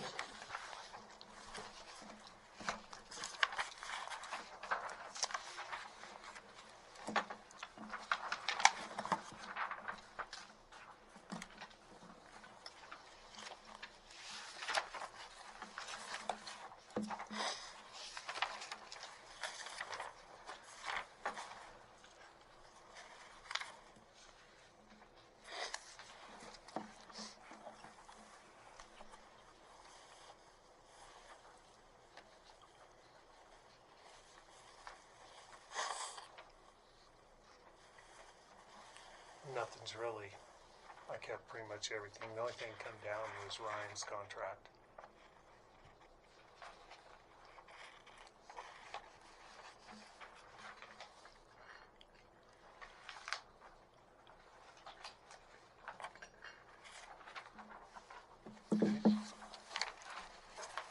Recycling, that's pretty,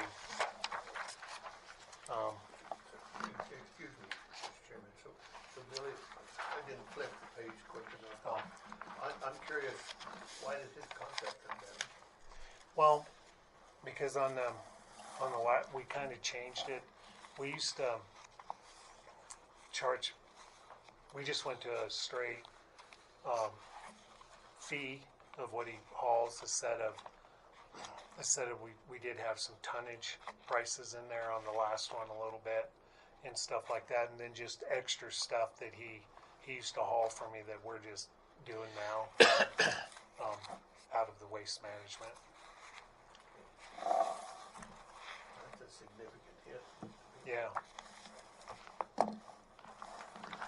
And there was rental, some of that, he still had some containers up there, and so that was, kind of in the contract on rent for his containers.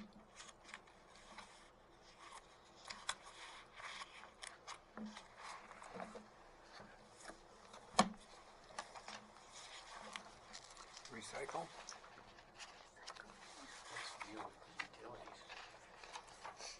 Oh, that was just an error in the GL codes. If you look at the line right below it, they had those two accounts switched. So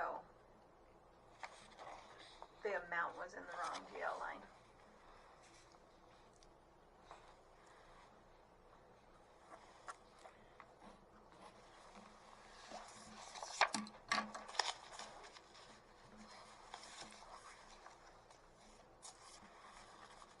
So, we need to upgrade our cell phone.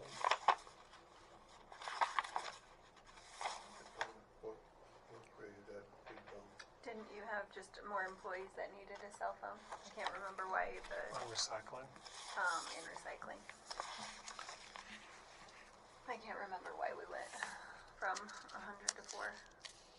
Oh, well, because we seriously under budgeted last year. Yeah. Was it just, did Sally get another phone, or did you guys get another phone, or was Sally it just her? Sally playing has with- that, and then I pay for her program for her computer to keep track of her out of that.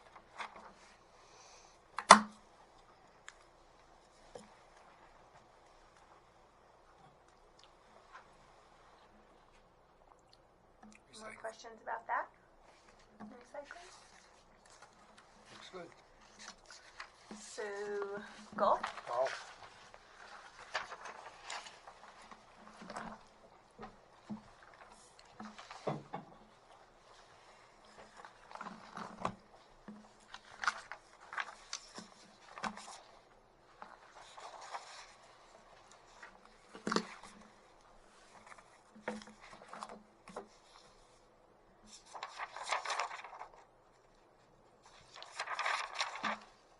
And on my packet that I give you, it kind of shows you what equipment, pretty much all the mowers and that are being leased. So it shows you what we're paying and then the cards and how that's set up. Why did the? Oh, sorry. Go ahead, Dave. So how many's getting leased? Mowers?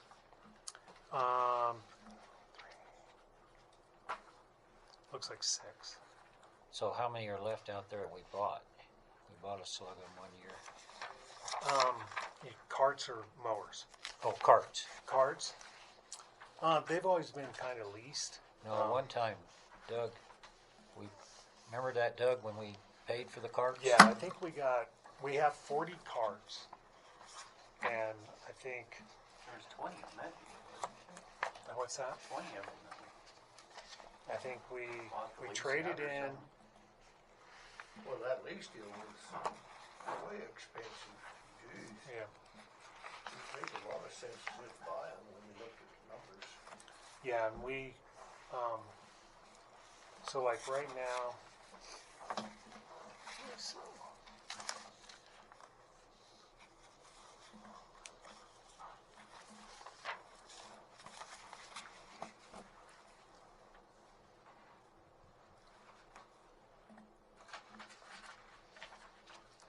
Okay, so that like on the equipment, we have three mowers that are leased, and they're a 5-year lease.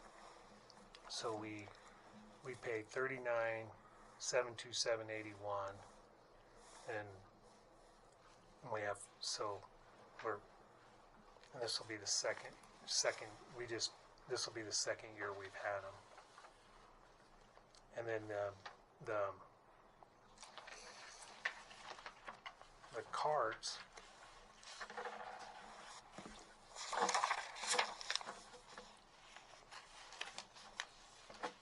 to find where.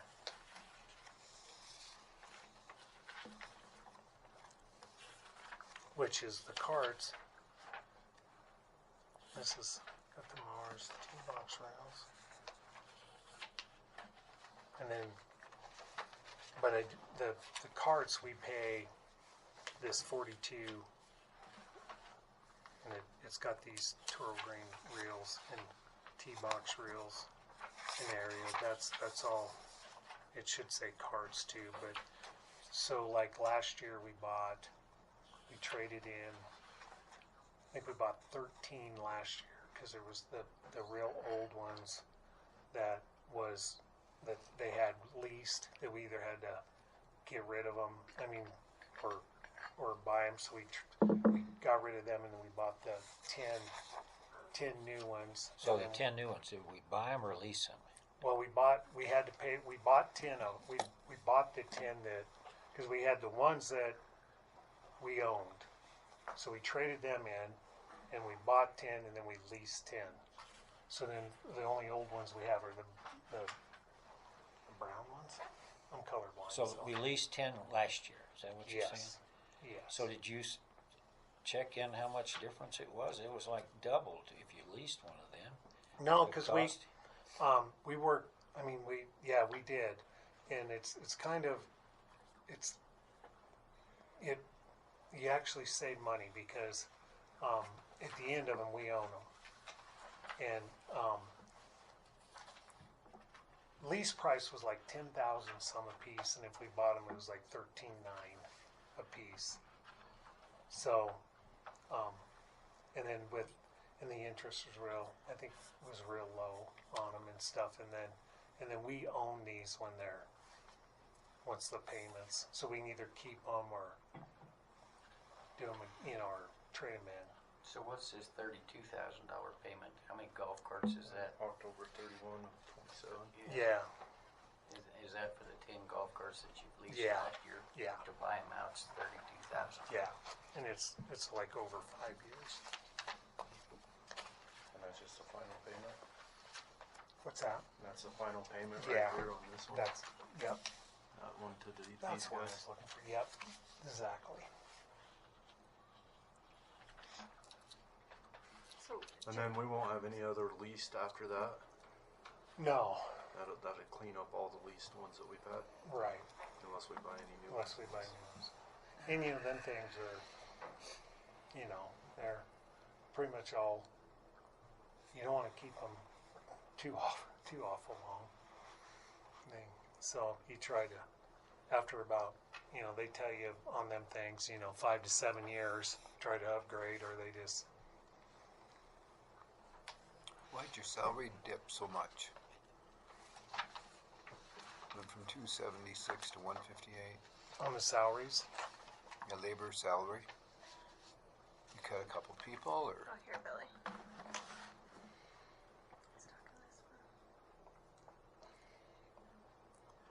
Well, we based it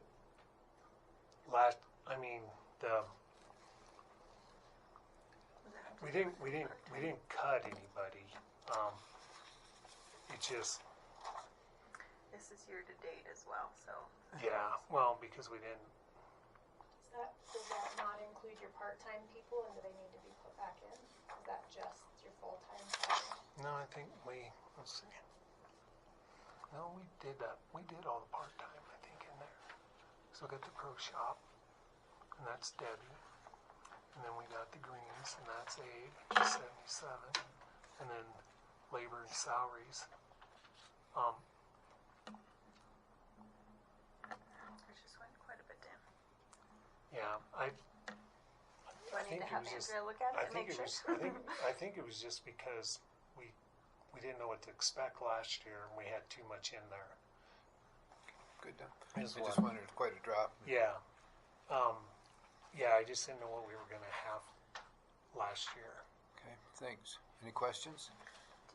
I didn't have a question, but I did want to thank Janess for creating the little sandbox that she emailed to everyone this morning. And I just took her number that she had for revenue and plugged it in. I just plugged it in up there. To get more of a bottom line of what the golf course is costing. So it looks like $651,911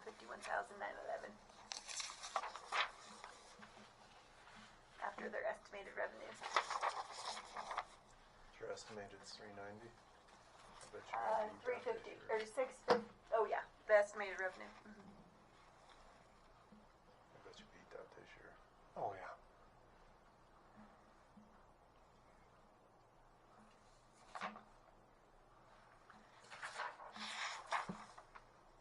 Do you think I need to have Andrea look at that labor's salary, or just to Okay. put a I second think set it of was eyes on it just to make sure? I think it was last year. When me and her, we put more in there last year then because we weren't sure. Which is fine. I was just curious is all.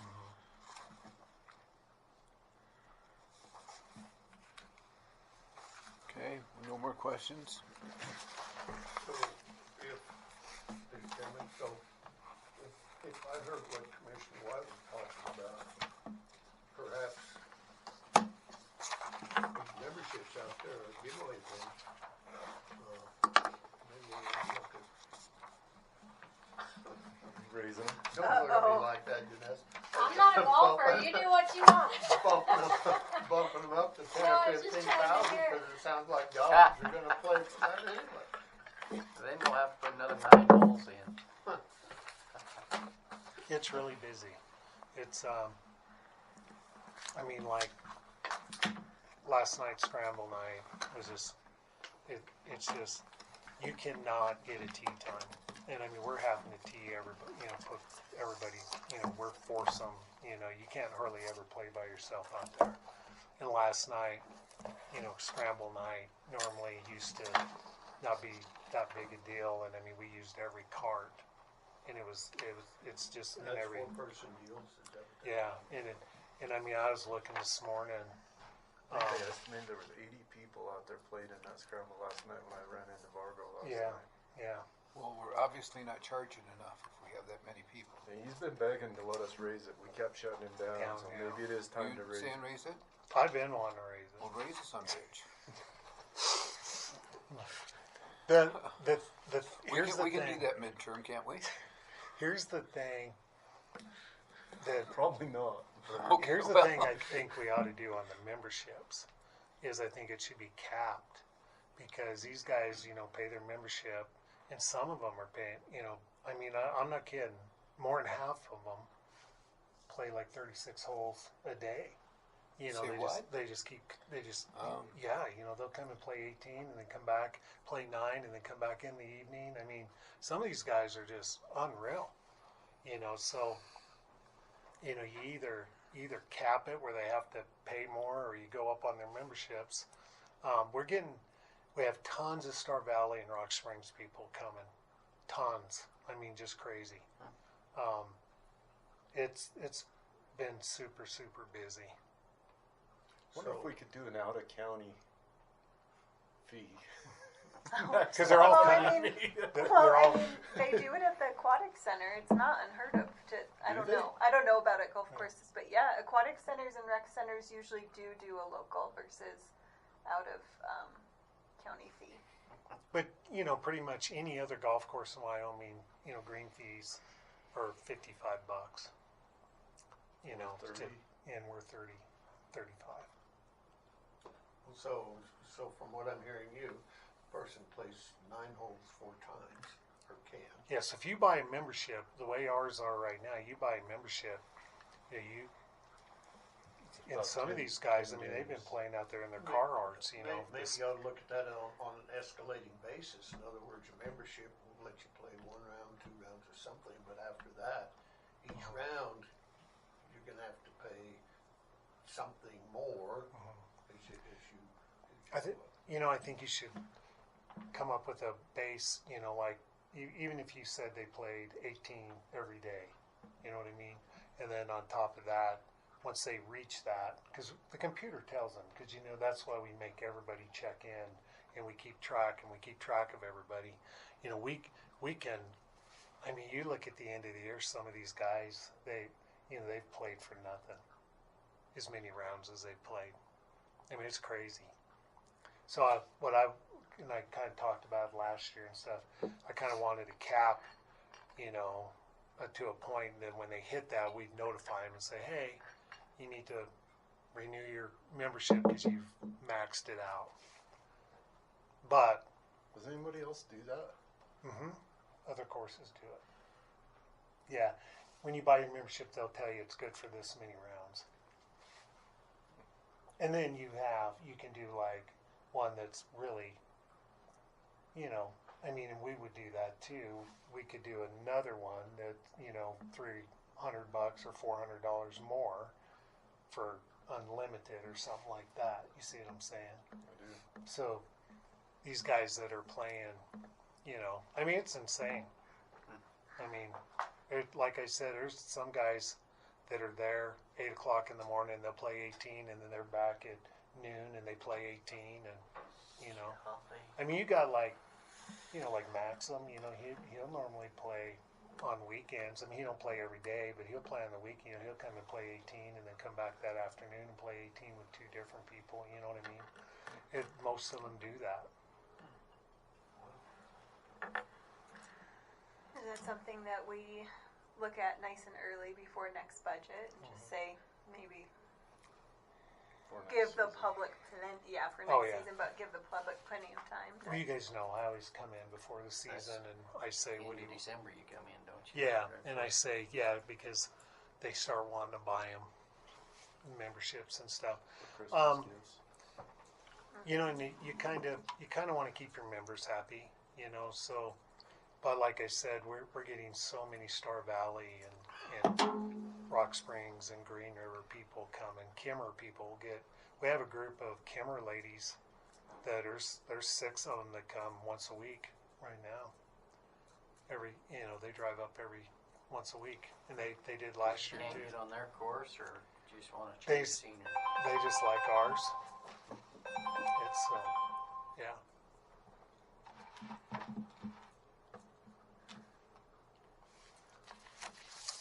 And at the end of my packet I got, and you can just look, and mainly it's my departments, but it tells you what road and bridge labor hours and everything did for all the other departments, and like mechanics and all that stuff.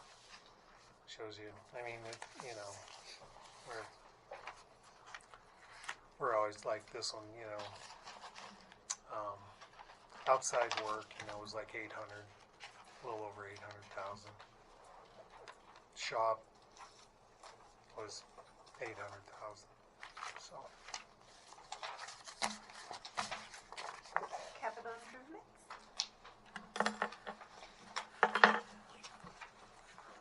So you had anticipate fuel going up considerably in this next, I just looked at there, it looked like you went from. I went up, yeah, I went up a little bit. Just cause it's, right now it's, kinda high. I don't know what it's gonna do. Wish you knew. Yeah. I'd love to know what it's gonna do come about September, October. Yes. Gas prices have went down, believe it or not. Yeah, and then I think they take a jump here today or yesterday evening. Yeah. Again. I don't know, something's going on in the strait again, but. Yeah, they shot a couple of attacks over there that I think jumped it a couple bucks. Yeah.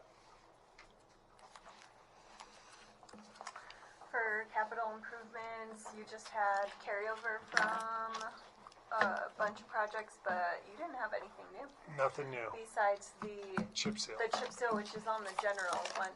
General Yeah, budget, it's on so general, cause we just, and of course it was way, did the commissioners have any questions about any of the capital improvements? really the only before capital go? we had was just the one, the Reardon, that we carried over, and the cattle guards, and just the, Which, so Reardon. so And the many Pocket little Creek's very gonna last be one. reduced quite a bit, right, Billy? What's that? Pocket Creek is gonna be reduced quite a bit, right? Cause it's due. Yeah, 'cause it's done. it's Is it done now? Yeah, it's done. 24,875 is what. It's Did not I miss done, the but I have it in hyper-conversion? my budget. Okay.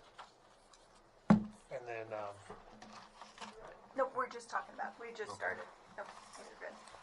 and I did, for capital and just for, cause you asked Sam for it, I put together, I just made 3, cause it's like 54 pages, but I did evaluate the bike pass that, I figured you guys could, I just did 3 of them, and I didn't do no prices, it just kinda tells you, shows you pictures, shows you mine.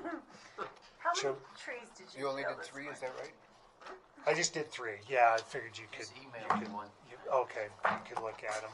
It's just a lot of pictures. He's not gonna and read stuff. it anyway. Shows you- I put fair. They. Since we're not being recorded, how much would it cost just to go fill them all up and reclaim them? Well, why do we just put? It would. Why do we just put them next to the road and have that paid that way?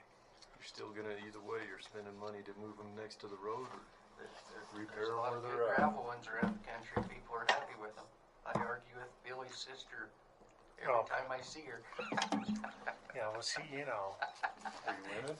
Nope, but it's fun.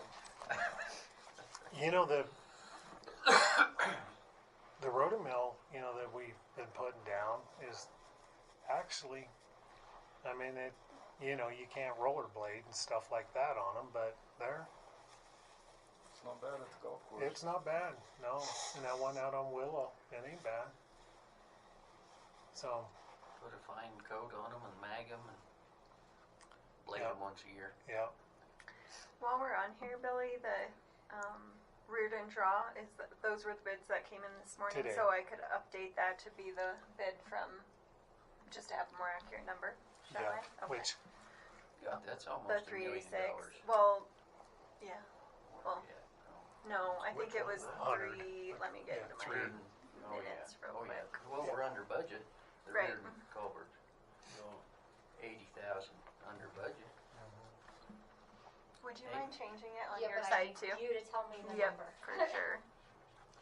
was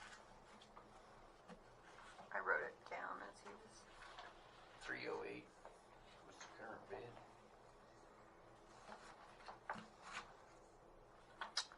So Wiley. Oh no, it's more. 413,015. Does that sound right? no, that was, It's 308, It was 367 yeah. or something. yeah. And then Titan was 416.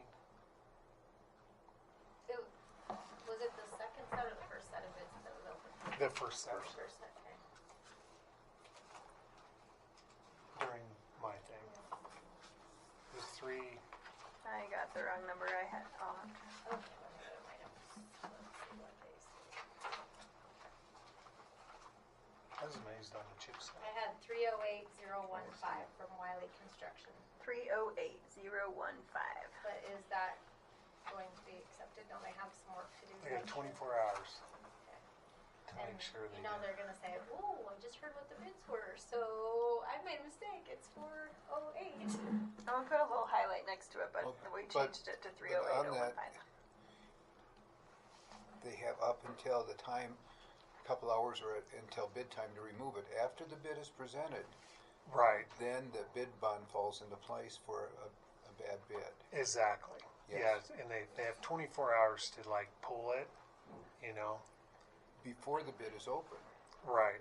correct? Right, But once but- that bid is open, there's the 5% bid bond, so whatever it is. Yeah, they'll lose money. Correct. Yeah. And that money comes to us. Yes. They still have the 24 hours to pull it, but they have to pay that 5%. They have to pay the Correct. 5%. Correct. Exactly. 5% of the bid or Yeah, 5% just of like the bond? earnest money on 5% buying a house, Yep. right? Yeah. 5% of the bid, isn't it? Correct. 5% Bond. of the I think it's the bond. Well, but bond?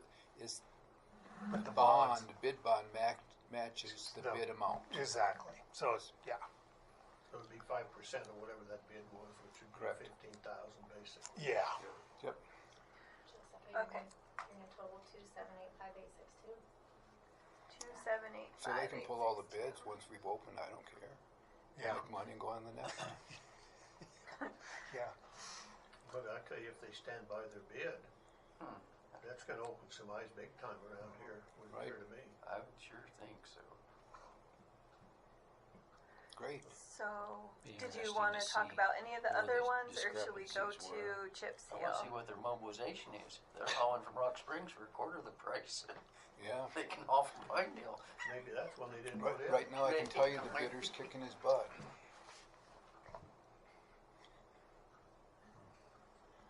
Okay, are we done? Well, if you gentlemen had any other questions about any of the other, all of Billy's were carryovers. And then, but we could go ahead and talk about the chip seal, because we're gonna adjust that, and that's in the general. And that came in way better than I thought it was gonna. Did you take that much stuff out, or did they just estimate? So- I No, guess it was well- like an 8-piece estimate. I don't know. We didn't Did I take miss that that? much Like out. switch We gears took and out go into Erin's- general accounts. Erin did that Jessica, stuff did I miss on that hyperconversion again? some of my sheets I gave We can him. go back to that, And but we had because too Billy is They had like $1 million here, in paint. his is the and I chip was seal, like, which is in a general we account. never have $1 million. And Craig is here early, and his is the hyperconversion. Thank you so Yep. much. Okay, great. So if we go to the general accounts real quick, I'm just gonna update that amount with the amount from today. Instead of 7,062,262. I know for sure I got that amount right There it in is. my notes. I don't know what I was doing.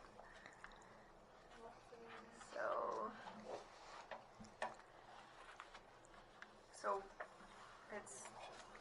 So Are you this ready, seven, Anjanette? this Or- 7 million on the chip seal is actually 5 now. 4.7. 4.7. Okay, so 4,979,669. That's with Pinedale. That's with the For- That's the Pinedale. whole project. Yep. Yeah. Again, that's- 979,669. And then they were There's 200 and some. 4.7. 251, 280. So it gets it down to 4728. Yeah. 4.7, 4.9 with Pinedale. Yeah. So yeah, Great. that was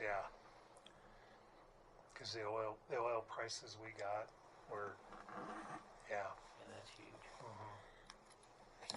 Okay, so 4,979,669. Did it make it 17,314,505? You have general broken into a whole bunch of Oh, different things on here. so- Okay, we'll just look at that Right. later. Okay.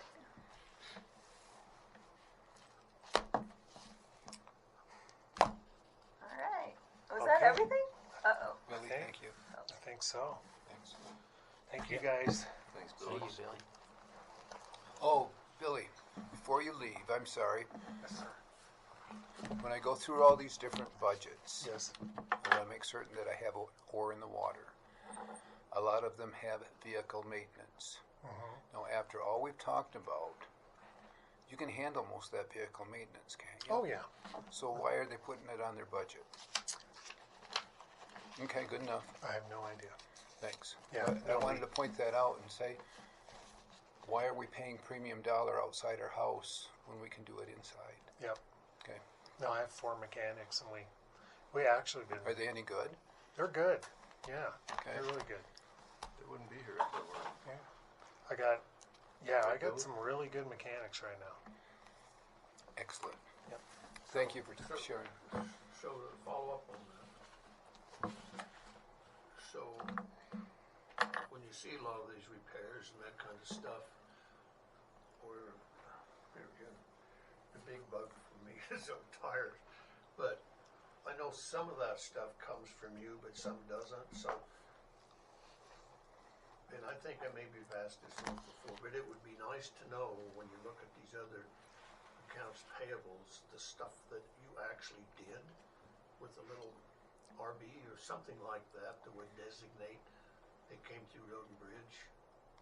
Can that be done, or is that a? You mean like what the other departments are paying? Yeah, because some of that stuff like the gas and that, you just bill them out of that, don't you? Yeah. But it doesn't really show that. Yeah, I can. Yeah, I have all them reports. You could assume that if their budget has a fuel line, they're getting it from Billy. Is that what you mean? Yeah. Well, Or just when we see a voucher come in that Billy changed the oil on a truck, what department of that truck did he do? Is there some way to assign a GL code to it or something? Is that what you're asking, Doug? Yes. When he's doing the work to Tell somebody, them there's a another- GL code for it. We just have to make it up. We just have to make it up. Well, yeah, we have to just create it.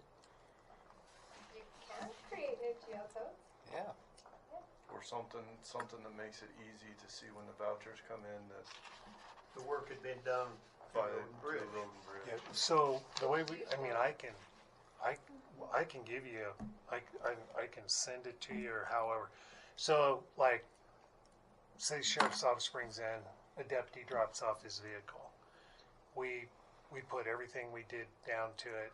Only thing we make, because the county, because I purchase all the oil and everything, so we don't charge him for that. Or the labor. Only thing we charge him for is like Napa, like we'll get filters. And so we make them pay for their filters. But other than that, it's all in-house because I buy it in bulk. So when they come to pick it up, we make them sign. And, and we have a work order and it tells you what that stuff all costs. And it tells, of course, our stuff says, it'll give you the unit price. Well, we pay, but we put no charge, over here because Road and Bridge pays for it. So that would mean they would still have to have a maintenance line item to pay for filters. Yeah, that kind of stuff. So you don't do a bill back to that department. Not on that. Okay, so basically what's occurring, if they would follow this bouncing ball with the tires and maintenance and everything else, they've reduced their budget by that for the entire year. Correct. Okay. But they'd still have to carry a little bit of a line item because they're the ones responsible. Their department's writing the check back to Napa for those Correct. filters. Correct. Which would be in the gray. Yeah. Yeah, but case in point, some of those when they come in, it'll just show tires and it doesn't say how many, it doesn't say where they were from. Occasionally it does, but not always. So when I see a big tire purchase that comes from someplace that doesn't show what the vendor is, I assume it's from someplace other than you because Yeah. the numbers don't add up from what I understand. He doesn't charge for tires. No, but when Nobody does, right? Because we So- see the Yeah, he charges for tires, but it's voucher like come half in. We know price Billy charge. put them on. Yeah, $800 it's Billy, $1,200 it's Williams Automotive. Yeah, exactly. Yeah. And so Yes. if those designations can be made, it just makes it easier because if I bought 2 tires at Williams and it's not designated that, and it doesn't say the number of tires, I assume they bought 4 from Billy because the numbers that show there, which is approximately a half price thing. So if that can be designated, I mean, they can have their line item in there however they want, but when they show it gas and they show it for whatever else in the budget. And most of that, or a lot of that's coming through you, but I don't know it. Maybe somebody else does, but I don't. And so it would be nice to know if that fuel charge is coming from your big tanks down there or from someplace else. Right. So, Go ahead. let me just clarify, because I'm not sure I understand. So let's go to maintenance. And they currently have a gas and oil line. Sorry, I'm behind you, Doug. But for $37,000, when they get fuel from Billy, that fuel line is drawing from there. That's what it's showing in your I accounts understand. payable. Yeah, but it doesn't say it come from Billy. I assume it did. Wouldn't all fuel come from you? Yeah, except for the WEX cards. So, if a budget has a gas and oil, it's coming from Billy. Well, it doesn't all come from there, on all of them. Where do the WEX cards show up on their budget? Yeah. It's like a credit card, so it's just like on the voucher, it'll say WEX. But it comes out from each individual department as well. Yeah, and So I assume they're probably like putting Andre, it towards the correct GL line, though. yeah, so like Andre, that pretty much all comes from us. That we just bill his department. On there it shows vehicle maintenance. So that vehicle maintenance, who are we looking at? This is the fire hall. We're still in maintenance. Okay, so that should all be Billy, correct? Right, that's just parts. But what he's like filters. Because everything else So he goes out and he purchases those filters. So like pretty much like all the filters we get from Napa, right? Because we get a government discount through Napa and CarQuest. So only thing they pay is filters. So like we pay it under Road and Bridge, but in the PO number we'll put like maintenance, and then I'll send that invoice over to Tina, and Tina will put it on her voucher and pay. That's how we do it. Who's Tina? From maintenance, she works for Andre. Andre's secretary. Okay, so that $30,000 is billed because it's filters goes to that specific department. Yeah. Anything outside of filters, for the most part, comes to Road and Bridge. Right, and then the stuff I bill them for, like Andre wants a set of tires, and he says, Billy, put a set of tires on the truck. So I order the tires. There's 2 companies I deal with because that's only government discount companies I can use. So I'll get the tires, and the same thing. They bill me, and in the unit number I'll have like 1504. That's Andre's truck. Then I'll send that invoice over to Tina, and then she puts it on her voucher, and it comes out of that. Showing the charge to maintenance. Yes. Okay. Yes. Okay. But all the oil, Great. Windshield fluid, antifreeze, all labor. Like if they need a radiator, stuff like that, we just do all that. That all comes out of Road and Bridge. It should be a no-brainer. Thank you. That was my question. I appreciate your answer. Excuse? I'm excused. See you guys. Thanks, Billy. She's got you trained, Billy. Quick break. Yes. I think our next one's scheduled at... I've got some printouts here.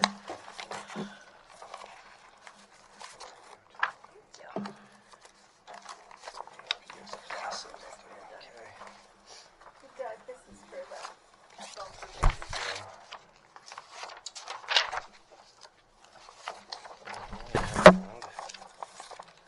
Gave one for Janessa.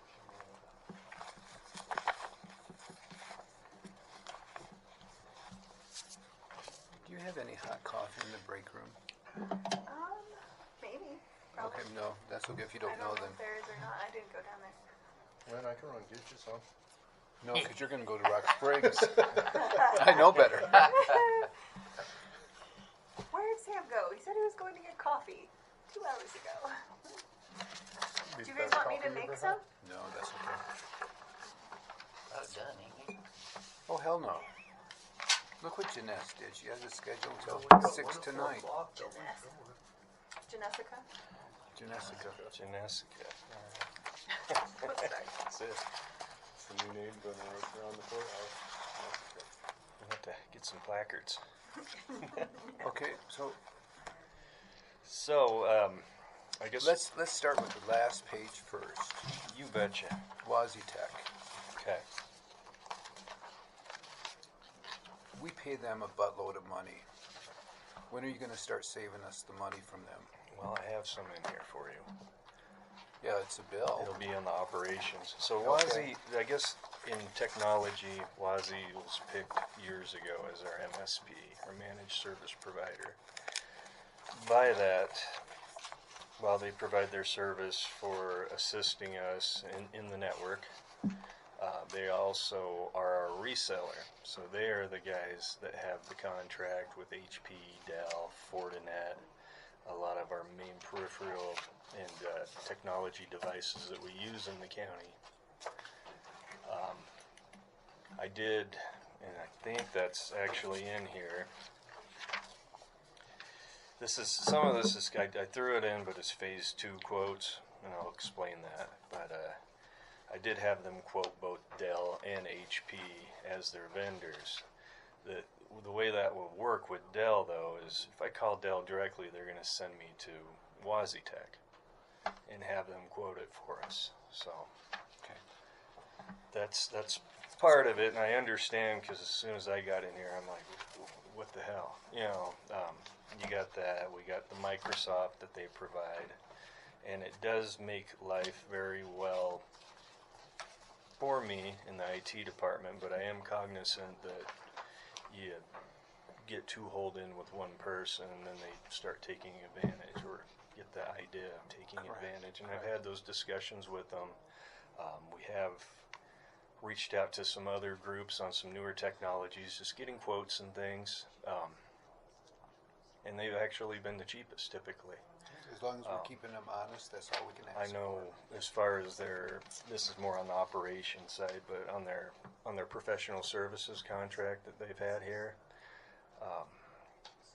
I've reached out informally to have a couple buddies of mine that are IT directors in different respective aspects. A hospital, and another one works for a larger company, but typically the going rate for that right now is about $120,000 a year.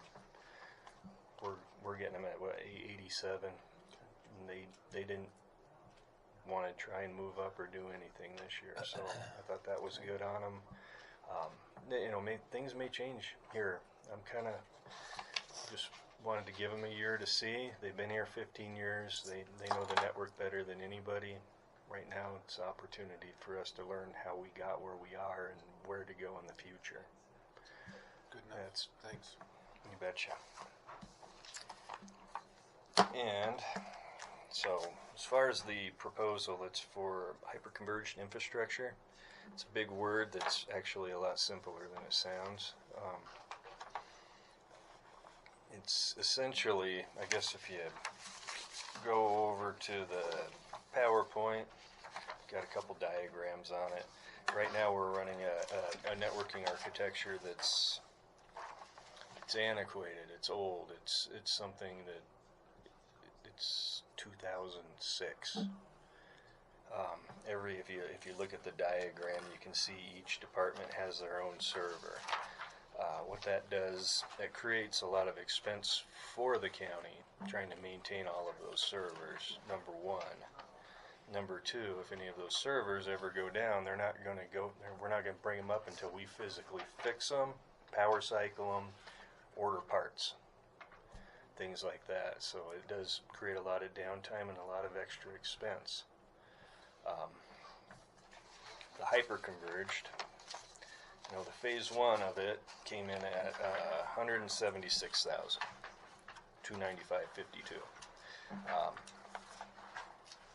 I'm asking for $185,000. The market right now has just been all over the place, so that's why I threw in some more. I had this quoted a few weeks ago. And I just want to make sure I'm within my budget. phase one would be this year. I wanted to have phase one and phase two both in the same. That was the plan. But phase two was the servers, the physical servers themselves, and the storage servers. Within the last 6 months, with the tariffs, with the wars, everything going on, they doubled in price. So I feel like we got a better shot. I know my crystal ball is broken, but I feel like by next year we could be in a lot better place. This is some of the, it's basically RAM and storage that's through the roof. And it's, yeah, mostly China, Taiwan, things like that is where we get all that from. So I do feel like this is the same thing that's always went up and down, but right now it's the highest it's ever been. Yeah, maybe in the early 90s, but since then it's high. So I thought it would be fiscally responsible of me to kick that out till next year. I anticipate my quotes for it for this year were $285,000. 6 months ago it was about $150,000. So that's where I'm hoping to get somewhere 150 to 180 on next year. The reason I'm bringing up phase two this year is there's no point in doing phase one without phase two. They're both one and the same in that aspect. Phase one for me will be, we will redo the network architecture throughout the county this year. That will be the switches, the racks. We will redeploy and recycle our existing servers that we have for this year. Now these servers, they go in and out of compliance, lose their support every 5 to 7 years. The oldest ones we have in the network right now are from 2012. That creates a lot of vulnerabilities, and this was basically one of the checkboxes from, a big checkbox from the cybersecurity assessment. So this would go a long ways in achieving a better security for us. It will make it faster, cheaper, everything. It will provide a disaster recovery, and what that means is we'll have a point A and a point B, or a primary and a secondary location. Primary will be located down in the sheriff's MDF or communication room. The secondary would be located at Marbleton Sheriff's Office. We tried to pick a secure location that's got high bandwidth. So that actually just worked out perfect for that. What it does is it gives full redundancy to the network. If we ever have a catastrophic failure, or we want to take the servers out of service for maintenance or updates here in Pinedale, we can do that transparently with no service affecting to the county. If we ever do have something major happen, it can just fail over 100%. Everything's just full redundant. Yeah, this technology, it's not, we should have did it a long time ago. This is, I'm not coming to the commission asking for a Ferrari here. What this is an F-150. So but it's quality, and we're a small rural government, and it meets our needs. Probably shouldn't use trucks as an analogy. Oh, okay. You can do boats.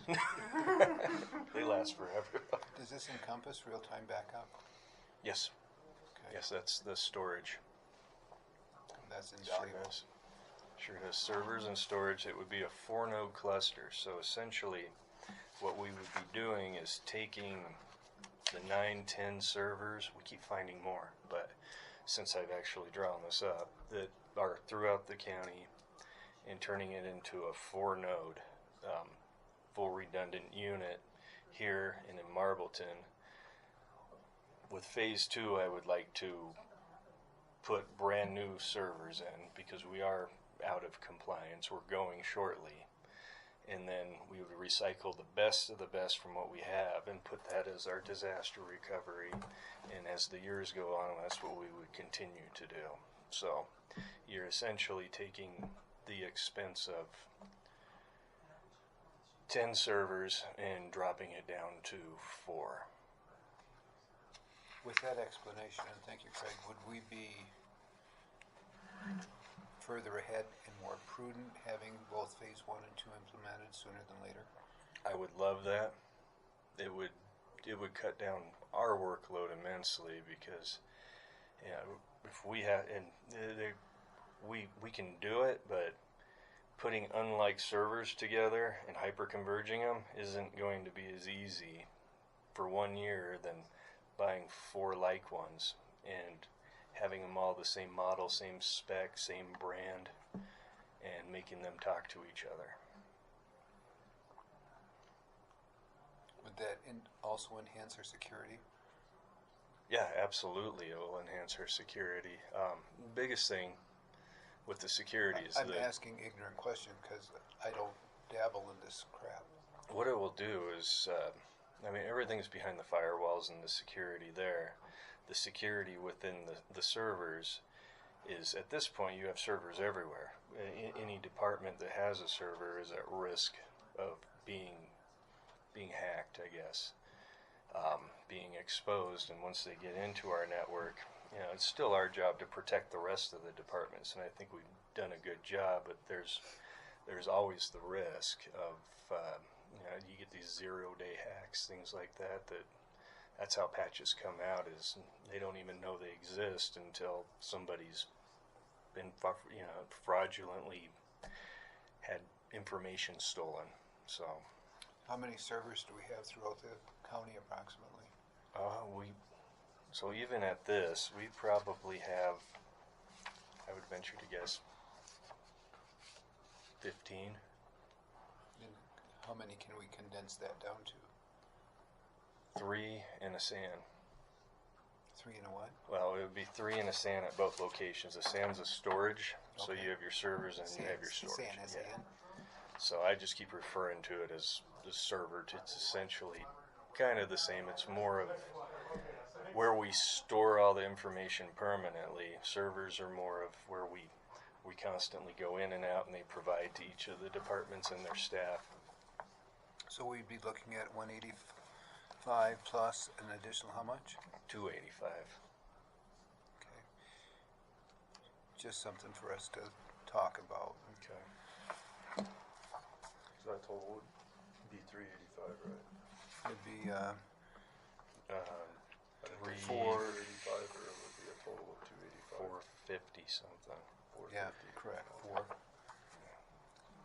I think 460, 471. So Craig, when it comes to, and I would like to, I would like to, if we did go that route, I'd probably want to get quotes again. These quotes came from March for the phase 2, or April, but it's very fluid right now. So it might be up, they went up over 50% in 3 months. Okay.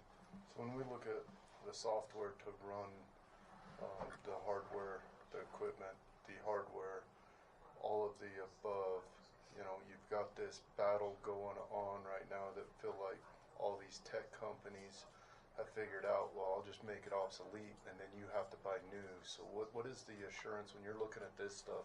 One, how compatible is it to a competition? Are we marrying all Fords, knowing that we're going to be held hostage by Bill Gates and Microsoft on only being able to run that and having to upgrade it, or it's just going to stop working, like the radio conversation we're going to have later in the week, right? Absolutely, and that's a great question. And it's a tough one because you don't know what they're going to do. Totally. Yeah, and unfortunately, it's they have figured out how to hold small business or even government or enterprise business to a degree where you're kind of at the mercy of them. What ends up ultimately happening is kind of like what we've been doing since we got here. Is a huge vulnerability we had was all the Windows 10 machines that no longer in service. And that's just because Microsoft came out and says, "Well, we're not gonna support that program anymore." So your computers do what you want with them, but they're just paperweights. Exactly. You're good to run them at your own risk. You will no longer get patches, any security patches, any firmware updates, no more updates to the operating systems. Typically, servers run, you got 5 to 7 years. 5 years, 7 years, you can get an extended warranty on them. The servers go out of warranty in 1 to 3 years. Typically, the support goes out in 5 to 7. So that would be where we would be looking at rotating them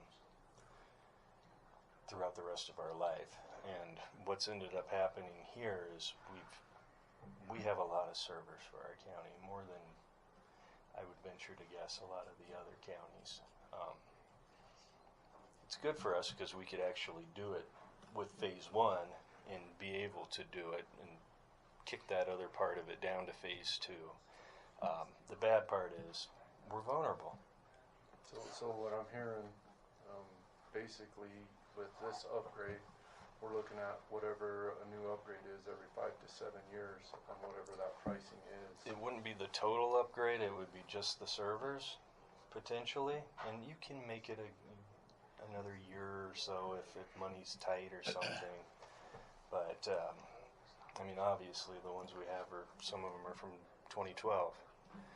But to be responsible with it, that's where I would try and start pitching it every 5 years, bring it up to you, tell you we're right there, we need to start thinking about it. How many companies and government entities are going online servers, a third-party server, and what does that look like where they're taking the cost of that upgrade every time and then you just pay a service fee, monthly service? We have looked at that. I didn't get any quotes, but I did research it. You run into 2 more issues. One is you pay for the AWS cloud licensing instead.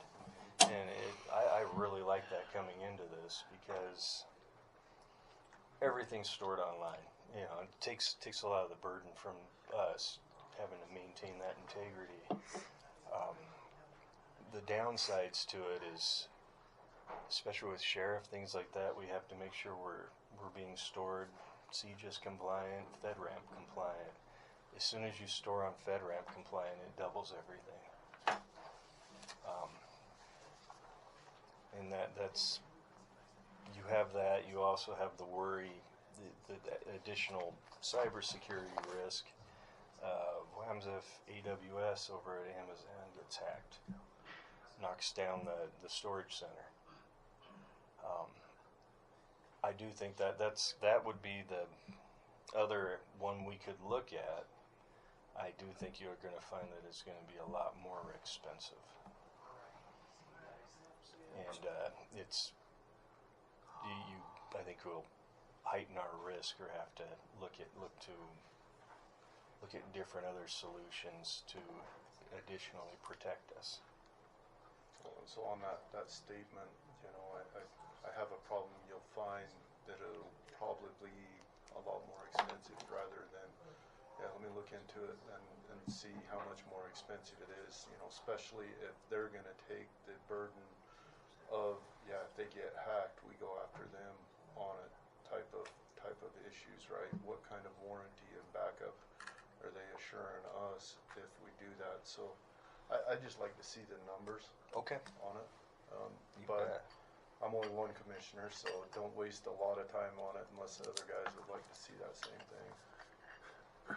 I just would like to make a comment from somebody who is the Neanderthal with this high-tech stuff. We can talk about all you want about firewalls and we've got all the safeguards in the world, but we talked about that today, and then tomorrow 2 people out there from wherever they are, 22 people, are going to hack into you because they're a little sharper than we are. Just the way it works in this world. So you can change this stuff every 4 or 5 years. It doesn't matter, in my opinion. Somebody's got that ability or that smarts to dig into you and find out what's going on. Case in point,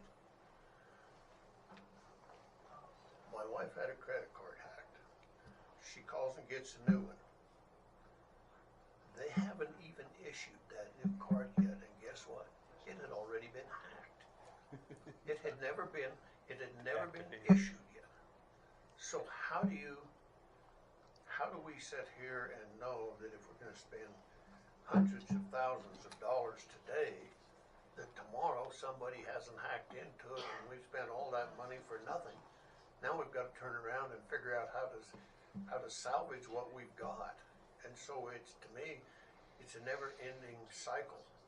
And I don't know how you can have a guarantee from anybody on this stuff.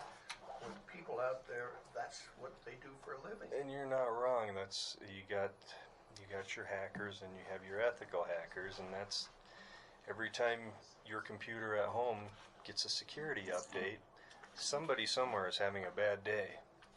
You know, and that's the nature of it. That's been the great circle of life in technology since the internet arrived.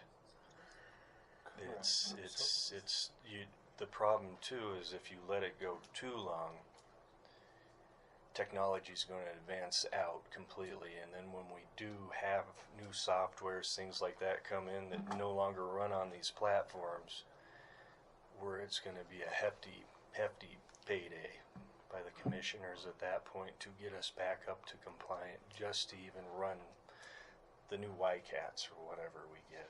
Yeah. So I have a two-part question, please. How much did our last security breach cost us approximately? It was before you, but do we have any? We chose not to pay. We said, yeah, you guys, when they held us ransom for it, we said, no, we ain't paying you. We don't think you got the information that you're holding ransom from us, and then we went back to our servers and pulled out our stuff. So minus some time and some consulting fees, we did not pay. Okay, thanks. No one knew. And then the second part, thank you. Second part of that is based on that audit from this guru or whoever he was that did that audit prior to you. The Amplify IT. How much does what you're proposing address all those issues? This is one of the main issues. The biggest part of this is within CGIS, they've created federal rules. It's I want to say it's a 4 or 5 year plan. And each year they roll out the next set of objectives that we need to have as a government entity to stay compliant with the federal side. And to be frank, it's not real good where we're at. We are rolling into year 4, and we're still working on some of these objectives that are from year 1. And this is one of those objectives. Like Doug said, it's just going to be a never-ending. Yes. You know, so we could buy all this, make it. Yeah, we were compliant yesterday, but guess what? Tomorrow you got another letter from them saying that you're no longer compliant. That's exactly right, and I know we need this stuff. Okay, don't get me wrong there. But where's the top line? Where do you finally say, hey, enough is enough? Yeah. I guess another question is how much of this addresses the cybersecurity insurance that we have not been able to apply for because we are not that's compliant yet. that's why this came about, was based off of that cybersecurity assessment. I rolled in kind of mid through that. My understanding is that we decided to hold off on the cybersecurity insurance until we had achieved some of these goals. That way our insurance wouldn't be astronomical. The biggest part of this is having that disaster recovery. That really checks the box. And it's IT in general is something that I don't think you're ever going. If you guys figure it out, let me know. But you're never going to plateau and say we finally got it. We're good. Yeah. So do we not have? What did you bring up there just a minute ago? The cybersecurity insurance, Yes. cyber insurance, we do not, because when we went to fill out the application, we needed to meet certain compliance and. But there was a follow-up statement that we don't. Disaster recovery? Yes, thank you so much. DR, so that's the Marbleton location, the secondary location, is what that means. Thank you. So what's the chances of that getting hacked though? Because it has to be tied into somewhere. I mean, you're truly never going to have an isolated barrier from online or from those cyber predators on it, right? And so mainly what your ransomware or ransom guys do right now is they capture your data, they hide the data from you, they encrypt the data from you and say, hey, if you want your data back, you're going to write us a check. That's what they tried to do to us. So now you're storing that, but what's the potential of that getting you're behind another firewall. It's within the sheriff's side where we've taken extra restrictions to make sure. I learned a lot from Tim with regard to the criminal justice information, the CJIS compliancy.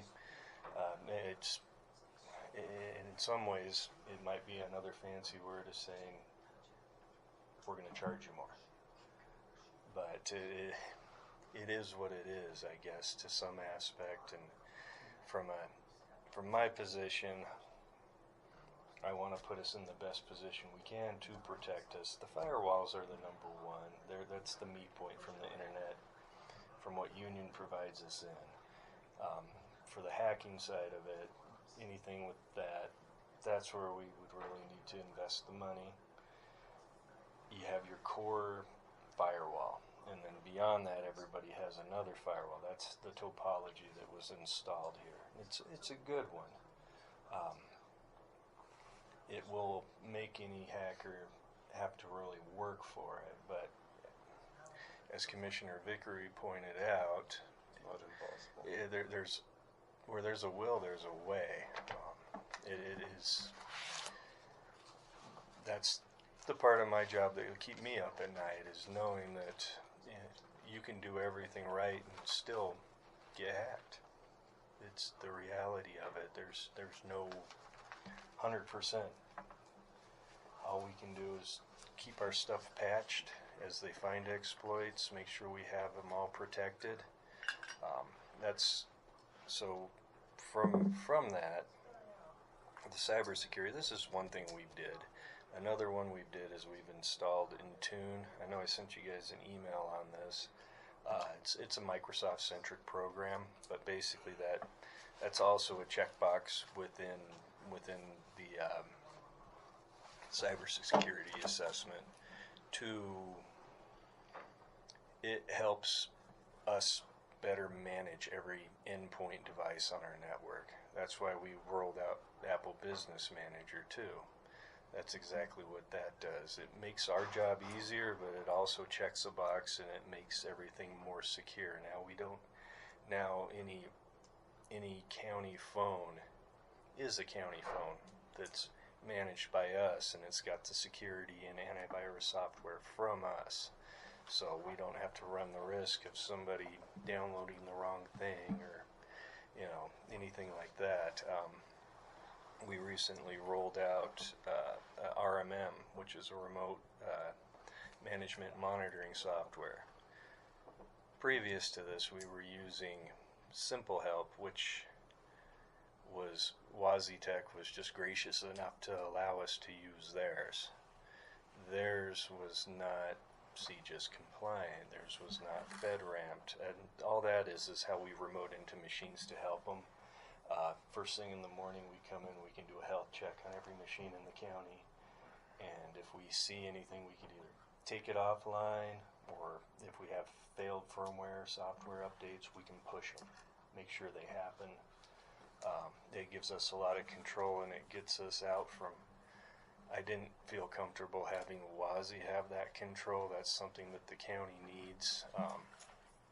If for some reason we ever went away from Wazi, that would kind of hamstring us right there. So isn't that like CrowdStrike and what happened to CrowdStrike here several years back, when even the biggest program in the world that does that monitoring got hacked, right? You bet, yes.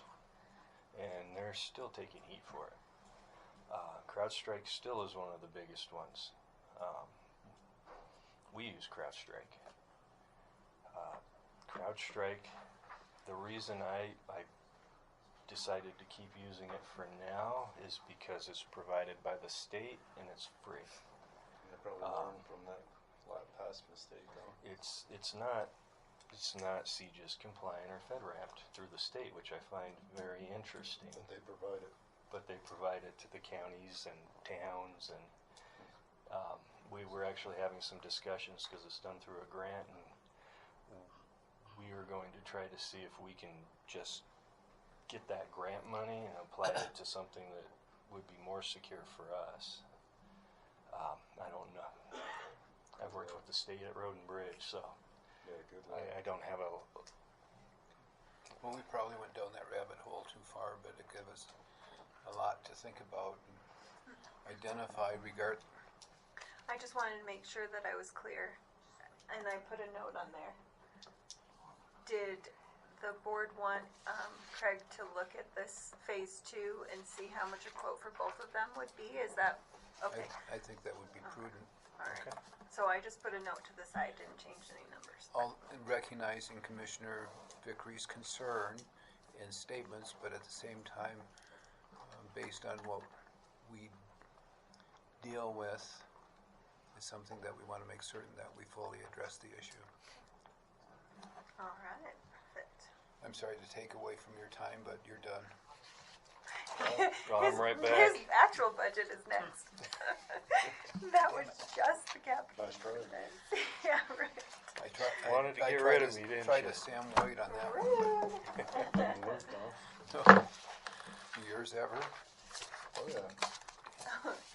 Here you You're go. in charge. This is the one. Thank you. Mac doesn't like paper anymore. He's just Okay. gonna throw it away. Didn't make you a copy though. Need one? I don't know why you even try to explain if you're gonna hand us a new bid.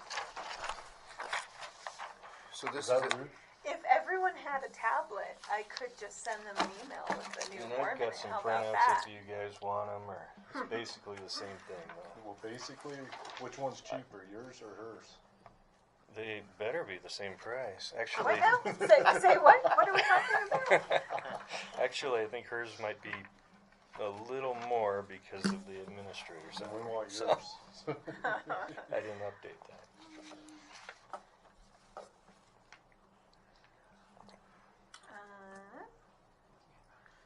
So, Oh, I'm sorry. no, go ahead. I was. Okay, I so, just pulled it up on the screen. here I am, gotta ask this question. So, read doesn't matter, let's go to the last page here. Yeah, the last page on water tech stuff, I'm just curious.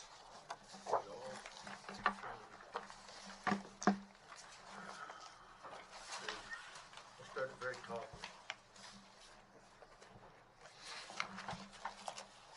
So it says, Powerball ME 5224. I don't even know what that is, it doesn't matter. The question I ask is, it shows the unit price as 39, then it says adjusted unit price of 11, and then the extended price is still the same as the adjusted price. So Craig, explain those terminologies to me, if you could, please, if you would. So MSRP is the manufacturer suggested retail price. I think Wazzy was trying to show how they're giving us a better price. Okay, so and that makes sense there, but then I go back over on another one of these, the next page before that one, kind of the same thing. So we're talking 4 of these power edges are 660 servers. One of them, I assume one is 11,000. Then adjusted unit price. That means if you buy 4, So that would have been the 4 servers, probably. My pages might be out of order. Yeah, 4 servers, yeah. So the adjusted unit price is a unit, now here again, is a unit 4 or is it 1? Because it says unit price is 11,000. Okay. And then the adjusted unit price, 33,000. So the unit must be 4. Yes, this is the total of 4. Okay. Is what he did there.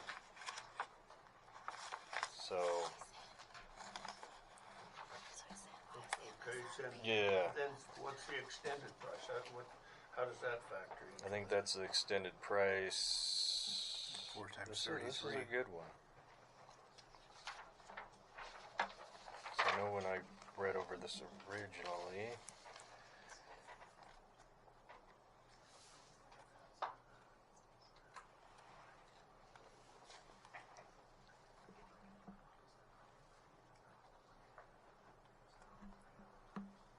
yeah, none of those numbers jive with the quantity of 4.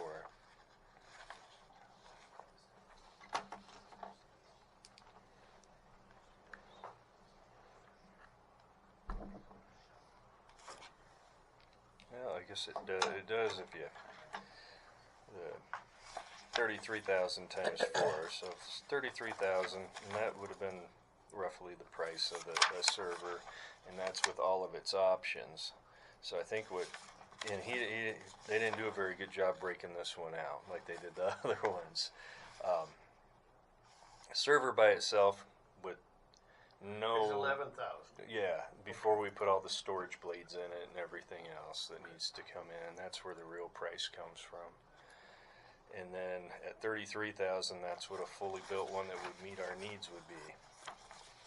And at 132,000, 30, 60, 80. I could get some more clarification on this one because it's not jiving. I just, the numbers don't make a lot of sense to me, and that's why I asked the question. Well, that was a good question. Okay, fair enough. Okay. There you go. Thank you.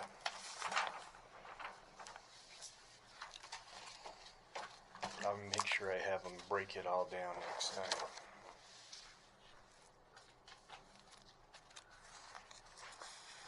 Tell them to build us a data center so at least we can rent out some space on it. And that's been discussed. No. But then I've had thoughts of how this serious meeting's gonna go, so.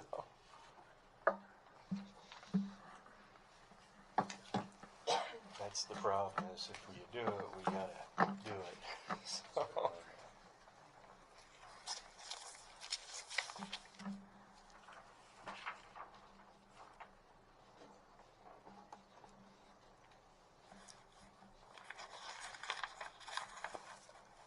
And on the operations side,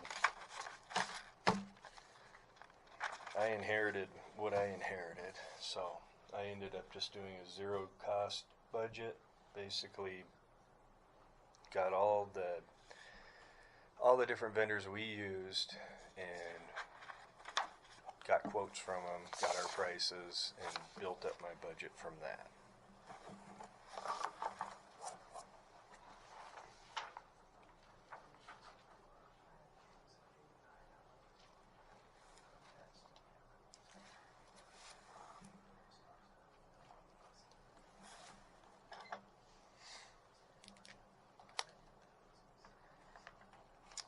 So although the 26 budget was showing 745, is it safe to say that there's a number of these items that have not been completed or addressed?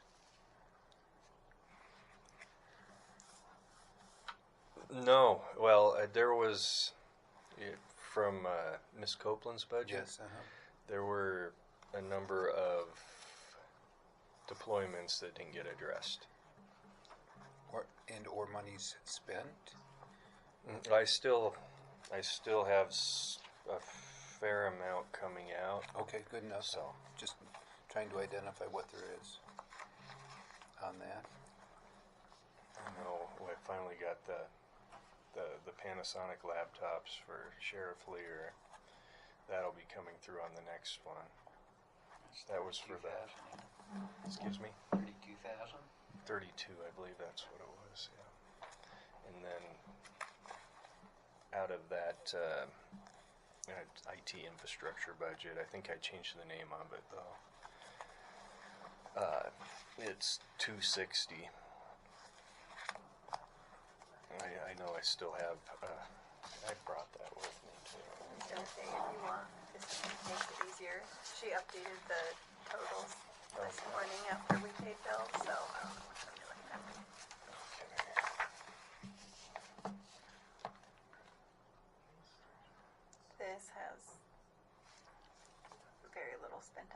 that the one you're talking about? Yes, and that's the one we were looking to. They started rolling out. We went to a Fortinet architecture here for all of our firewalls and switches. They never got fully completed, so I've been trying to finish that. That's part of what I'm trying to get ordered right now out of this year's budget. There are going to be some of the stack switches, so they're a little more expensive. They're in our main communication rooms. They just haven't been done yet. So, and a lot of the switches that are still working here are ones I installed when I worked for Sentry. So that was a while ago. Craig, under your professional development line item, you cut that from 20 back to 12. Are you planning on doing some training? Professional, I cut it down because she had it at 20, and at least in this next year, I do plan on doing some training. I don't anticipate doing as much next year. I feel like we're going to be hands-on training. In the following years, though, I could see us definitely looking to get certified in some aspects, and definitely find the areas that we're weak in and learn more. That's fair. And then I will pass these out because I got some good news on them for you as well.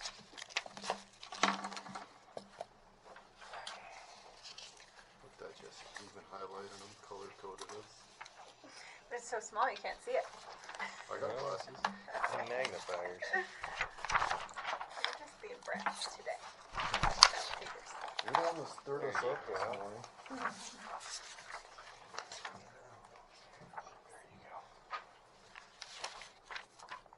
So, on the second page, I have been in some conversations with Union. A lot of the construction costs are falling off, so we're kind of renegotiating, I guess, probably the existing 15 locations before we've added some that are still under contract. So I anticipate after we get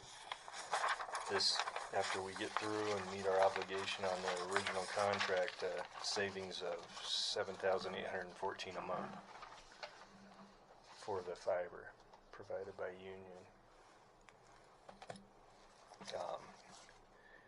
On our modular, we didn't do fiber. We ended up doing a point-to-point shot from the tower behind the SO here.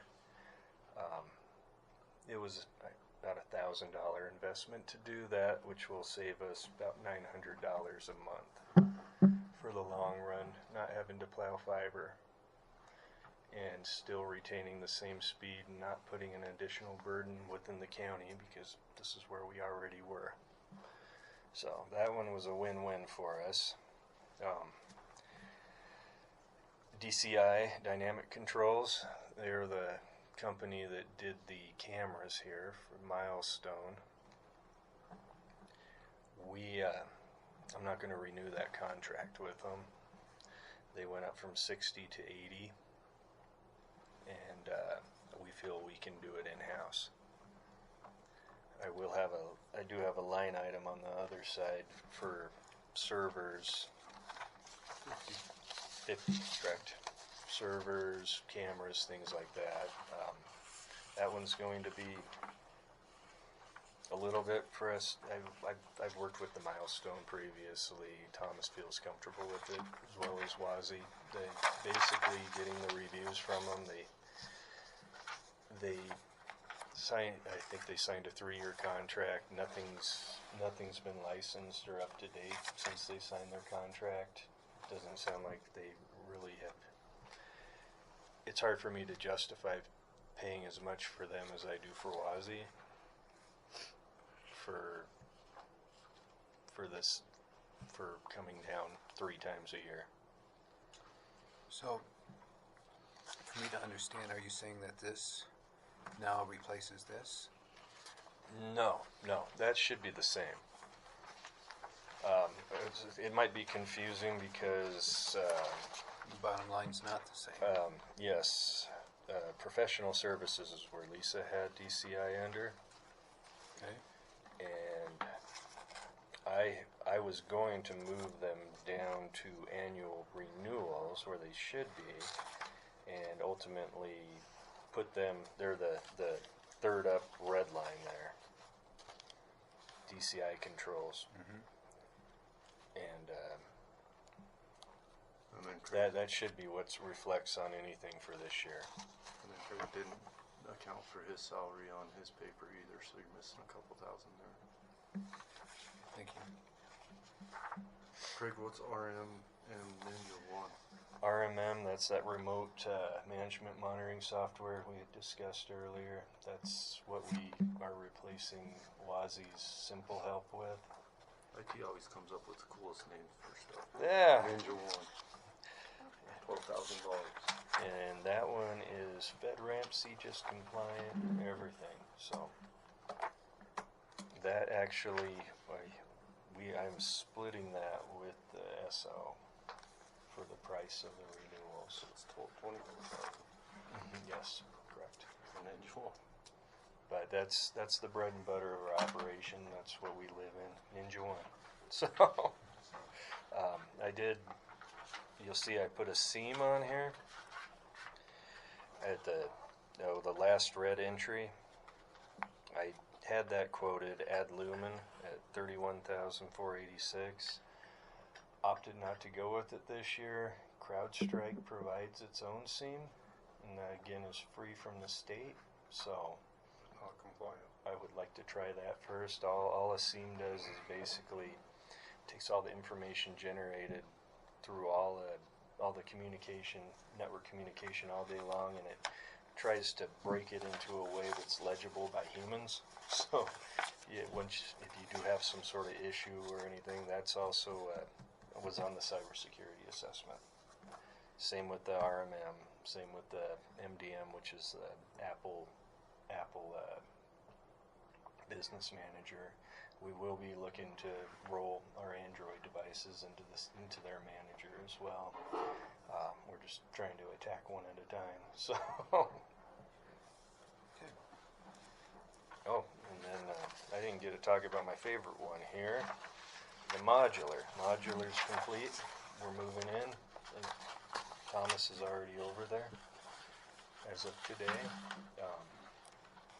Came in at 92,000 on 110, so not a penny over. Good job. Excellent. Way to go. I know I've sent those emails too.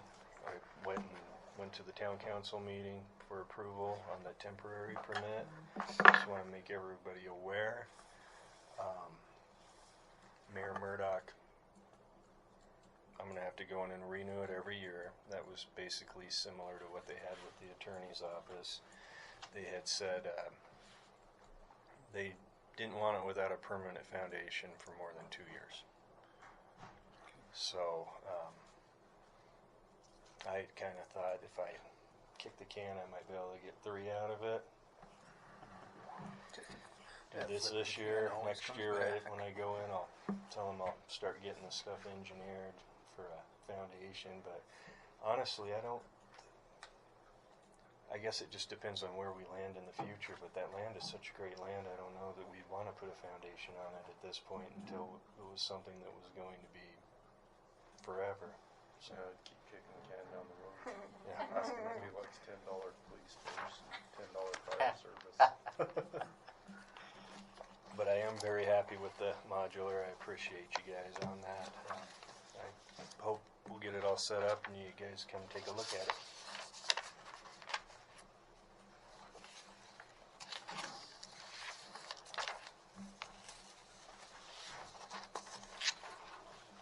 Say dismissed again. Good job, Craig. Good job. Say it again. Dismissed. We're good. Thank you. Awesome. Thank you. We appreciate you coming and working here, and we've heard, fortunately, only good things. Well, we'll try to keep it that way. That would be a good move. Thank you. Any questions for Craig before he takes off? I don't. Hey, Thank you. thank you. Sorry, you can go on. No, I could have, I'm sorry. Maintenance next, please.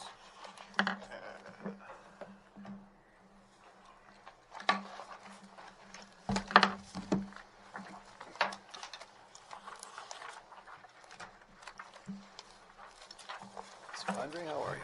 Good. Good.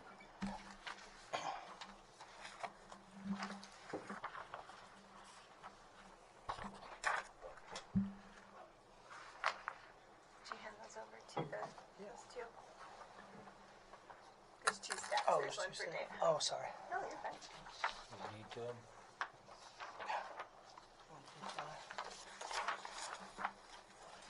Oh, look at this. We got a mess going on Of over course. here.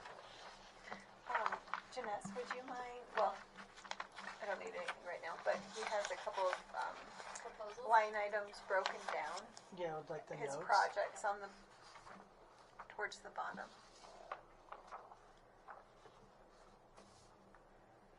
I could have poked your eye out. I'm sorry, I'll never do that again. Control myself. Get work release from that. In a way. If she poked my eye Yeah, out. just, just. I think you can get like up to 12 weeks off, man. Miss the whole budget. Yeah.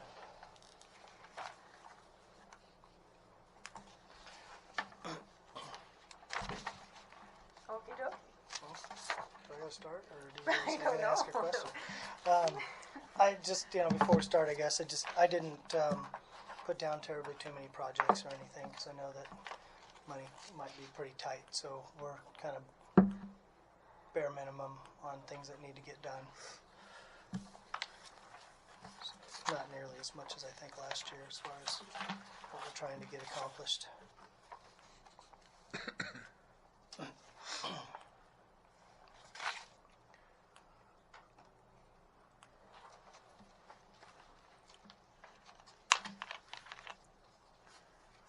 $63.81 less than last year. 63,000? No, just a percent. Oh, 63% less than last year? Okay, so Yeah. I'll start. We did some of the big stuff last year. If I may, when it comes to, and bringing it up to all departments, not just yours, vehicle maintenance. Vehicle maintenance, we've spoken with Billy, and we prefer that all vehicle maintenance go through. So at this 30,000, is that excluding what can be pushed to Billy, or are these additional? We pretty much take our stuff to Billy anyway. Okay, so on vehicle maintenance at 30,000, what does that encompass? I mean, our vehicles break a lot. We got really old.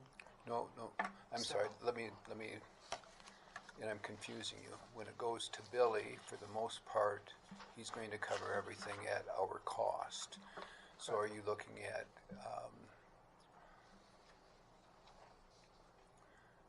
parts at $30,000?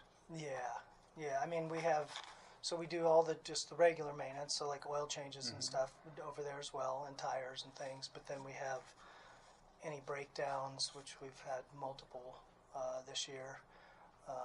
We're continually having to, repair the vehicles, so all the parts that come out of that. So the bottom line is, even though it says maintenance, it's going through Billy. Yes, and what happens is like when they buy all the parts, we get the bill, and then we pay it. Great, I appreciate that, thank you.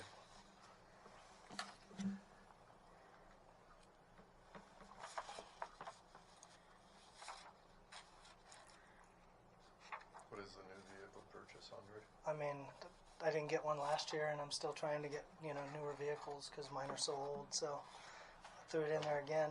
Is that just a truck? Yeah, just a truck with a utility bed and a rack on it.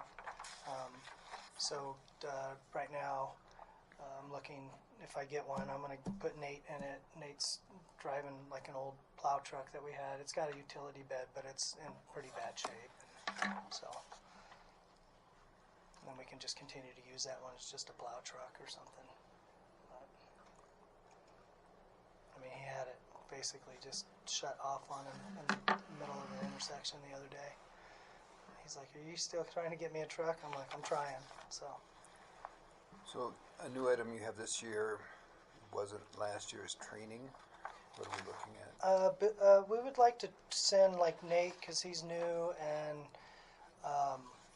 probably just Nate to either the boiler school or the jail lock school, or both, because he doesn't know anything about those two things. Thank you.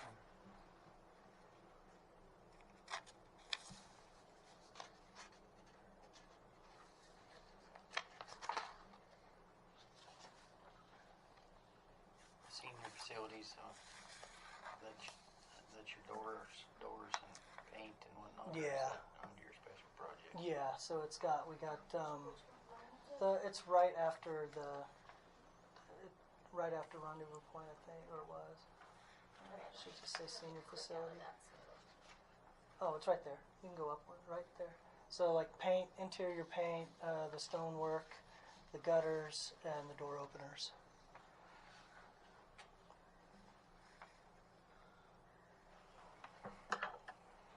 And then we're also doing the concrete at Rendezvous Point behind the kitchen there, and also down in Marvelton Senior Center. But I just kind of put concrete on one line because sometimes it's spread out all over the county, but this time it's just two places. So there's a bunch of concrete issues around Marvelton Senior Center, so we're doing that this year if you guys approve the budget. And then the old Senior Center, there was that tree that we took down that was pushing up all the sidewalk and causing that tripping hazard. So we're going to replace some of that too when he's there. So then your line item, just so I'm clear, you got senior facilities for 80,000, and then you got Rendezvous Point improvements for 70,533, right? Yeah. So what's the senior facilities line item at 80,000? Let me take that note off. So we have. So if you look over there on that. Oh, on that one. Yeah. See 24, line row 24. Oh, senior facilities, this right here. Yeah. So. We didn't put that. So no, we didn't put that on the senior facility. We put the Rendezvous Point improvements and then the concrete. So senior facilities at 80,000 is for what? That's pretty close to what we spend every year just for regular maintenance. Regular maintenance. Okay. So that's just the regular maintenance, and then the capital improvements is the. Yeah. Okay. Yeah. Thanks, Andre. It's just easier for me to track it when we get those jobs done than if it's lumped in with all that money for just regular maintenance. Well, that makes sense. So, we're janitors and maintenance. I understand the janitor, but explain the maintenance portion. Well, we have two groups. We have the janitors, which clean the buildings, and then we have the maintenance group. So those are the salaries for all them.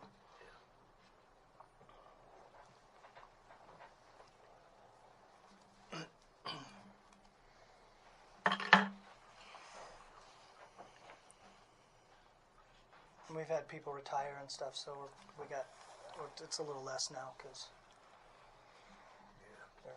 newer people at lower salaries. I'm trying to figure that. If you had to have maintenance on the janitors or something. No.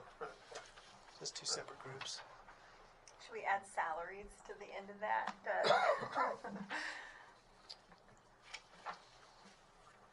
That would be better. I know, right? Okay, let's do it. Make it more explain it better. Oh, and then we have the boilers. Did you guys see the boilers for the ice arena? 100 grand. So that's, we're trying to get that done. Should be about $100,000, but we're doing it all ourselves. It's a pretty huge job. We're redoing all the copper, everything, talking 3-inch copper. So it's a big system. The boiler's in an ice And mind you, those. Doesn't make any sense, does it? Well, they got to have hot water. Just so you know, and I know I told you guys this before, you probably don't remember, but we're holding those boilers together with like Band-Aids and bale twine right now. I mean, we can't get parts for them. We are they're barely. No, I'm not. No, I know, I'm not but saying when you anything go to about it. when you go to consider, Yeah. they're not going to run very long.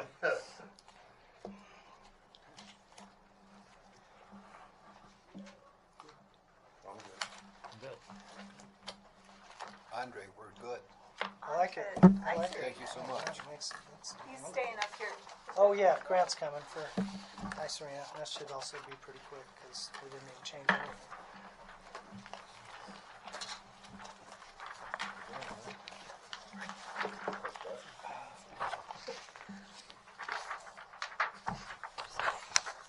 Sorry, Lynn. I should You're have good. handed you It's my exercise There program. you go. Yes? Another one?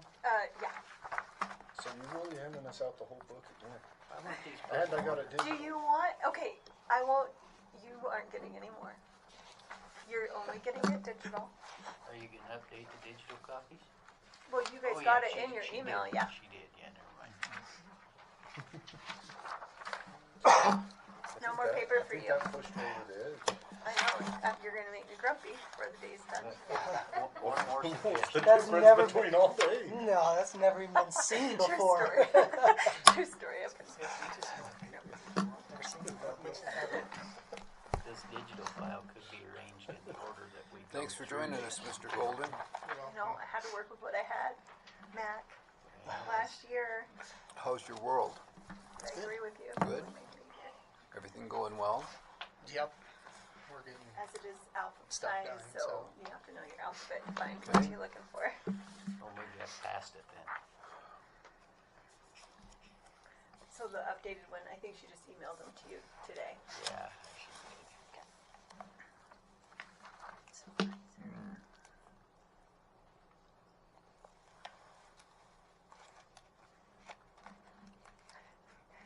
Hey, Grant.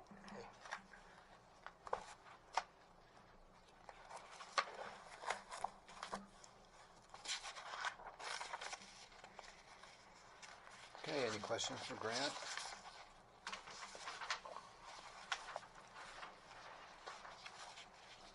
I'm good.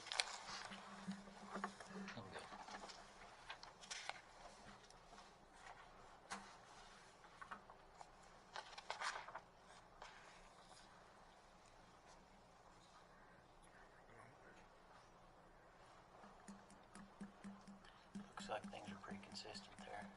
Yeah, we didn't change anything other than, bumped up his guys a little bit on the salaries, but.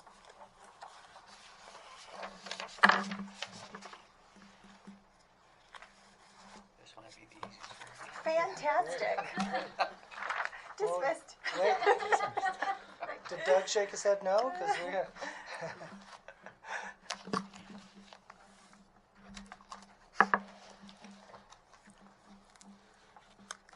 I mean, when you look at this A number. recurring question when I'm out talking with people in this regard is, does it need to be open 12 months of the year?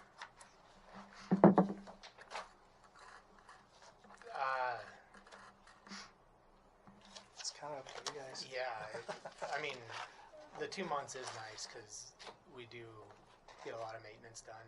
We keep it looking new. We can replace stuff.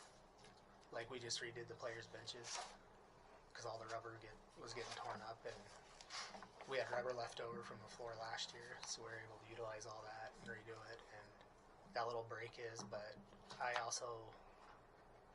don't know how much use it would have in May and June because every kid takes off and they're straight into Little League.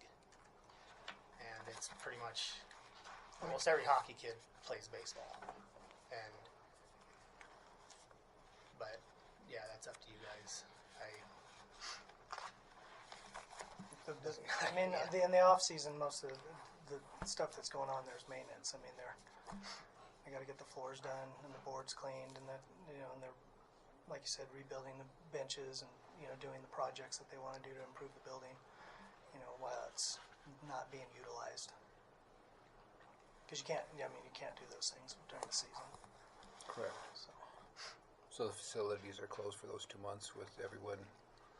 Yeah, we took the ice off somewhere around April 21st. I absolutely nothing booked after the Pronghorns did their tryouts and all that, and and we'll be opening right up pretty much the Monday after Rendezvous again. So it kind of gets everybody through baseball and that, and then they're all ready for summer hockey camps again. So I'm meeting with Jeff tomorrow. He's gonna set up his tape-to-tape stuff and all the Pronghorn practices through the summer. So then we'll take off again. So you feel you need a full crew for the entire summer then? Yeah. Okay. It helps. Okay. Plus they like to kind of take their vacation when the ice isn't on rather than when the ice is on. So, okay. I mean, I'm not gonna lie, it's nice because they don't ask when we're busy and in the middle of it. So, questions? No, and even if you back that off, you still have to have, so ice will get, and Grant knows a lot more, ice will get rotten if you leave it on much more than a year straight. So you have to have at least 1 month, unless we want to bring in a team of people to do like NHL does, where we pull it off in 2 weeks and put it back in a couple days. But you do have to have at least 1 month in there where you pull that ice off and refresh that ice. yeah, almost like you've seen ice cubes in your fridge that have sat there for a long time. Now they get white and crusty. It's almost like that concrete can kind of freezer burn the bottom of it, and sometimes they can like create kind of like a mildew almost inside there. So it's nice to actually refresh it all the time because just need to bring those questions up, of course. Yeah, no problem. We do. I was kind of reluctant to bring this up right now, but they're phasing out the Freon for our compressor They've system. actually quit making it. So like 7 months ago. we're not asking to do anything right now, but just so you guys have it in your heads, we're probably going to have to do something extreme here soon. And we're one of 8 that are still using brine or something like that. We're in the 10% still using brine in there, or something like out that. of But all it's the rinks, but and if they phase that Freon out, no, it is. I mean that's phased out. They quit making it 7 months ago. Yeah, we have about 3 to 5 years till it's going to get real hard to find, and then Is that compressor upgradable to a new Freon without? that was discussed. So I want to say yes and no. Like you can, they usually find another refrigerant that they claim is completely replaceable, but when you get down to all the gaskets and everything else, that system was made directly for that. Do you know what order it is for that one? What's that? What Freon it is? It's R507A. 507A. And they have that, but what it is every little gas, which you know as well I do, has just slightly different compound. Mm-hmm. So even though it can run that, it might be 3 years running a new refrigerant, but then all of a sudden we might have some gaskets here or valves here that just couldn't quite take that exact thing. And then it depends if it's can mix with the oil that we have right now. And last I checked, the gallon of that oil was I think $180 a gallon. And I don't even know how much we have to have in that, but sometimes you have to replace that oil, which then you need to replace some stuff in there. So then you're kind of, I guess, just following down the chain on what. So the moral of the story is we're going to do some research and see what the best option would be to either replace the system with a more modern system, or if we got to do some kind of rebuild on that system to handle the new Freon and stuff, which, I mean, how old's that system now?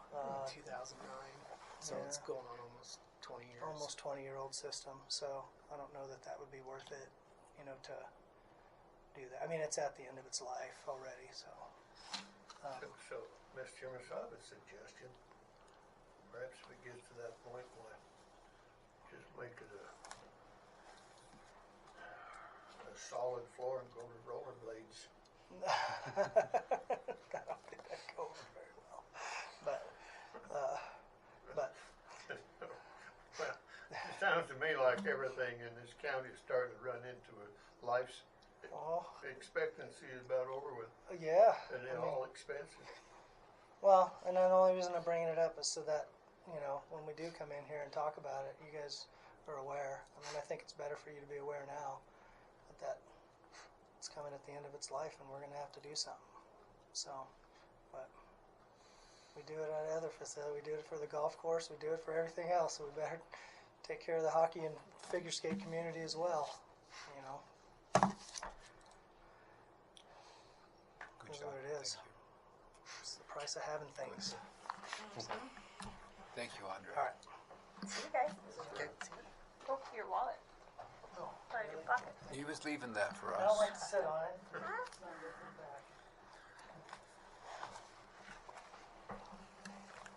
Damn, how we doing here? You guys Soil caught us conservation? up. Soil Last Is that- one of the day? Yeah. Do you want to take a half-hour break? Yeah, right after this is over. He's ready to sit down and get with it. Do whatever. He's got places to be this evening. That's why he is on the schedule this afternoon. So, Say again, please. I wasn't listening. oh, you can come on. Yeah. We were just discussing moving him to tomorrow. He's not gonna be here. That's why he's on today. Mike, how are Good you? morning, how are you, or good afternoon. Say what? I'm sorry. got a printout? Oh, I can get one for you for sure. You're such a perv. We were See, expecting it. I'm being nice to you and you're being mean. It is on the screen here. Oh, look at that. If I can just. Oh, I can actually put it on both. Because this doesn't really tell us anything, so let me. So, Mr. Chairman, if you like, I can go over some stuff, or if you got questions, I can yield the floor to answer those. I'm not sure I can find you in the packet. Uh-oh. So you did like your handy dandy little printout, didn't you?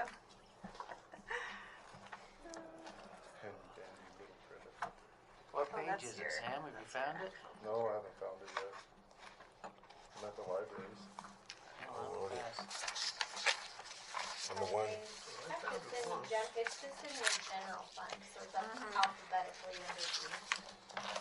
Yeah, At it's the just bottom one. of the It's first just page. one line item under the general budget. Where is? Going way past it then. You're fine. I'm gonna pull it up on the screen anyway. Then we can't draw pictures.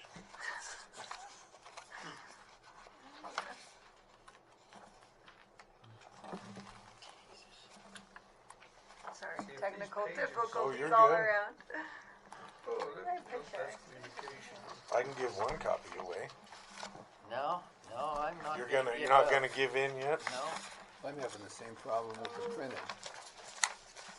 Find it, Sam. I have something The in one mind. that we opened, so Here. that's what you're working on, Mike, didn't you have got it it in on your it, email it's by in the chance? general fund. I do. Can you just email it to? Here, I got it. Oh, Right. never mind, she's got it. I've got the general fund found, but there's nothing under there. There's nothing under the general fund, no. It's coming your way, Matt and Sam. Feel like. I had gone through, and I know that for a fact because I complained Say to what? Janessa about how small you type, Mike. You're super needy. Got it. Okay. For those of you that don't have it, it is right there. And I got a copy I'll donate to the cause. Do you think next time you could type smaller? So I'll get into that. I made it bigger last year. We're and not buying you a new printer, no. No, Commissioner Vickery asked a lot of questions, so I included a lot of detail this year, and it made the print smaller. So, Commissioner Vickery asked questions? alrighty. Do you want me to hit some highlights, or what's the pleasure of the commission? Need any new vehicles? I'm not asking for any new vehicles this year, Commissioner Bradley. I was just asking for Doug. Oh, by the way, if you haven't noticed, it's pick on me day. Oh, okay. Okay, so it's have right at me, I just don't care. Alrighty, I'll just point out a few things. This year, we're asking for a small raise of just over $11,000, about 1.2% of our base budget, and that's to cover some increased costs we have with health insurance, retirement, and some other miscellaneous software subscriptions and so on that tend to never stay the same. It is something to note that this year we're actually requesting.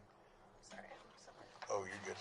Less we made it below 30% of our operating budget is county ask, which is something that in my tenure we never have gotten below 30%, and that's due to my staff's relationships and commitment to chasing grants and agreements for project work.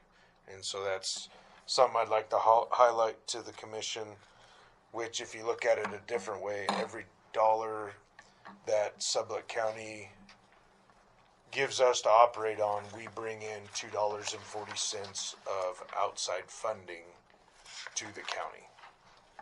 So that's a huge accomplishment that my staff and my board worked tremendously hard on trying to make the dollar go farther for conservation projects within the county.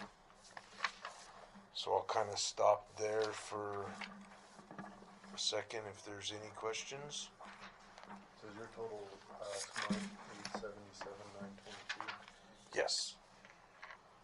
And that includes the board meeting, reimbursement, all that other stuff that's in green, highlighted in green? Yeah, so you'll see in that, yep. So it's not. So the stuff in orange is a blend, and that would be almost impossible to break out. I could break it out, but the stuff in green is 100% that I can't charge to a grant. So like the board meetings that my board has monthly, I can't charge to an agreement or a grant. So that's this is what comes out of at 877, Yep. but the green is 100% county funds, because in the Jessica asked that we try to code what comes either way. No, I like the way you did that. And then some of the other stuff like our legal services and audits and stuff are hard to charge to grants. So that's the 100%. What little bit we do to education and outreach is also 100%. Every once in a while we'll get a grant, but most of the time it's what little bit we do with the elementary schools and the high schools is comes out of that.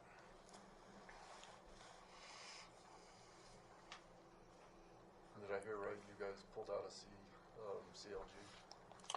Yeah, my board this year at renewal decided to pull out of CLG and they diverted those subscription fund or the membership to our legal fees because we lost Danielle Betancourt as an attorney, so we lost that privilege to have an attorney on. So we moved that 10,000 over into that line item for legal services, so we can, when we need to reach out to an attorney, we can so hire one. You got any funding in here for anything in that yard, 10 acres we've been talking about? So I do not. Not 10 acres. Yeah, part of, yes. Let me rephrase that. Yeah, Commissioner White. My board did not. I'm talked individually with all of you on that, and it is in the supplemental because we just haven't. I haven't got a firm understanding of a good direction that the commission wants to go, and so I haven't brought it to the commission as a whole on what that looks like. I did attach the map that I shared with everybody when I met individually. My board's still committed to, doing what they need to put a nice privacy fence around it and stuff, if and when we can get to that stage. We did talk about easements. We talked about I think it was Commissioner Bradley talked about maybe a 99-year lease or whatever as opportunities, but haven't. One had a whole lot of time since I talked to you guys and to figure out what worked the best. So if we did work something out, it's all accounted for. Your board would cover that through. Yeah, we do have a reserve fund that we've talked about. It's a couple $100,000 that we would be able to pull in a utility like a power or water and then put a fence around it and make it usable. Pending my board approving that. But we can amend our budget at that time to pull it out of reserves and put it as an expense if we get to an agreement. Please, what kind of fence and how tall? So the original discussions, which was a commission ago from this current seating commission, was if we come up with a plan that we put up a privacy fence similar to the one we have around our yard, just so it looked nice, and so that way it's somewhat secure. So that was the thoughts of putting up a pretty solid privacy fence so it looked aesthetically appeasing.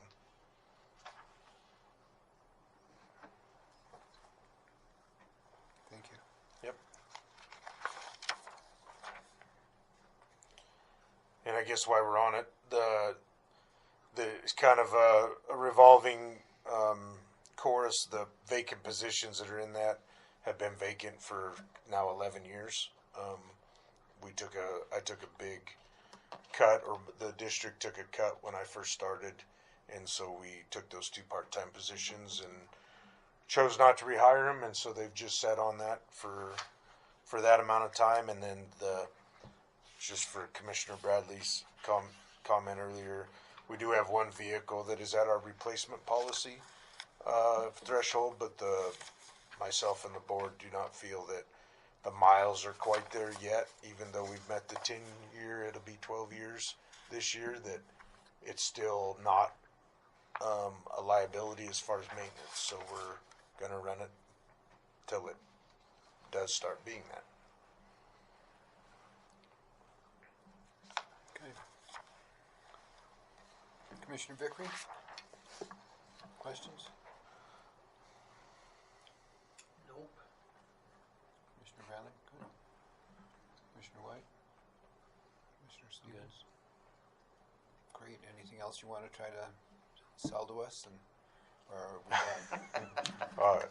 Mr. Chairman, I don't have anything to sell. I do appreciate Jessica and you guys fitting me in so I can go speak in Boise for Sublette County's success with migration, conservation, and project efforts. So I'm going to get in a Sublette County's success on what? On migration, conservation efforts. So I was asked to represent Sublette County at the Western Association of Fish and Wildlife Agencies. And there's a whole group of Wyoming contingent going, and I'm going to tell the success to like our cheatgrass success that Julie's done, our fence modification success, and projects that are going on in the county related to... Not this new antelope corridor. No. About to receive, are you? No. Okay. No, it's all about what conservation projects we've done on the landscape for the last 20 years, before there was even a corridor executive order. So, Mike, while you're here, what kind of success do you have in the man-made beaver dams? So Commissioner Vickery, we installed our first ones of those beaver dam analogs. Okay, that's the terminology. That's the terminology, but yeah, it's a man-made beaver dam. Coming on 5 years ago, on a chunk of private property that the Bar Cross owns, and we've seen pretty good success there. And then this spring we had some that we put up Muddy Creek towards kind of halfway between us and Mac's hometown on the Wyoming range, and it actually was really good. We had one totally fail, but beaver dams are meant to fail if the water's there. That just showed how much water came off this spring, even though one would think that you wouldn't have had even any That runoff. might have been a weak dam if it Yeah. hold this year's runoff. We had several of them partially fail, and I don't know if that's the latitude of the ground was still frozen when we had some of that thaw, so we got more water in the channel. But we did have sediment fall up behind a few of them, and the ones at the Bar Cross that have age on them have actually haired in really well with with vegetation and are doing their job. They're meant to be temporary.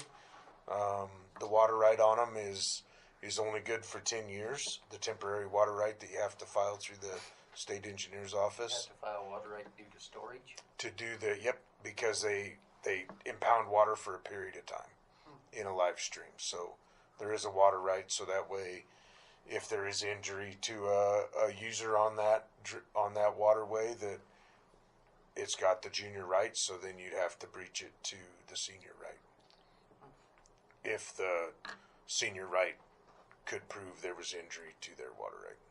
Yeah, that's one unique thing to the state of Wyoming over other states on these projects is you have to file a water right, so we file a water right on them. So do they get big enough to store much water? No. Most of the ones we're working on are small. I mean, it's Muddy Creek above the... above the feed ground waste? Oh, yeah, way above the county road. Oh, wow. And so, I mean, the creek's about as wide as this table. And, you know, you put it, it'll store water maybe half the table, but not for very long because it's just grass and willow is the dam. So it's permeable on purpose. It's supposed to just trap the sediment. You ever have a beaver move in and help with any of them? So on Muddy Creek up there was beaver above, and there is actually signs of beaver this spring down there. So, yep, we're helping them out. Or them you. Both ways, probably. Good. Commissioner Vickery? Done. Good. Excellent. Thank you so much. Alrighty, appreciate it. Pleasure. Drive safe. I will. And I'll let you guys adjourn so you guys can get out of here. Drive safe. It's been too much fun. Thank you guys. Thank you. Thanks, Mike.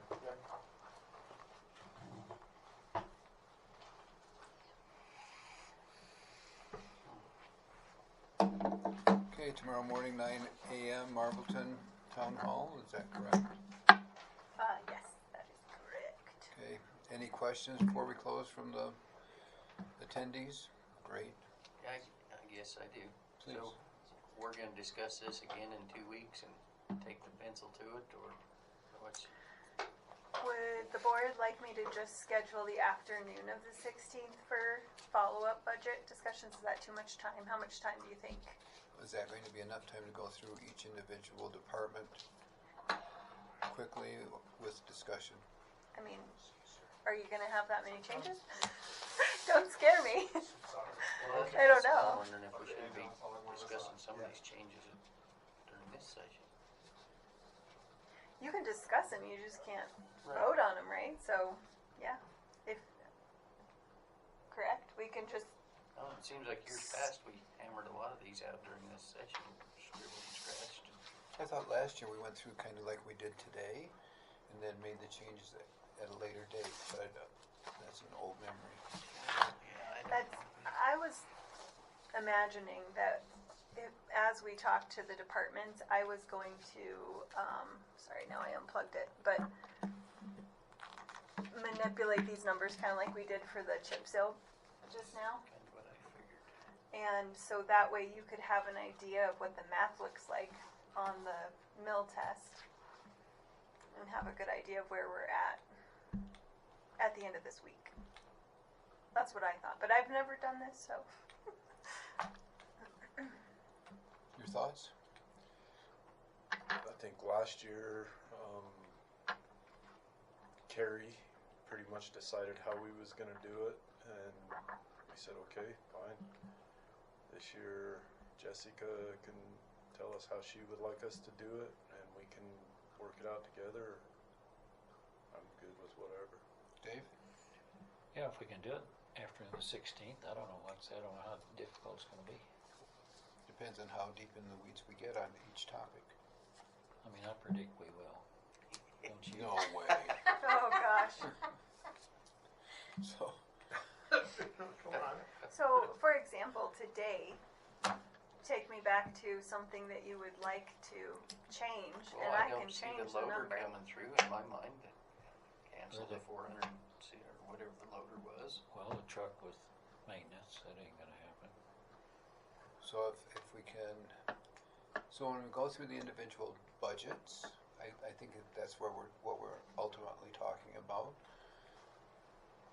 Do you envision going through line item by line item and saying good, bad, or looking at the budget overall and saying this person has a change and then voting on it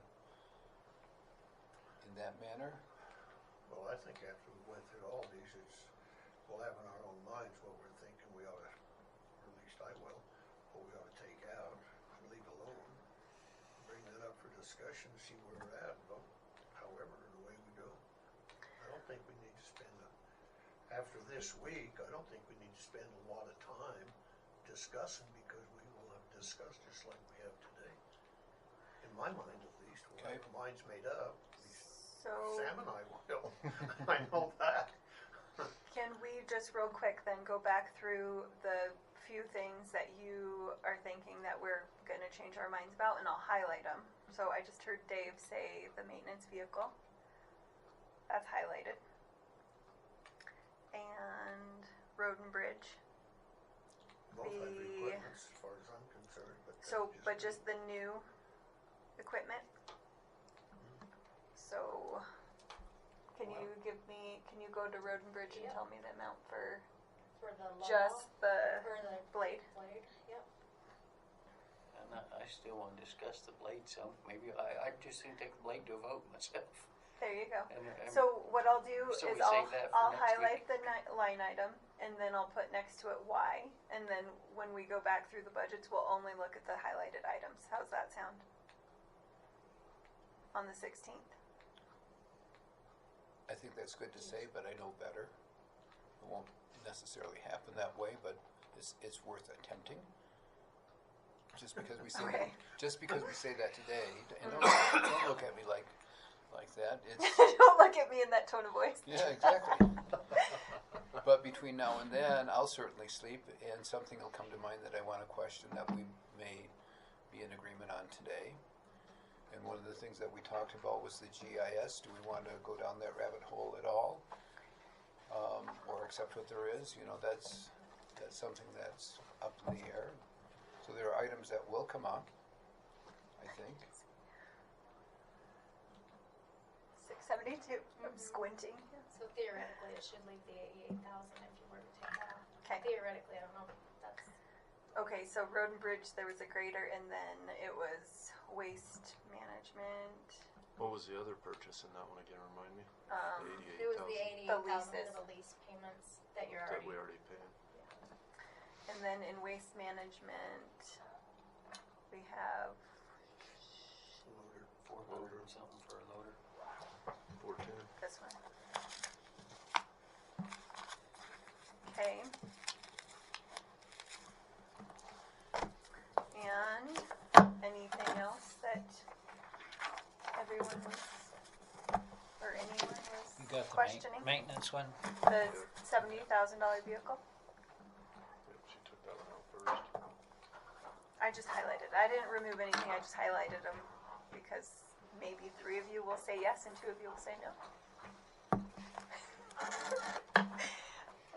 That's very true.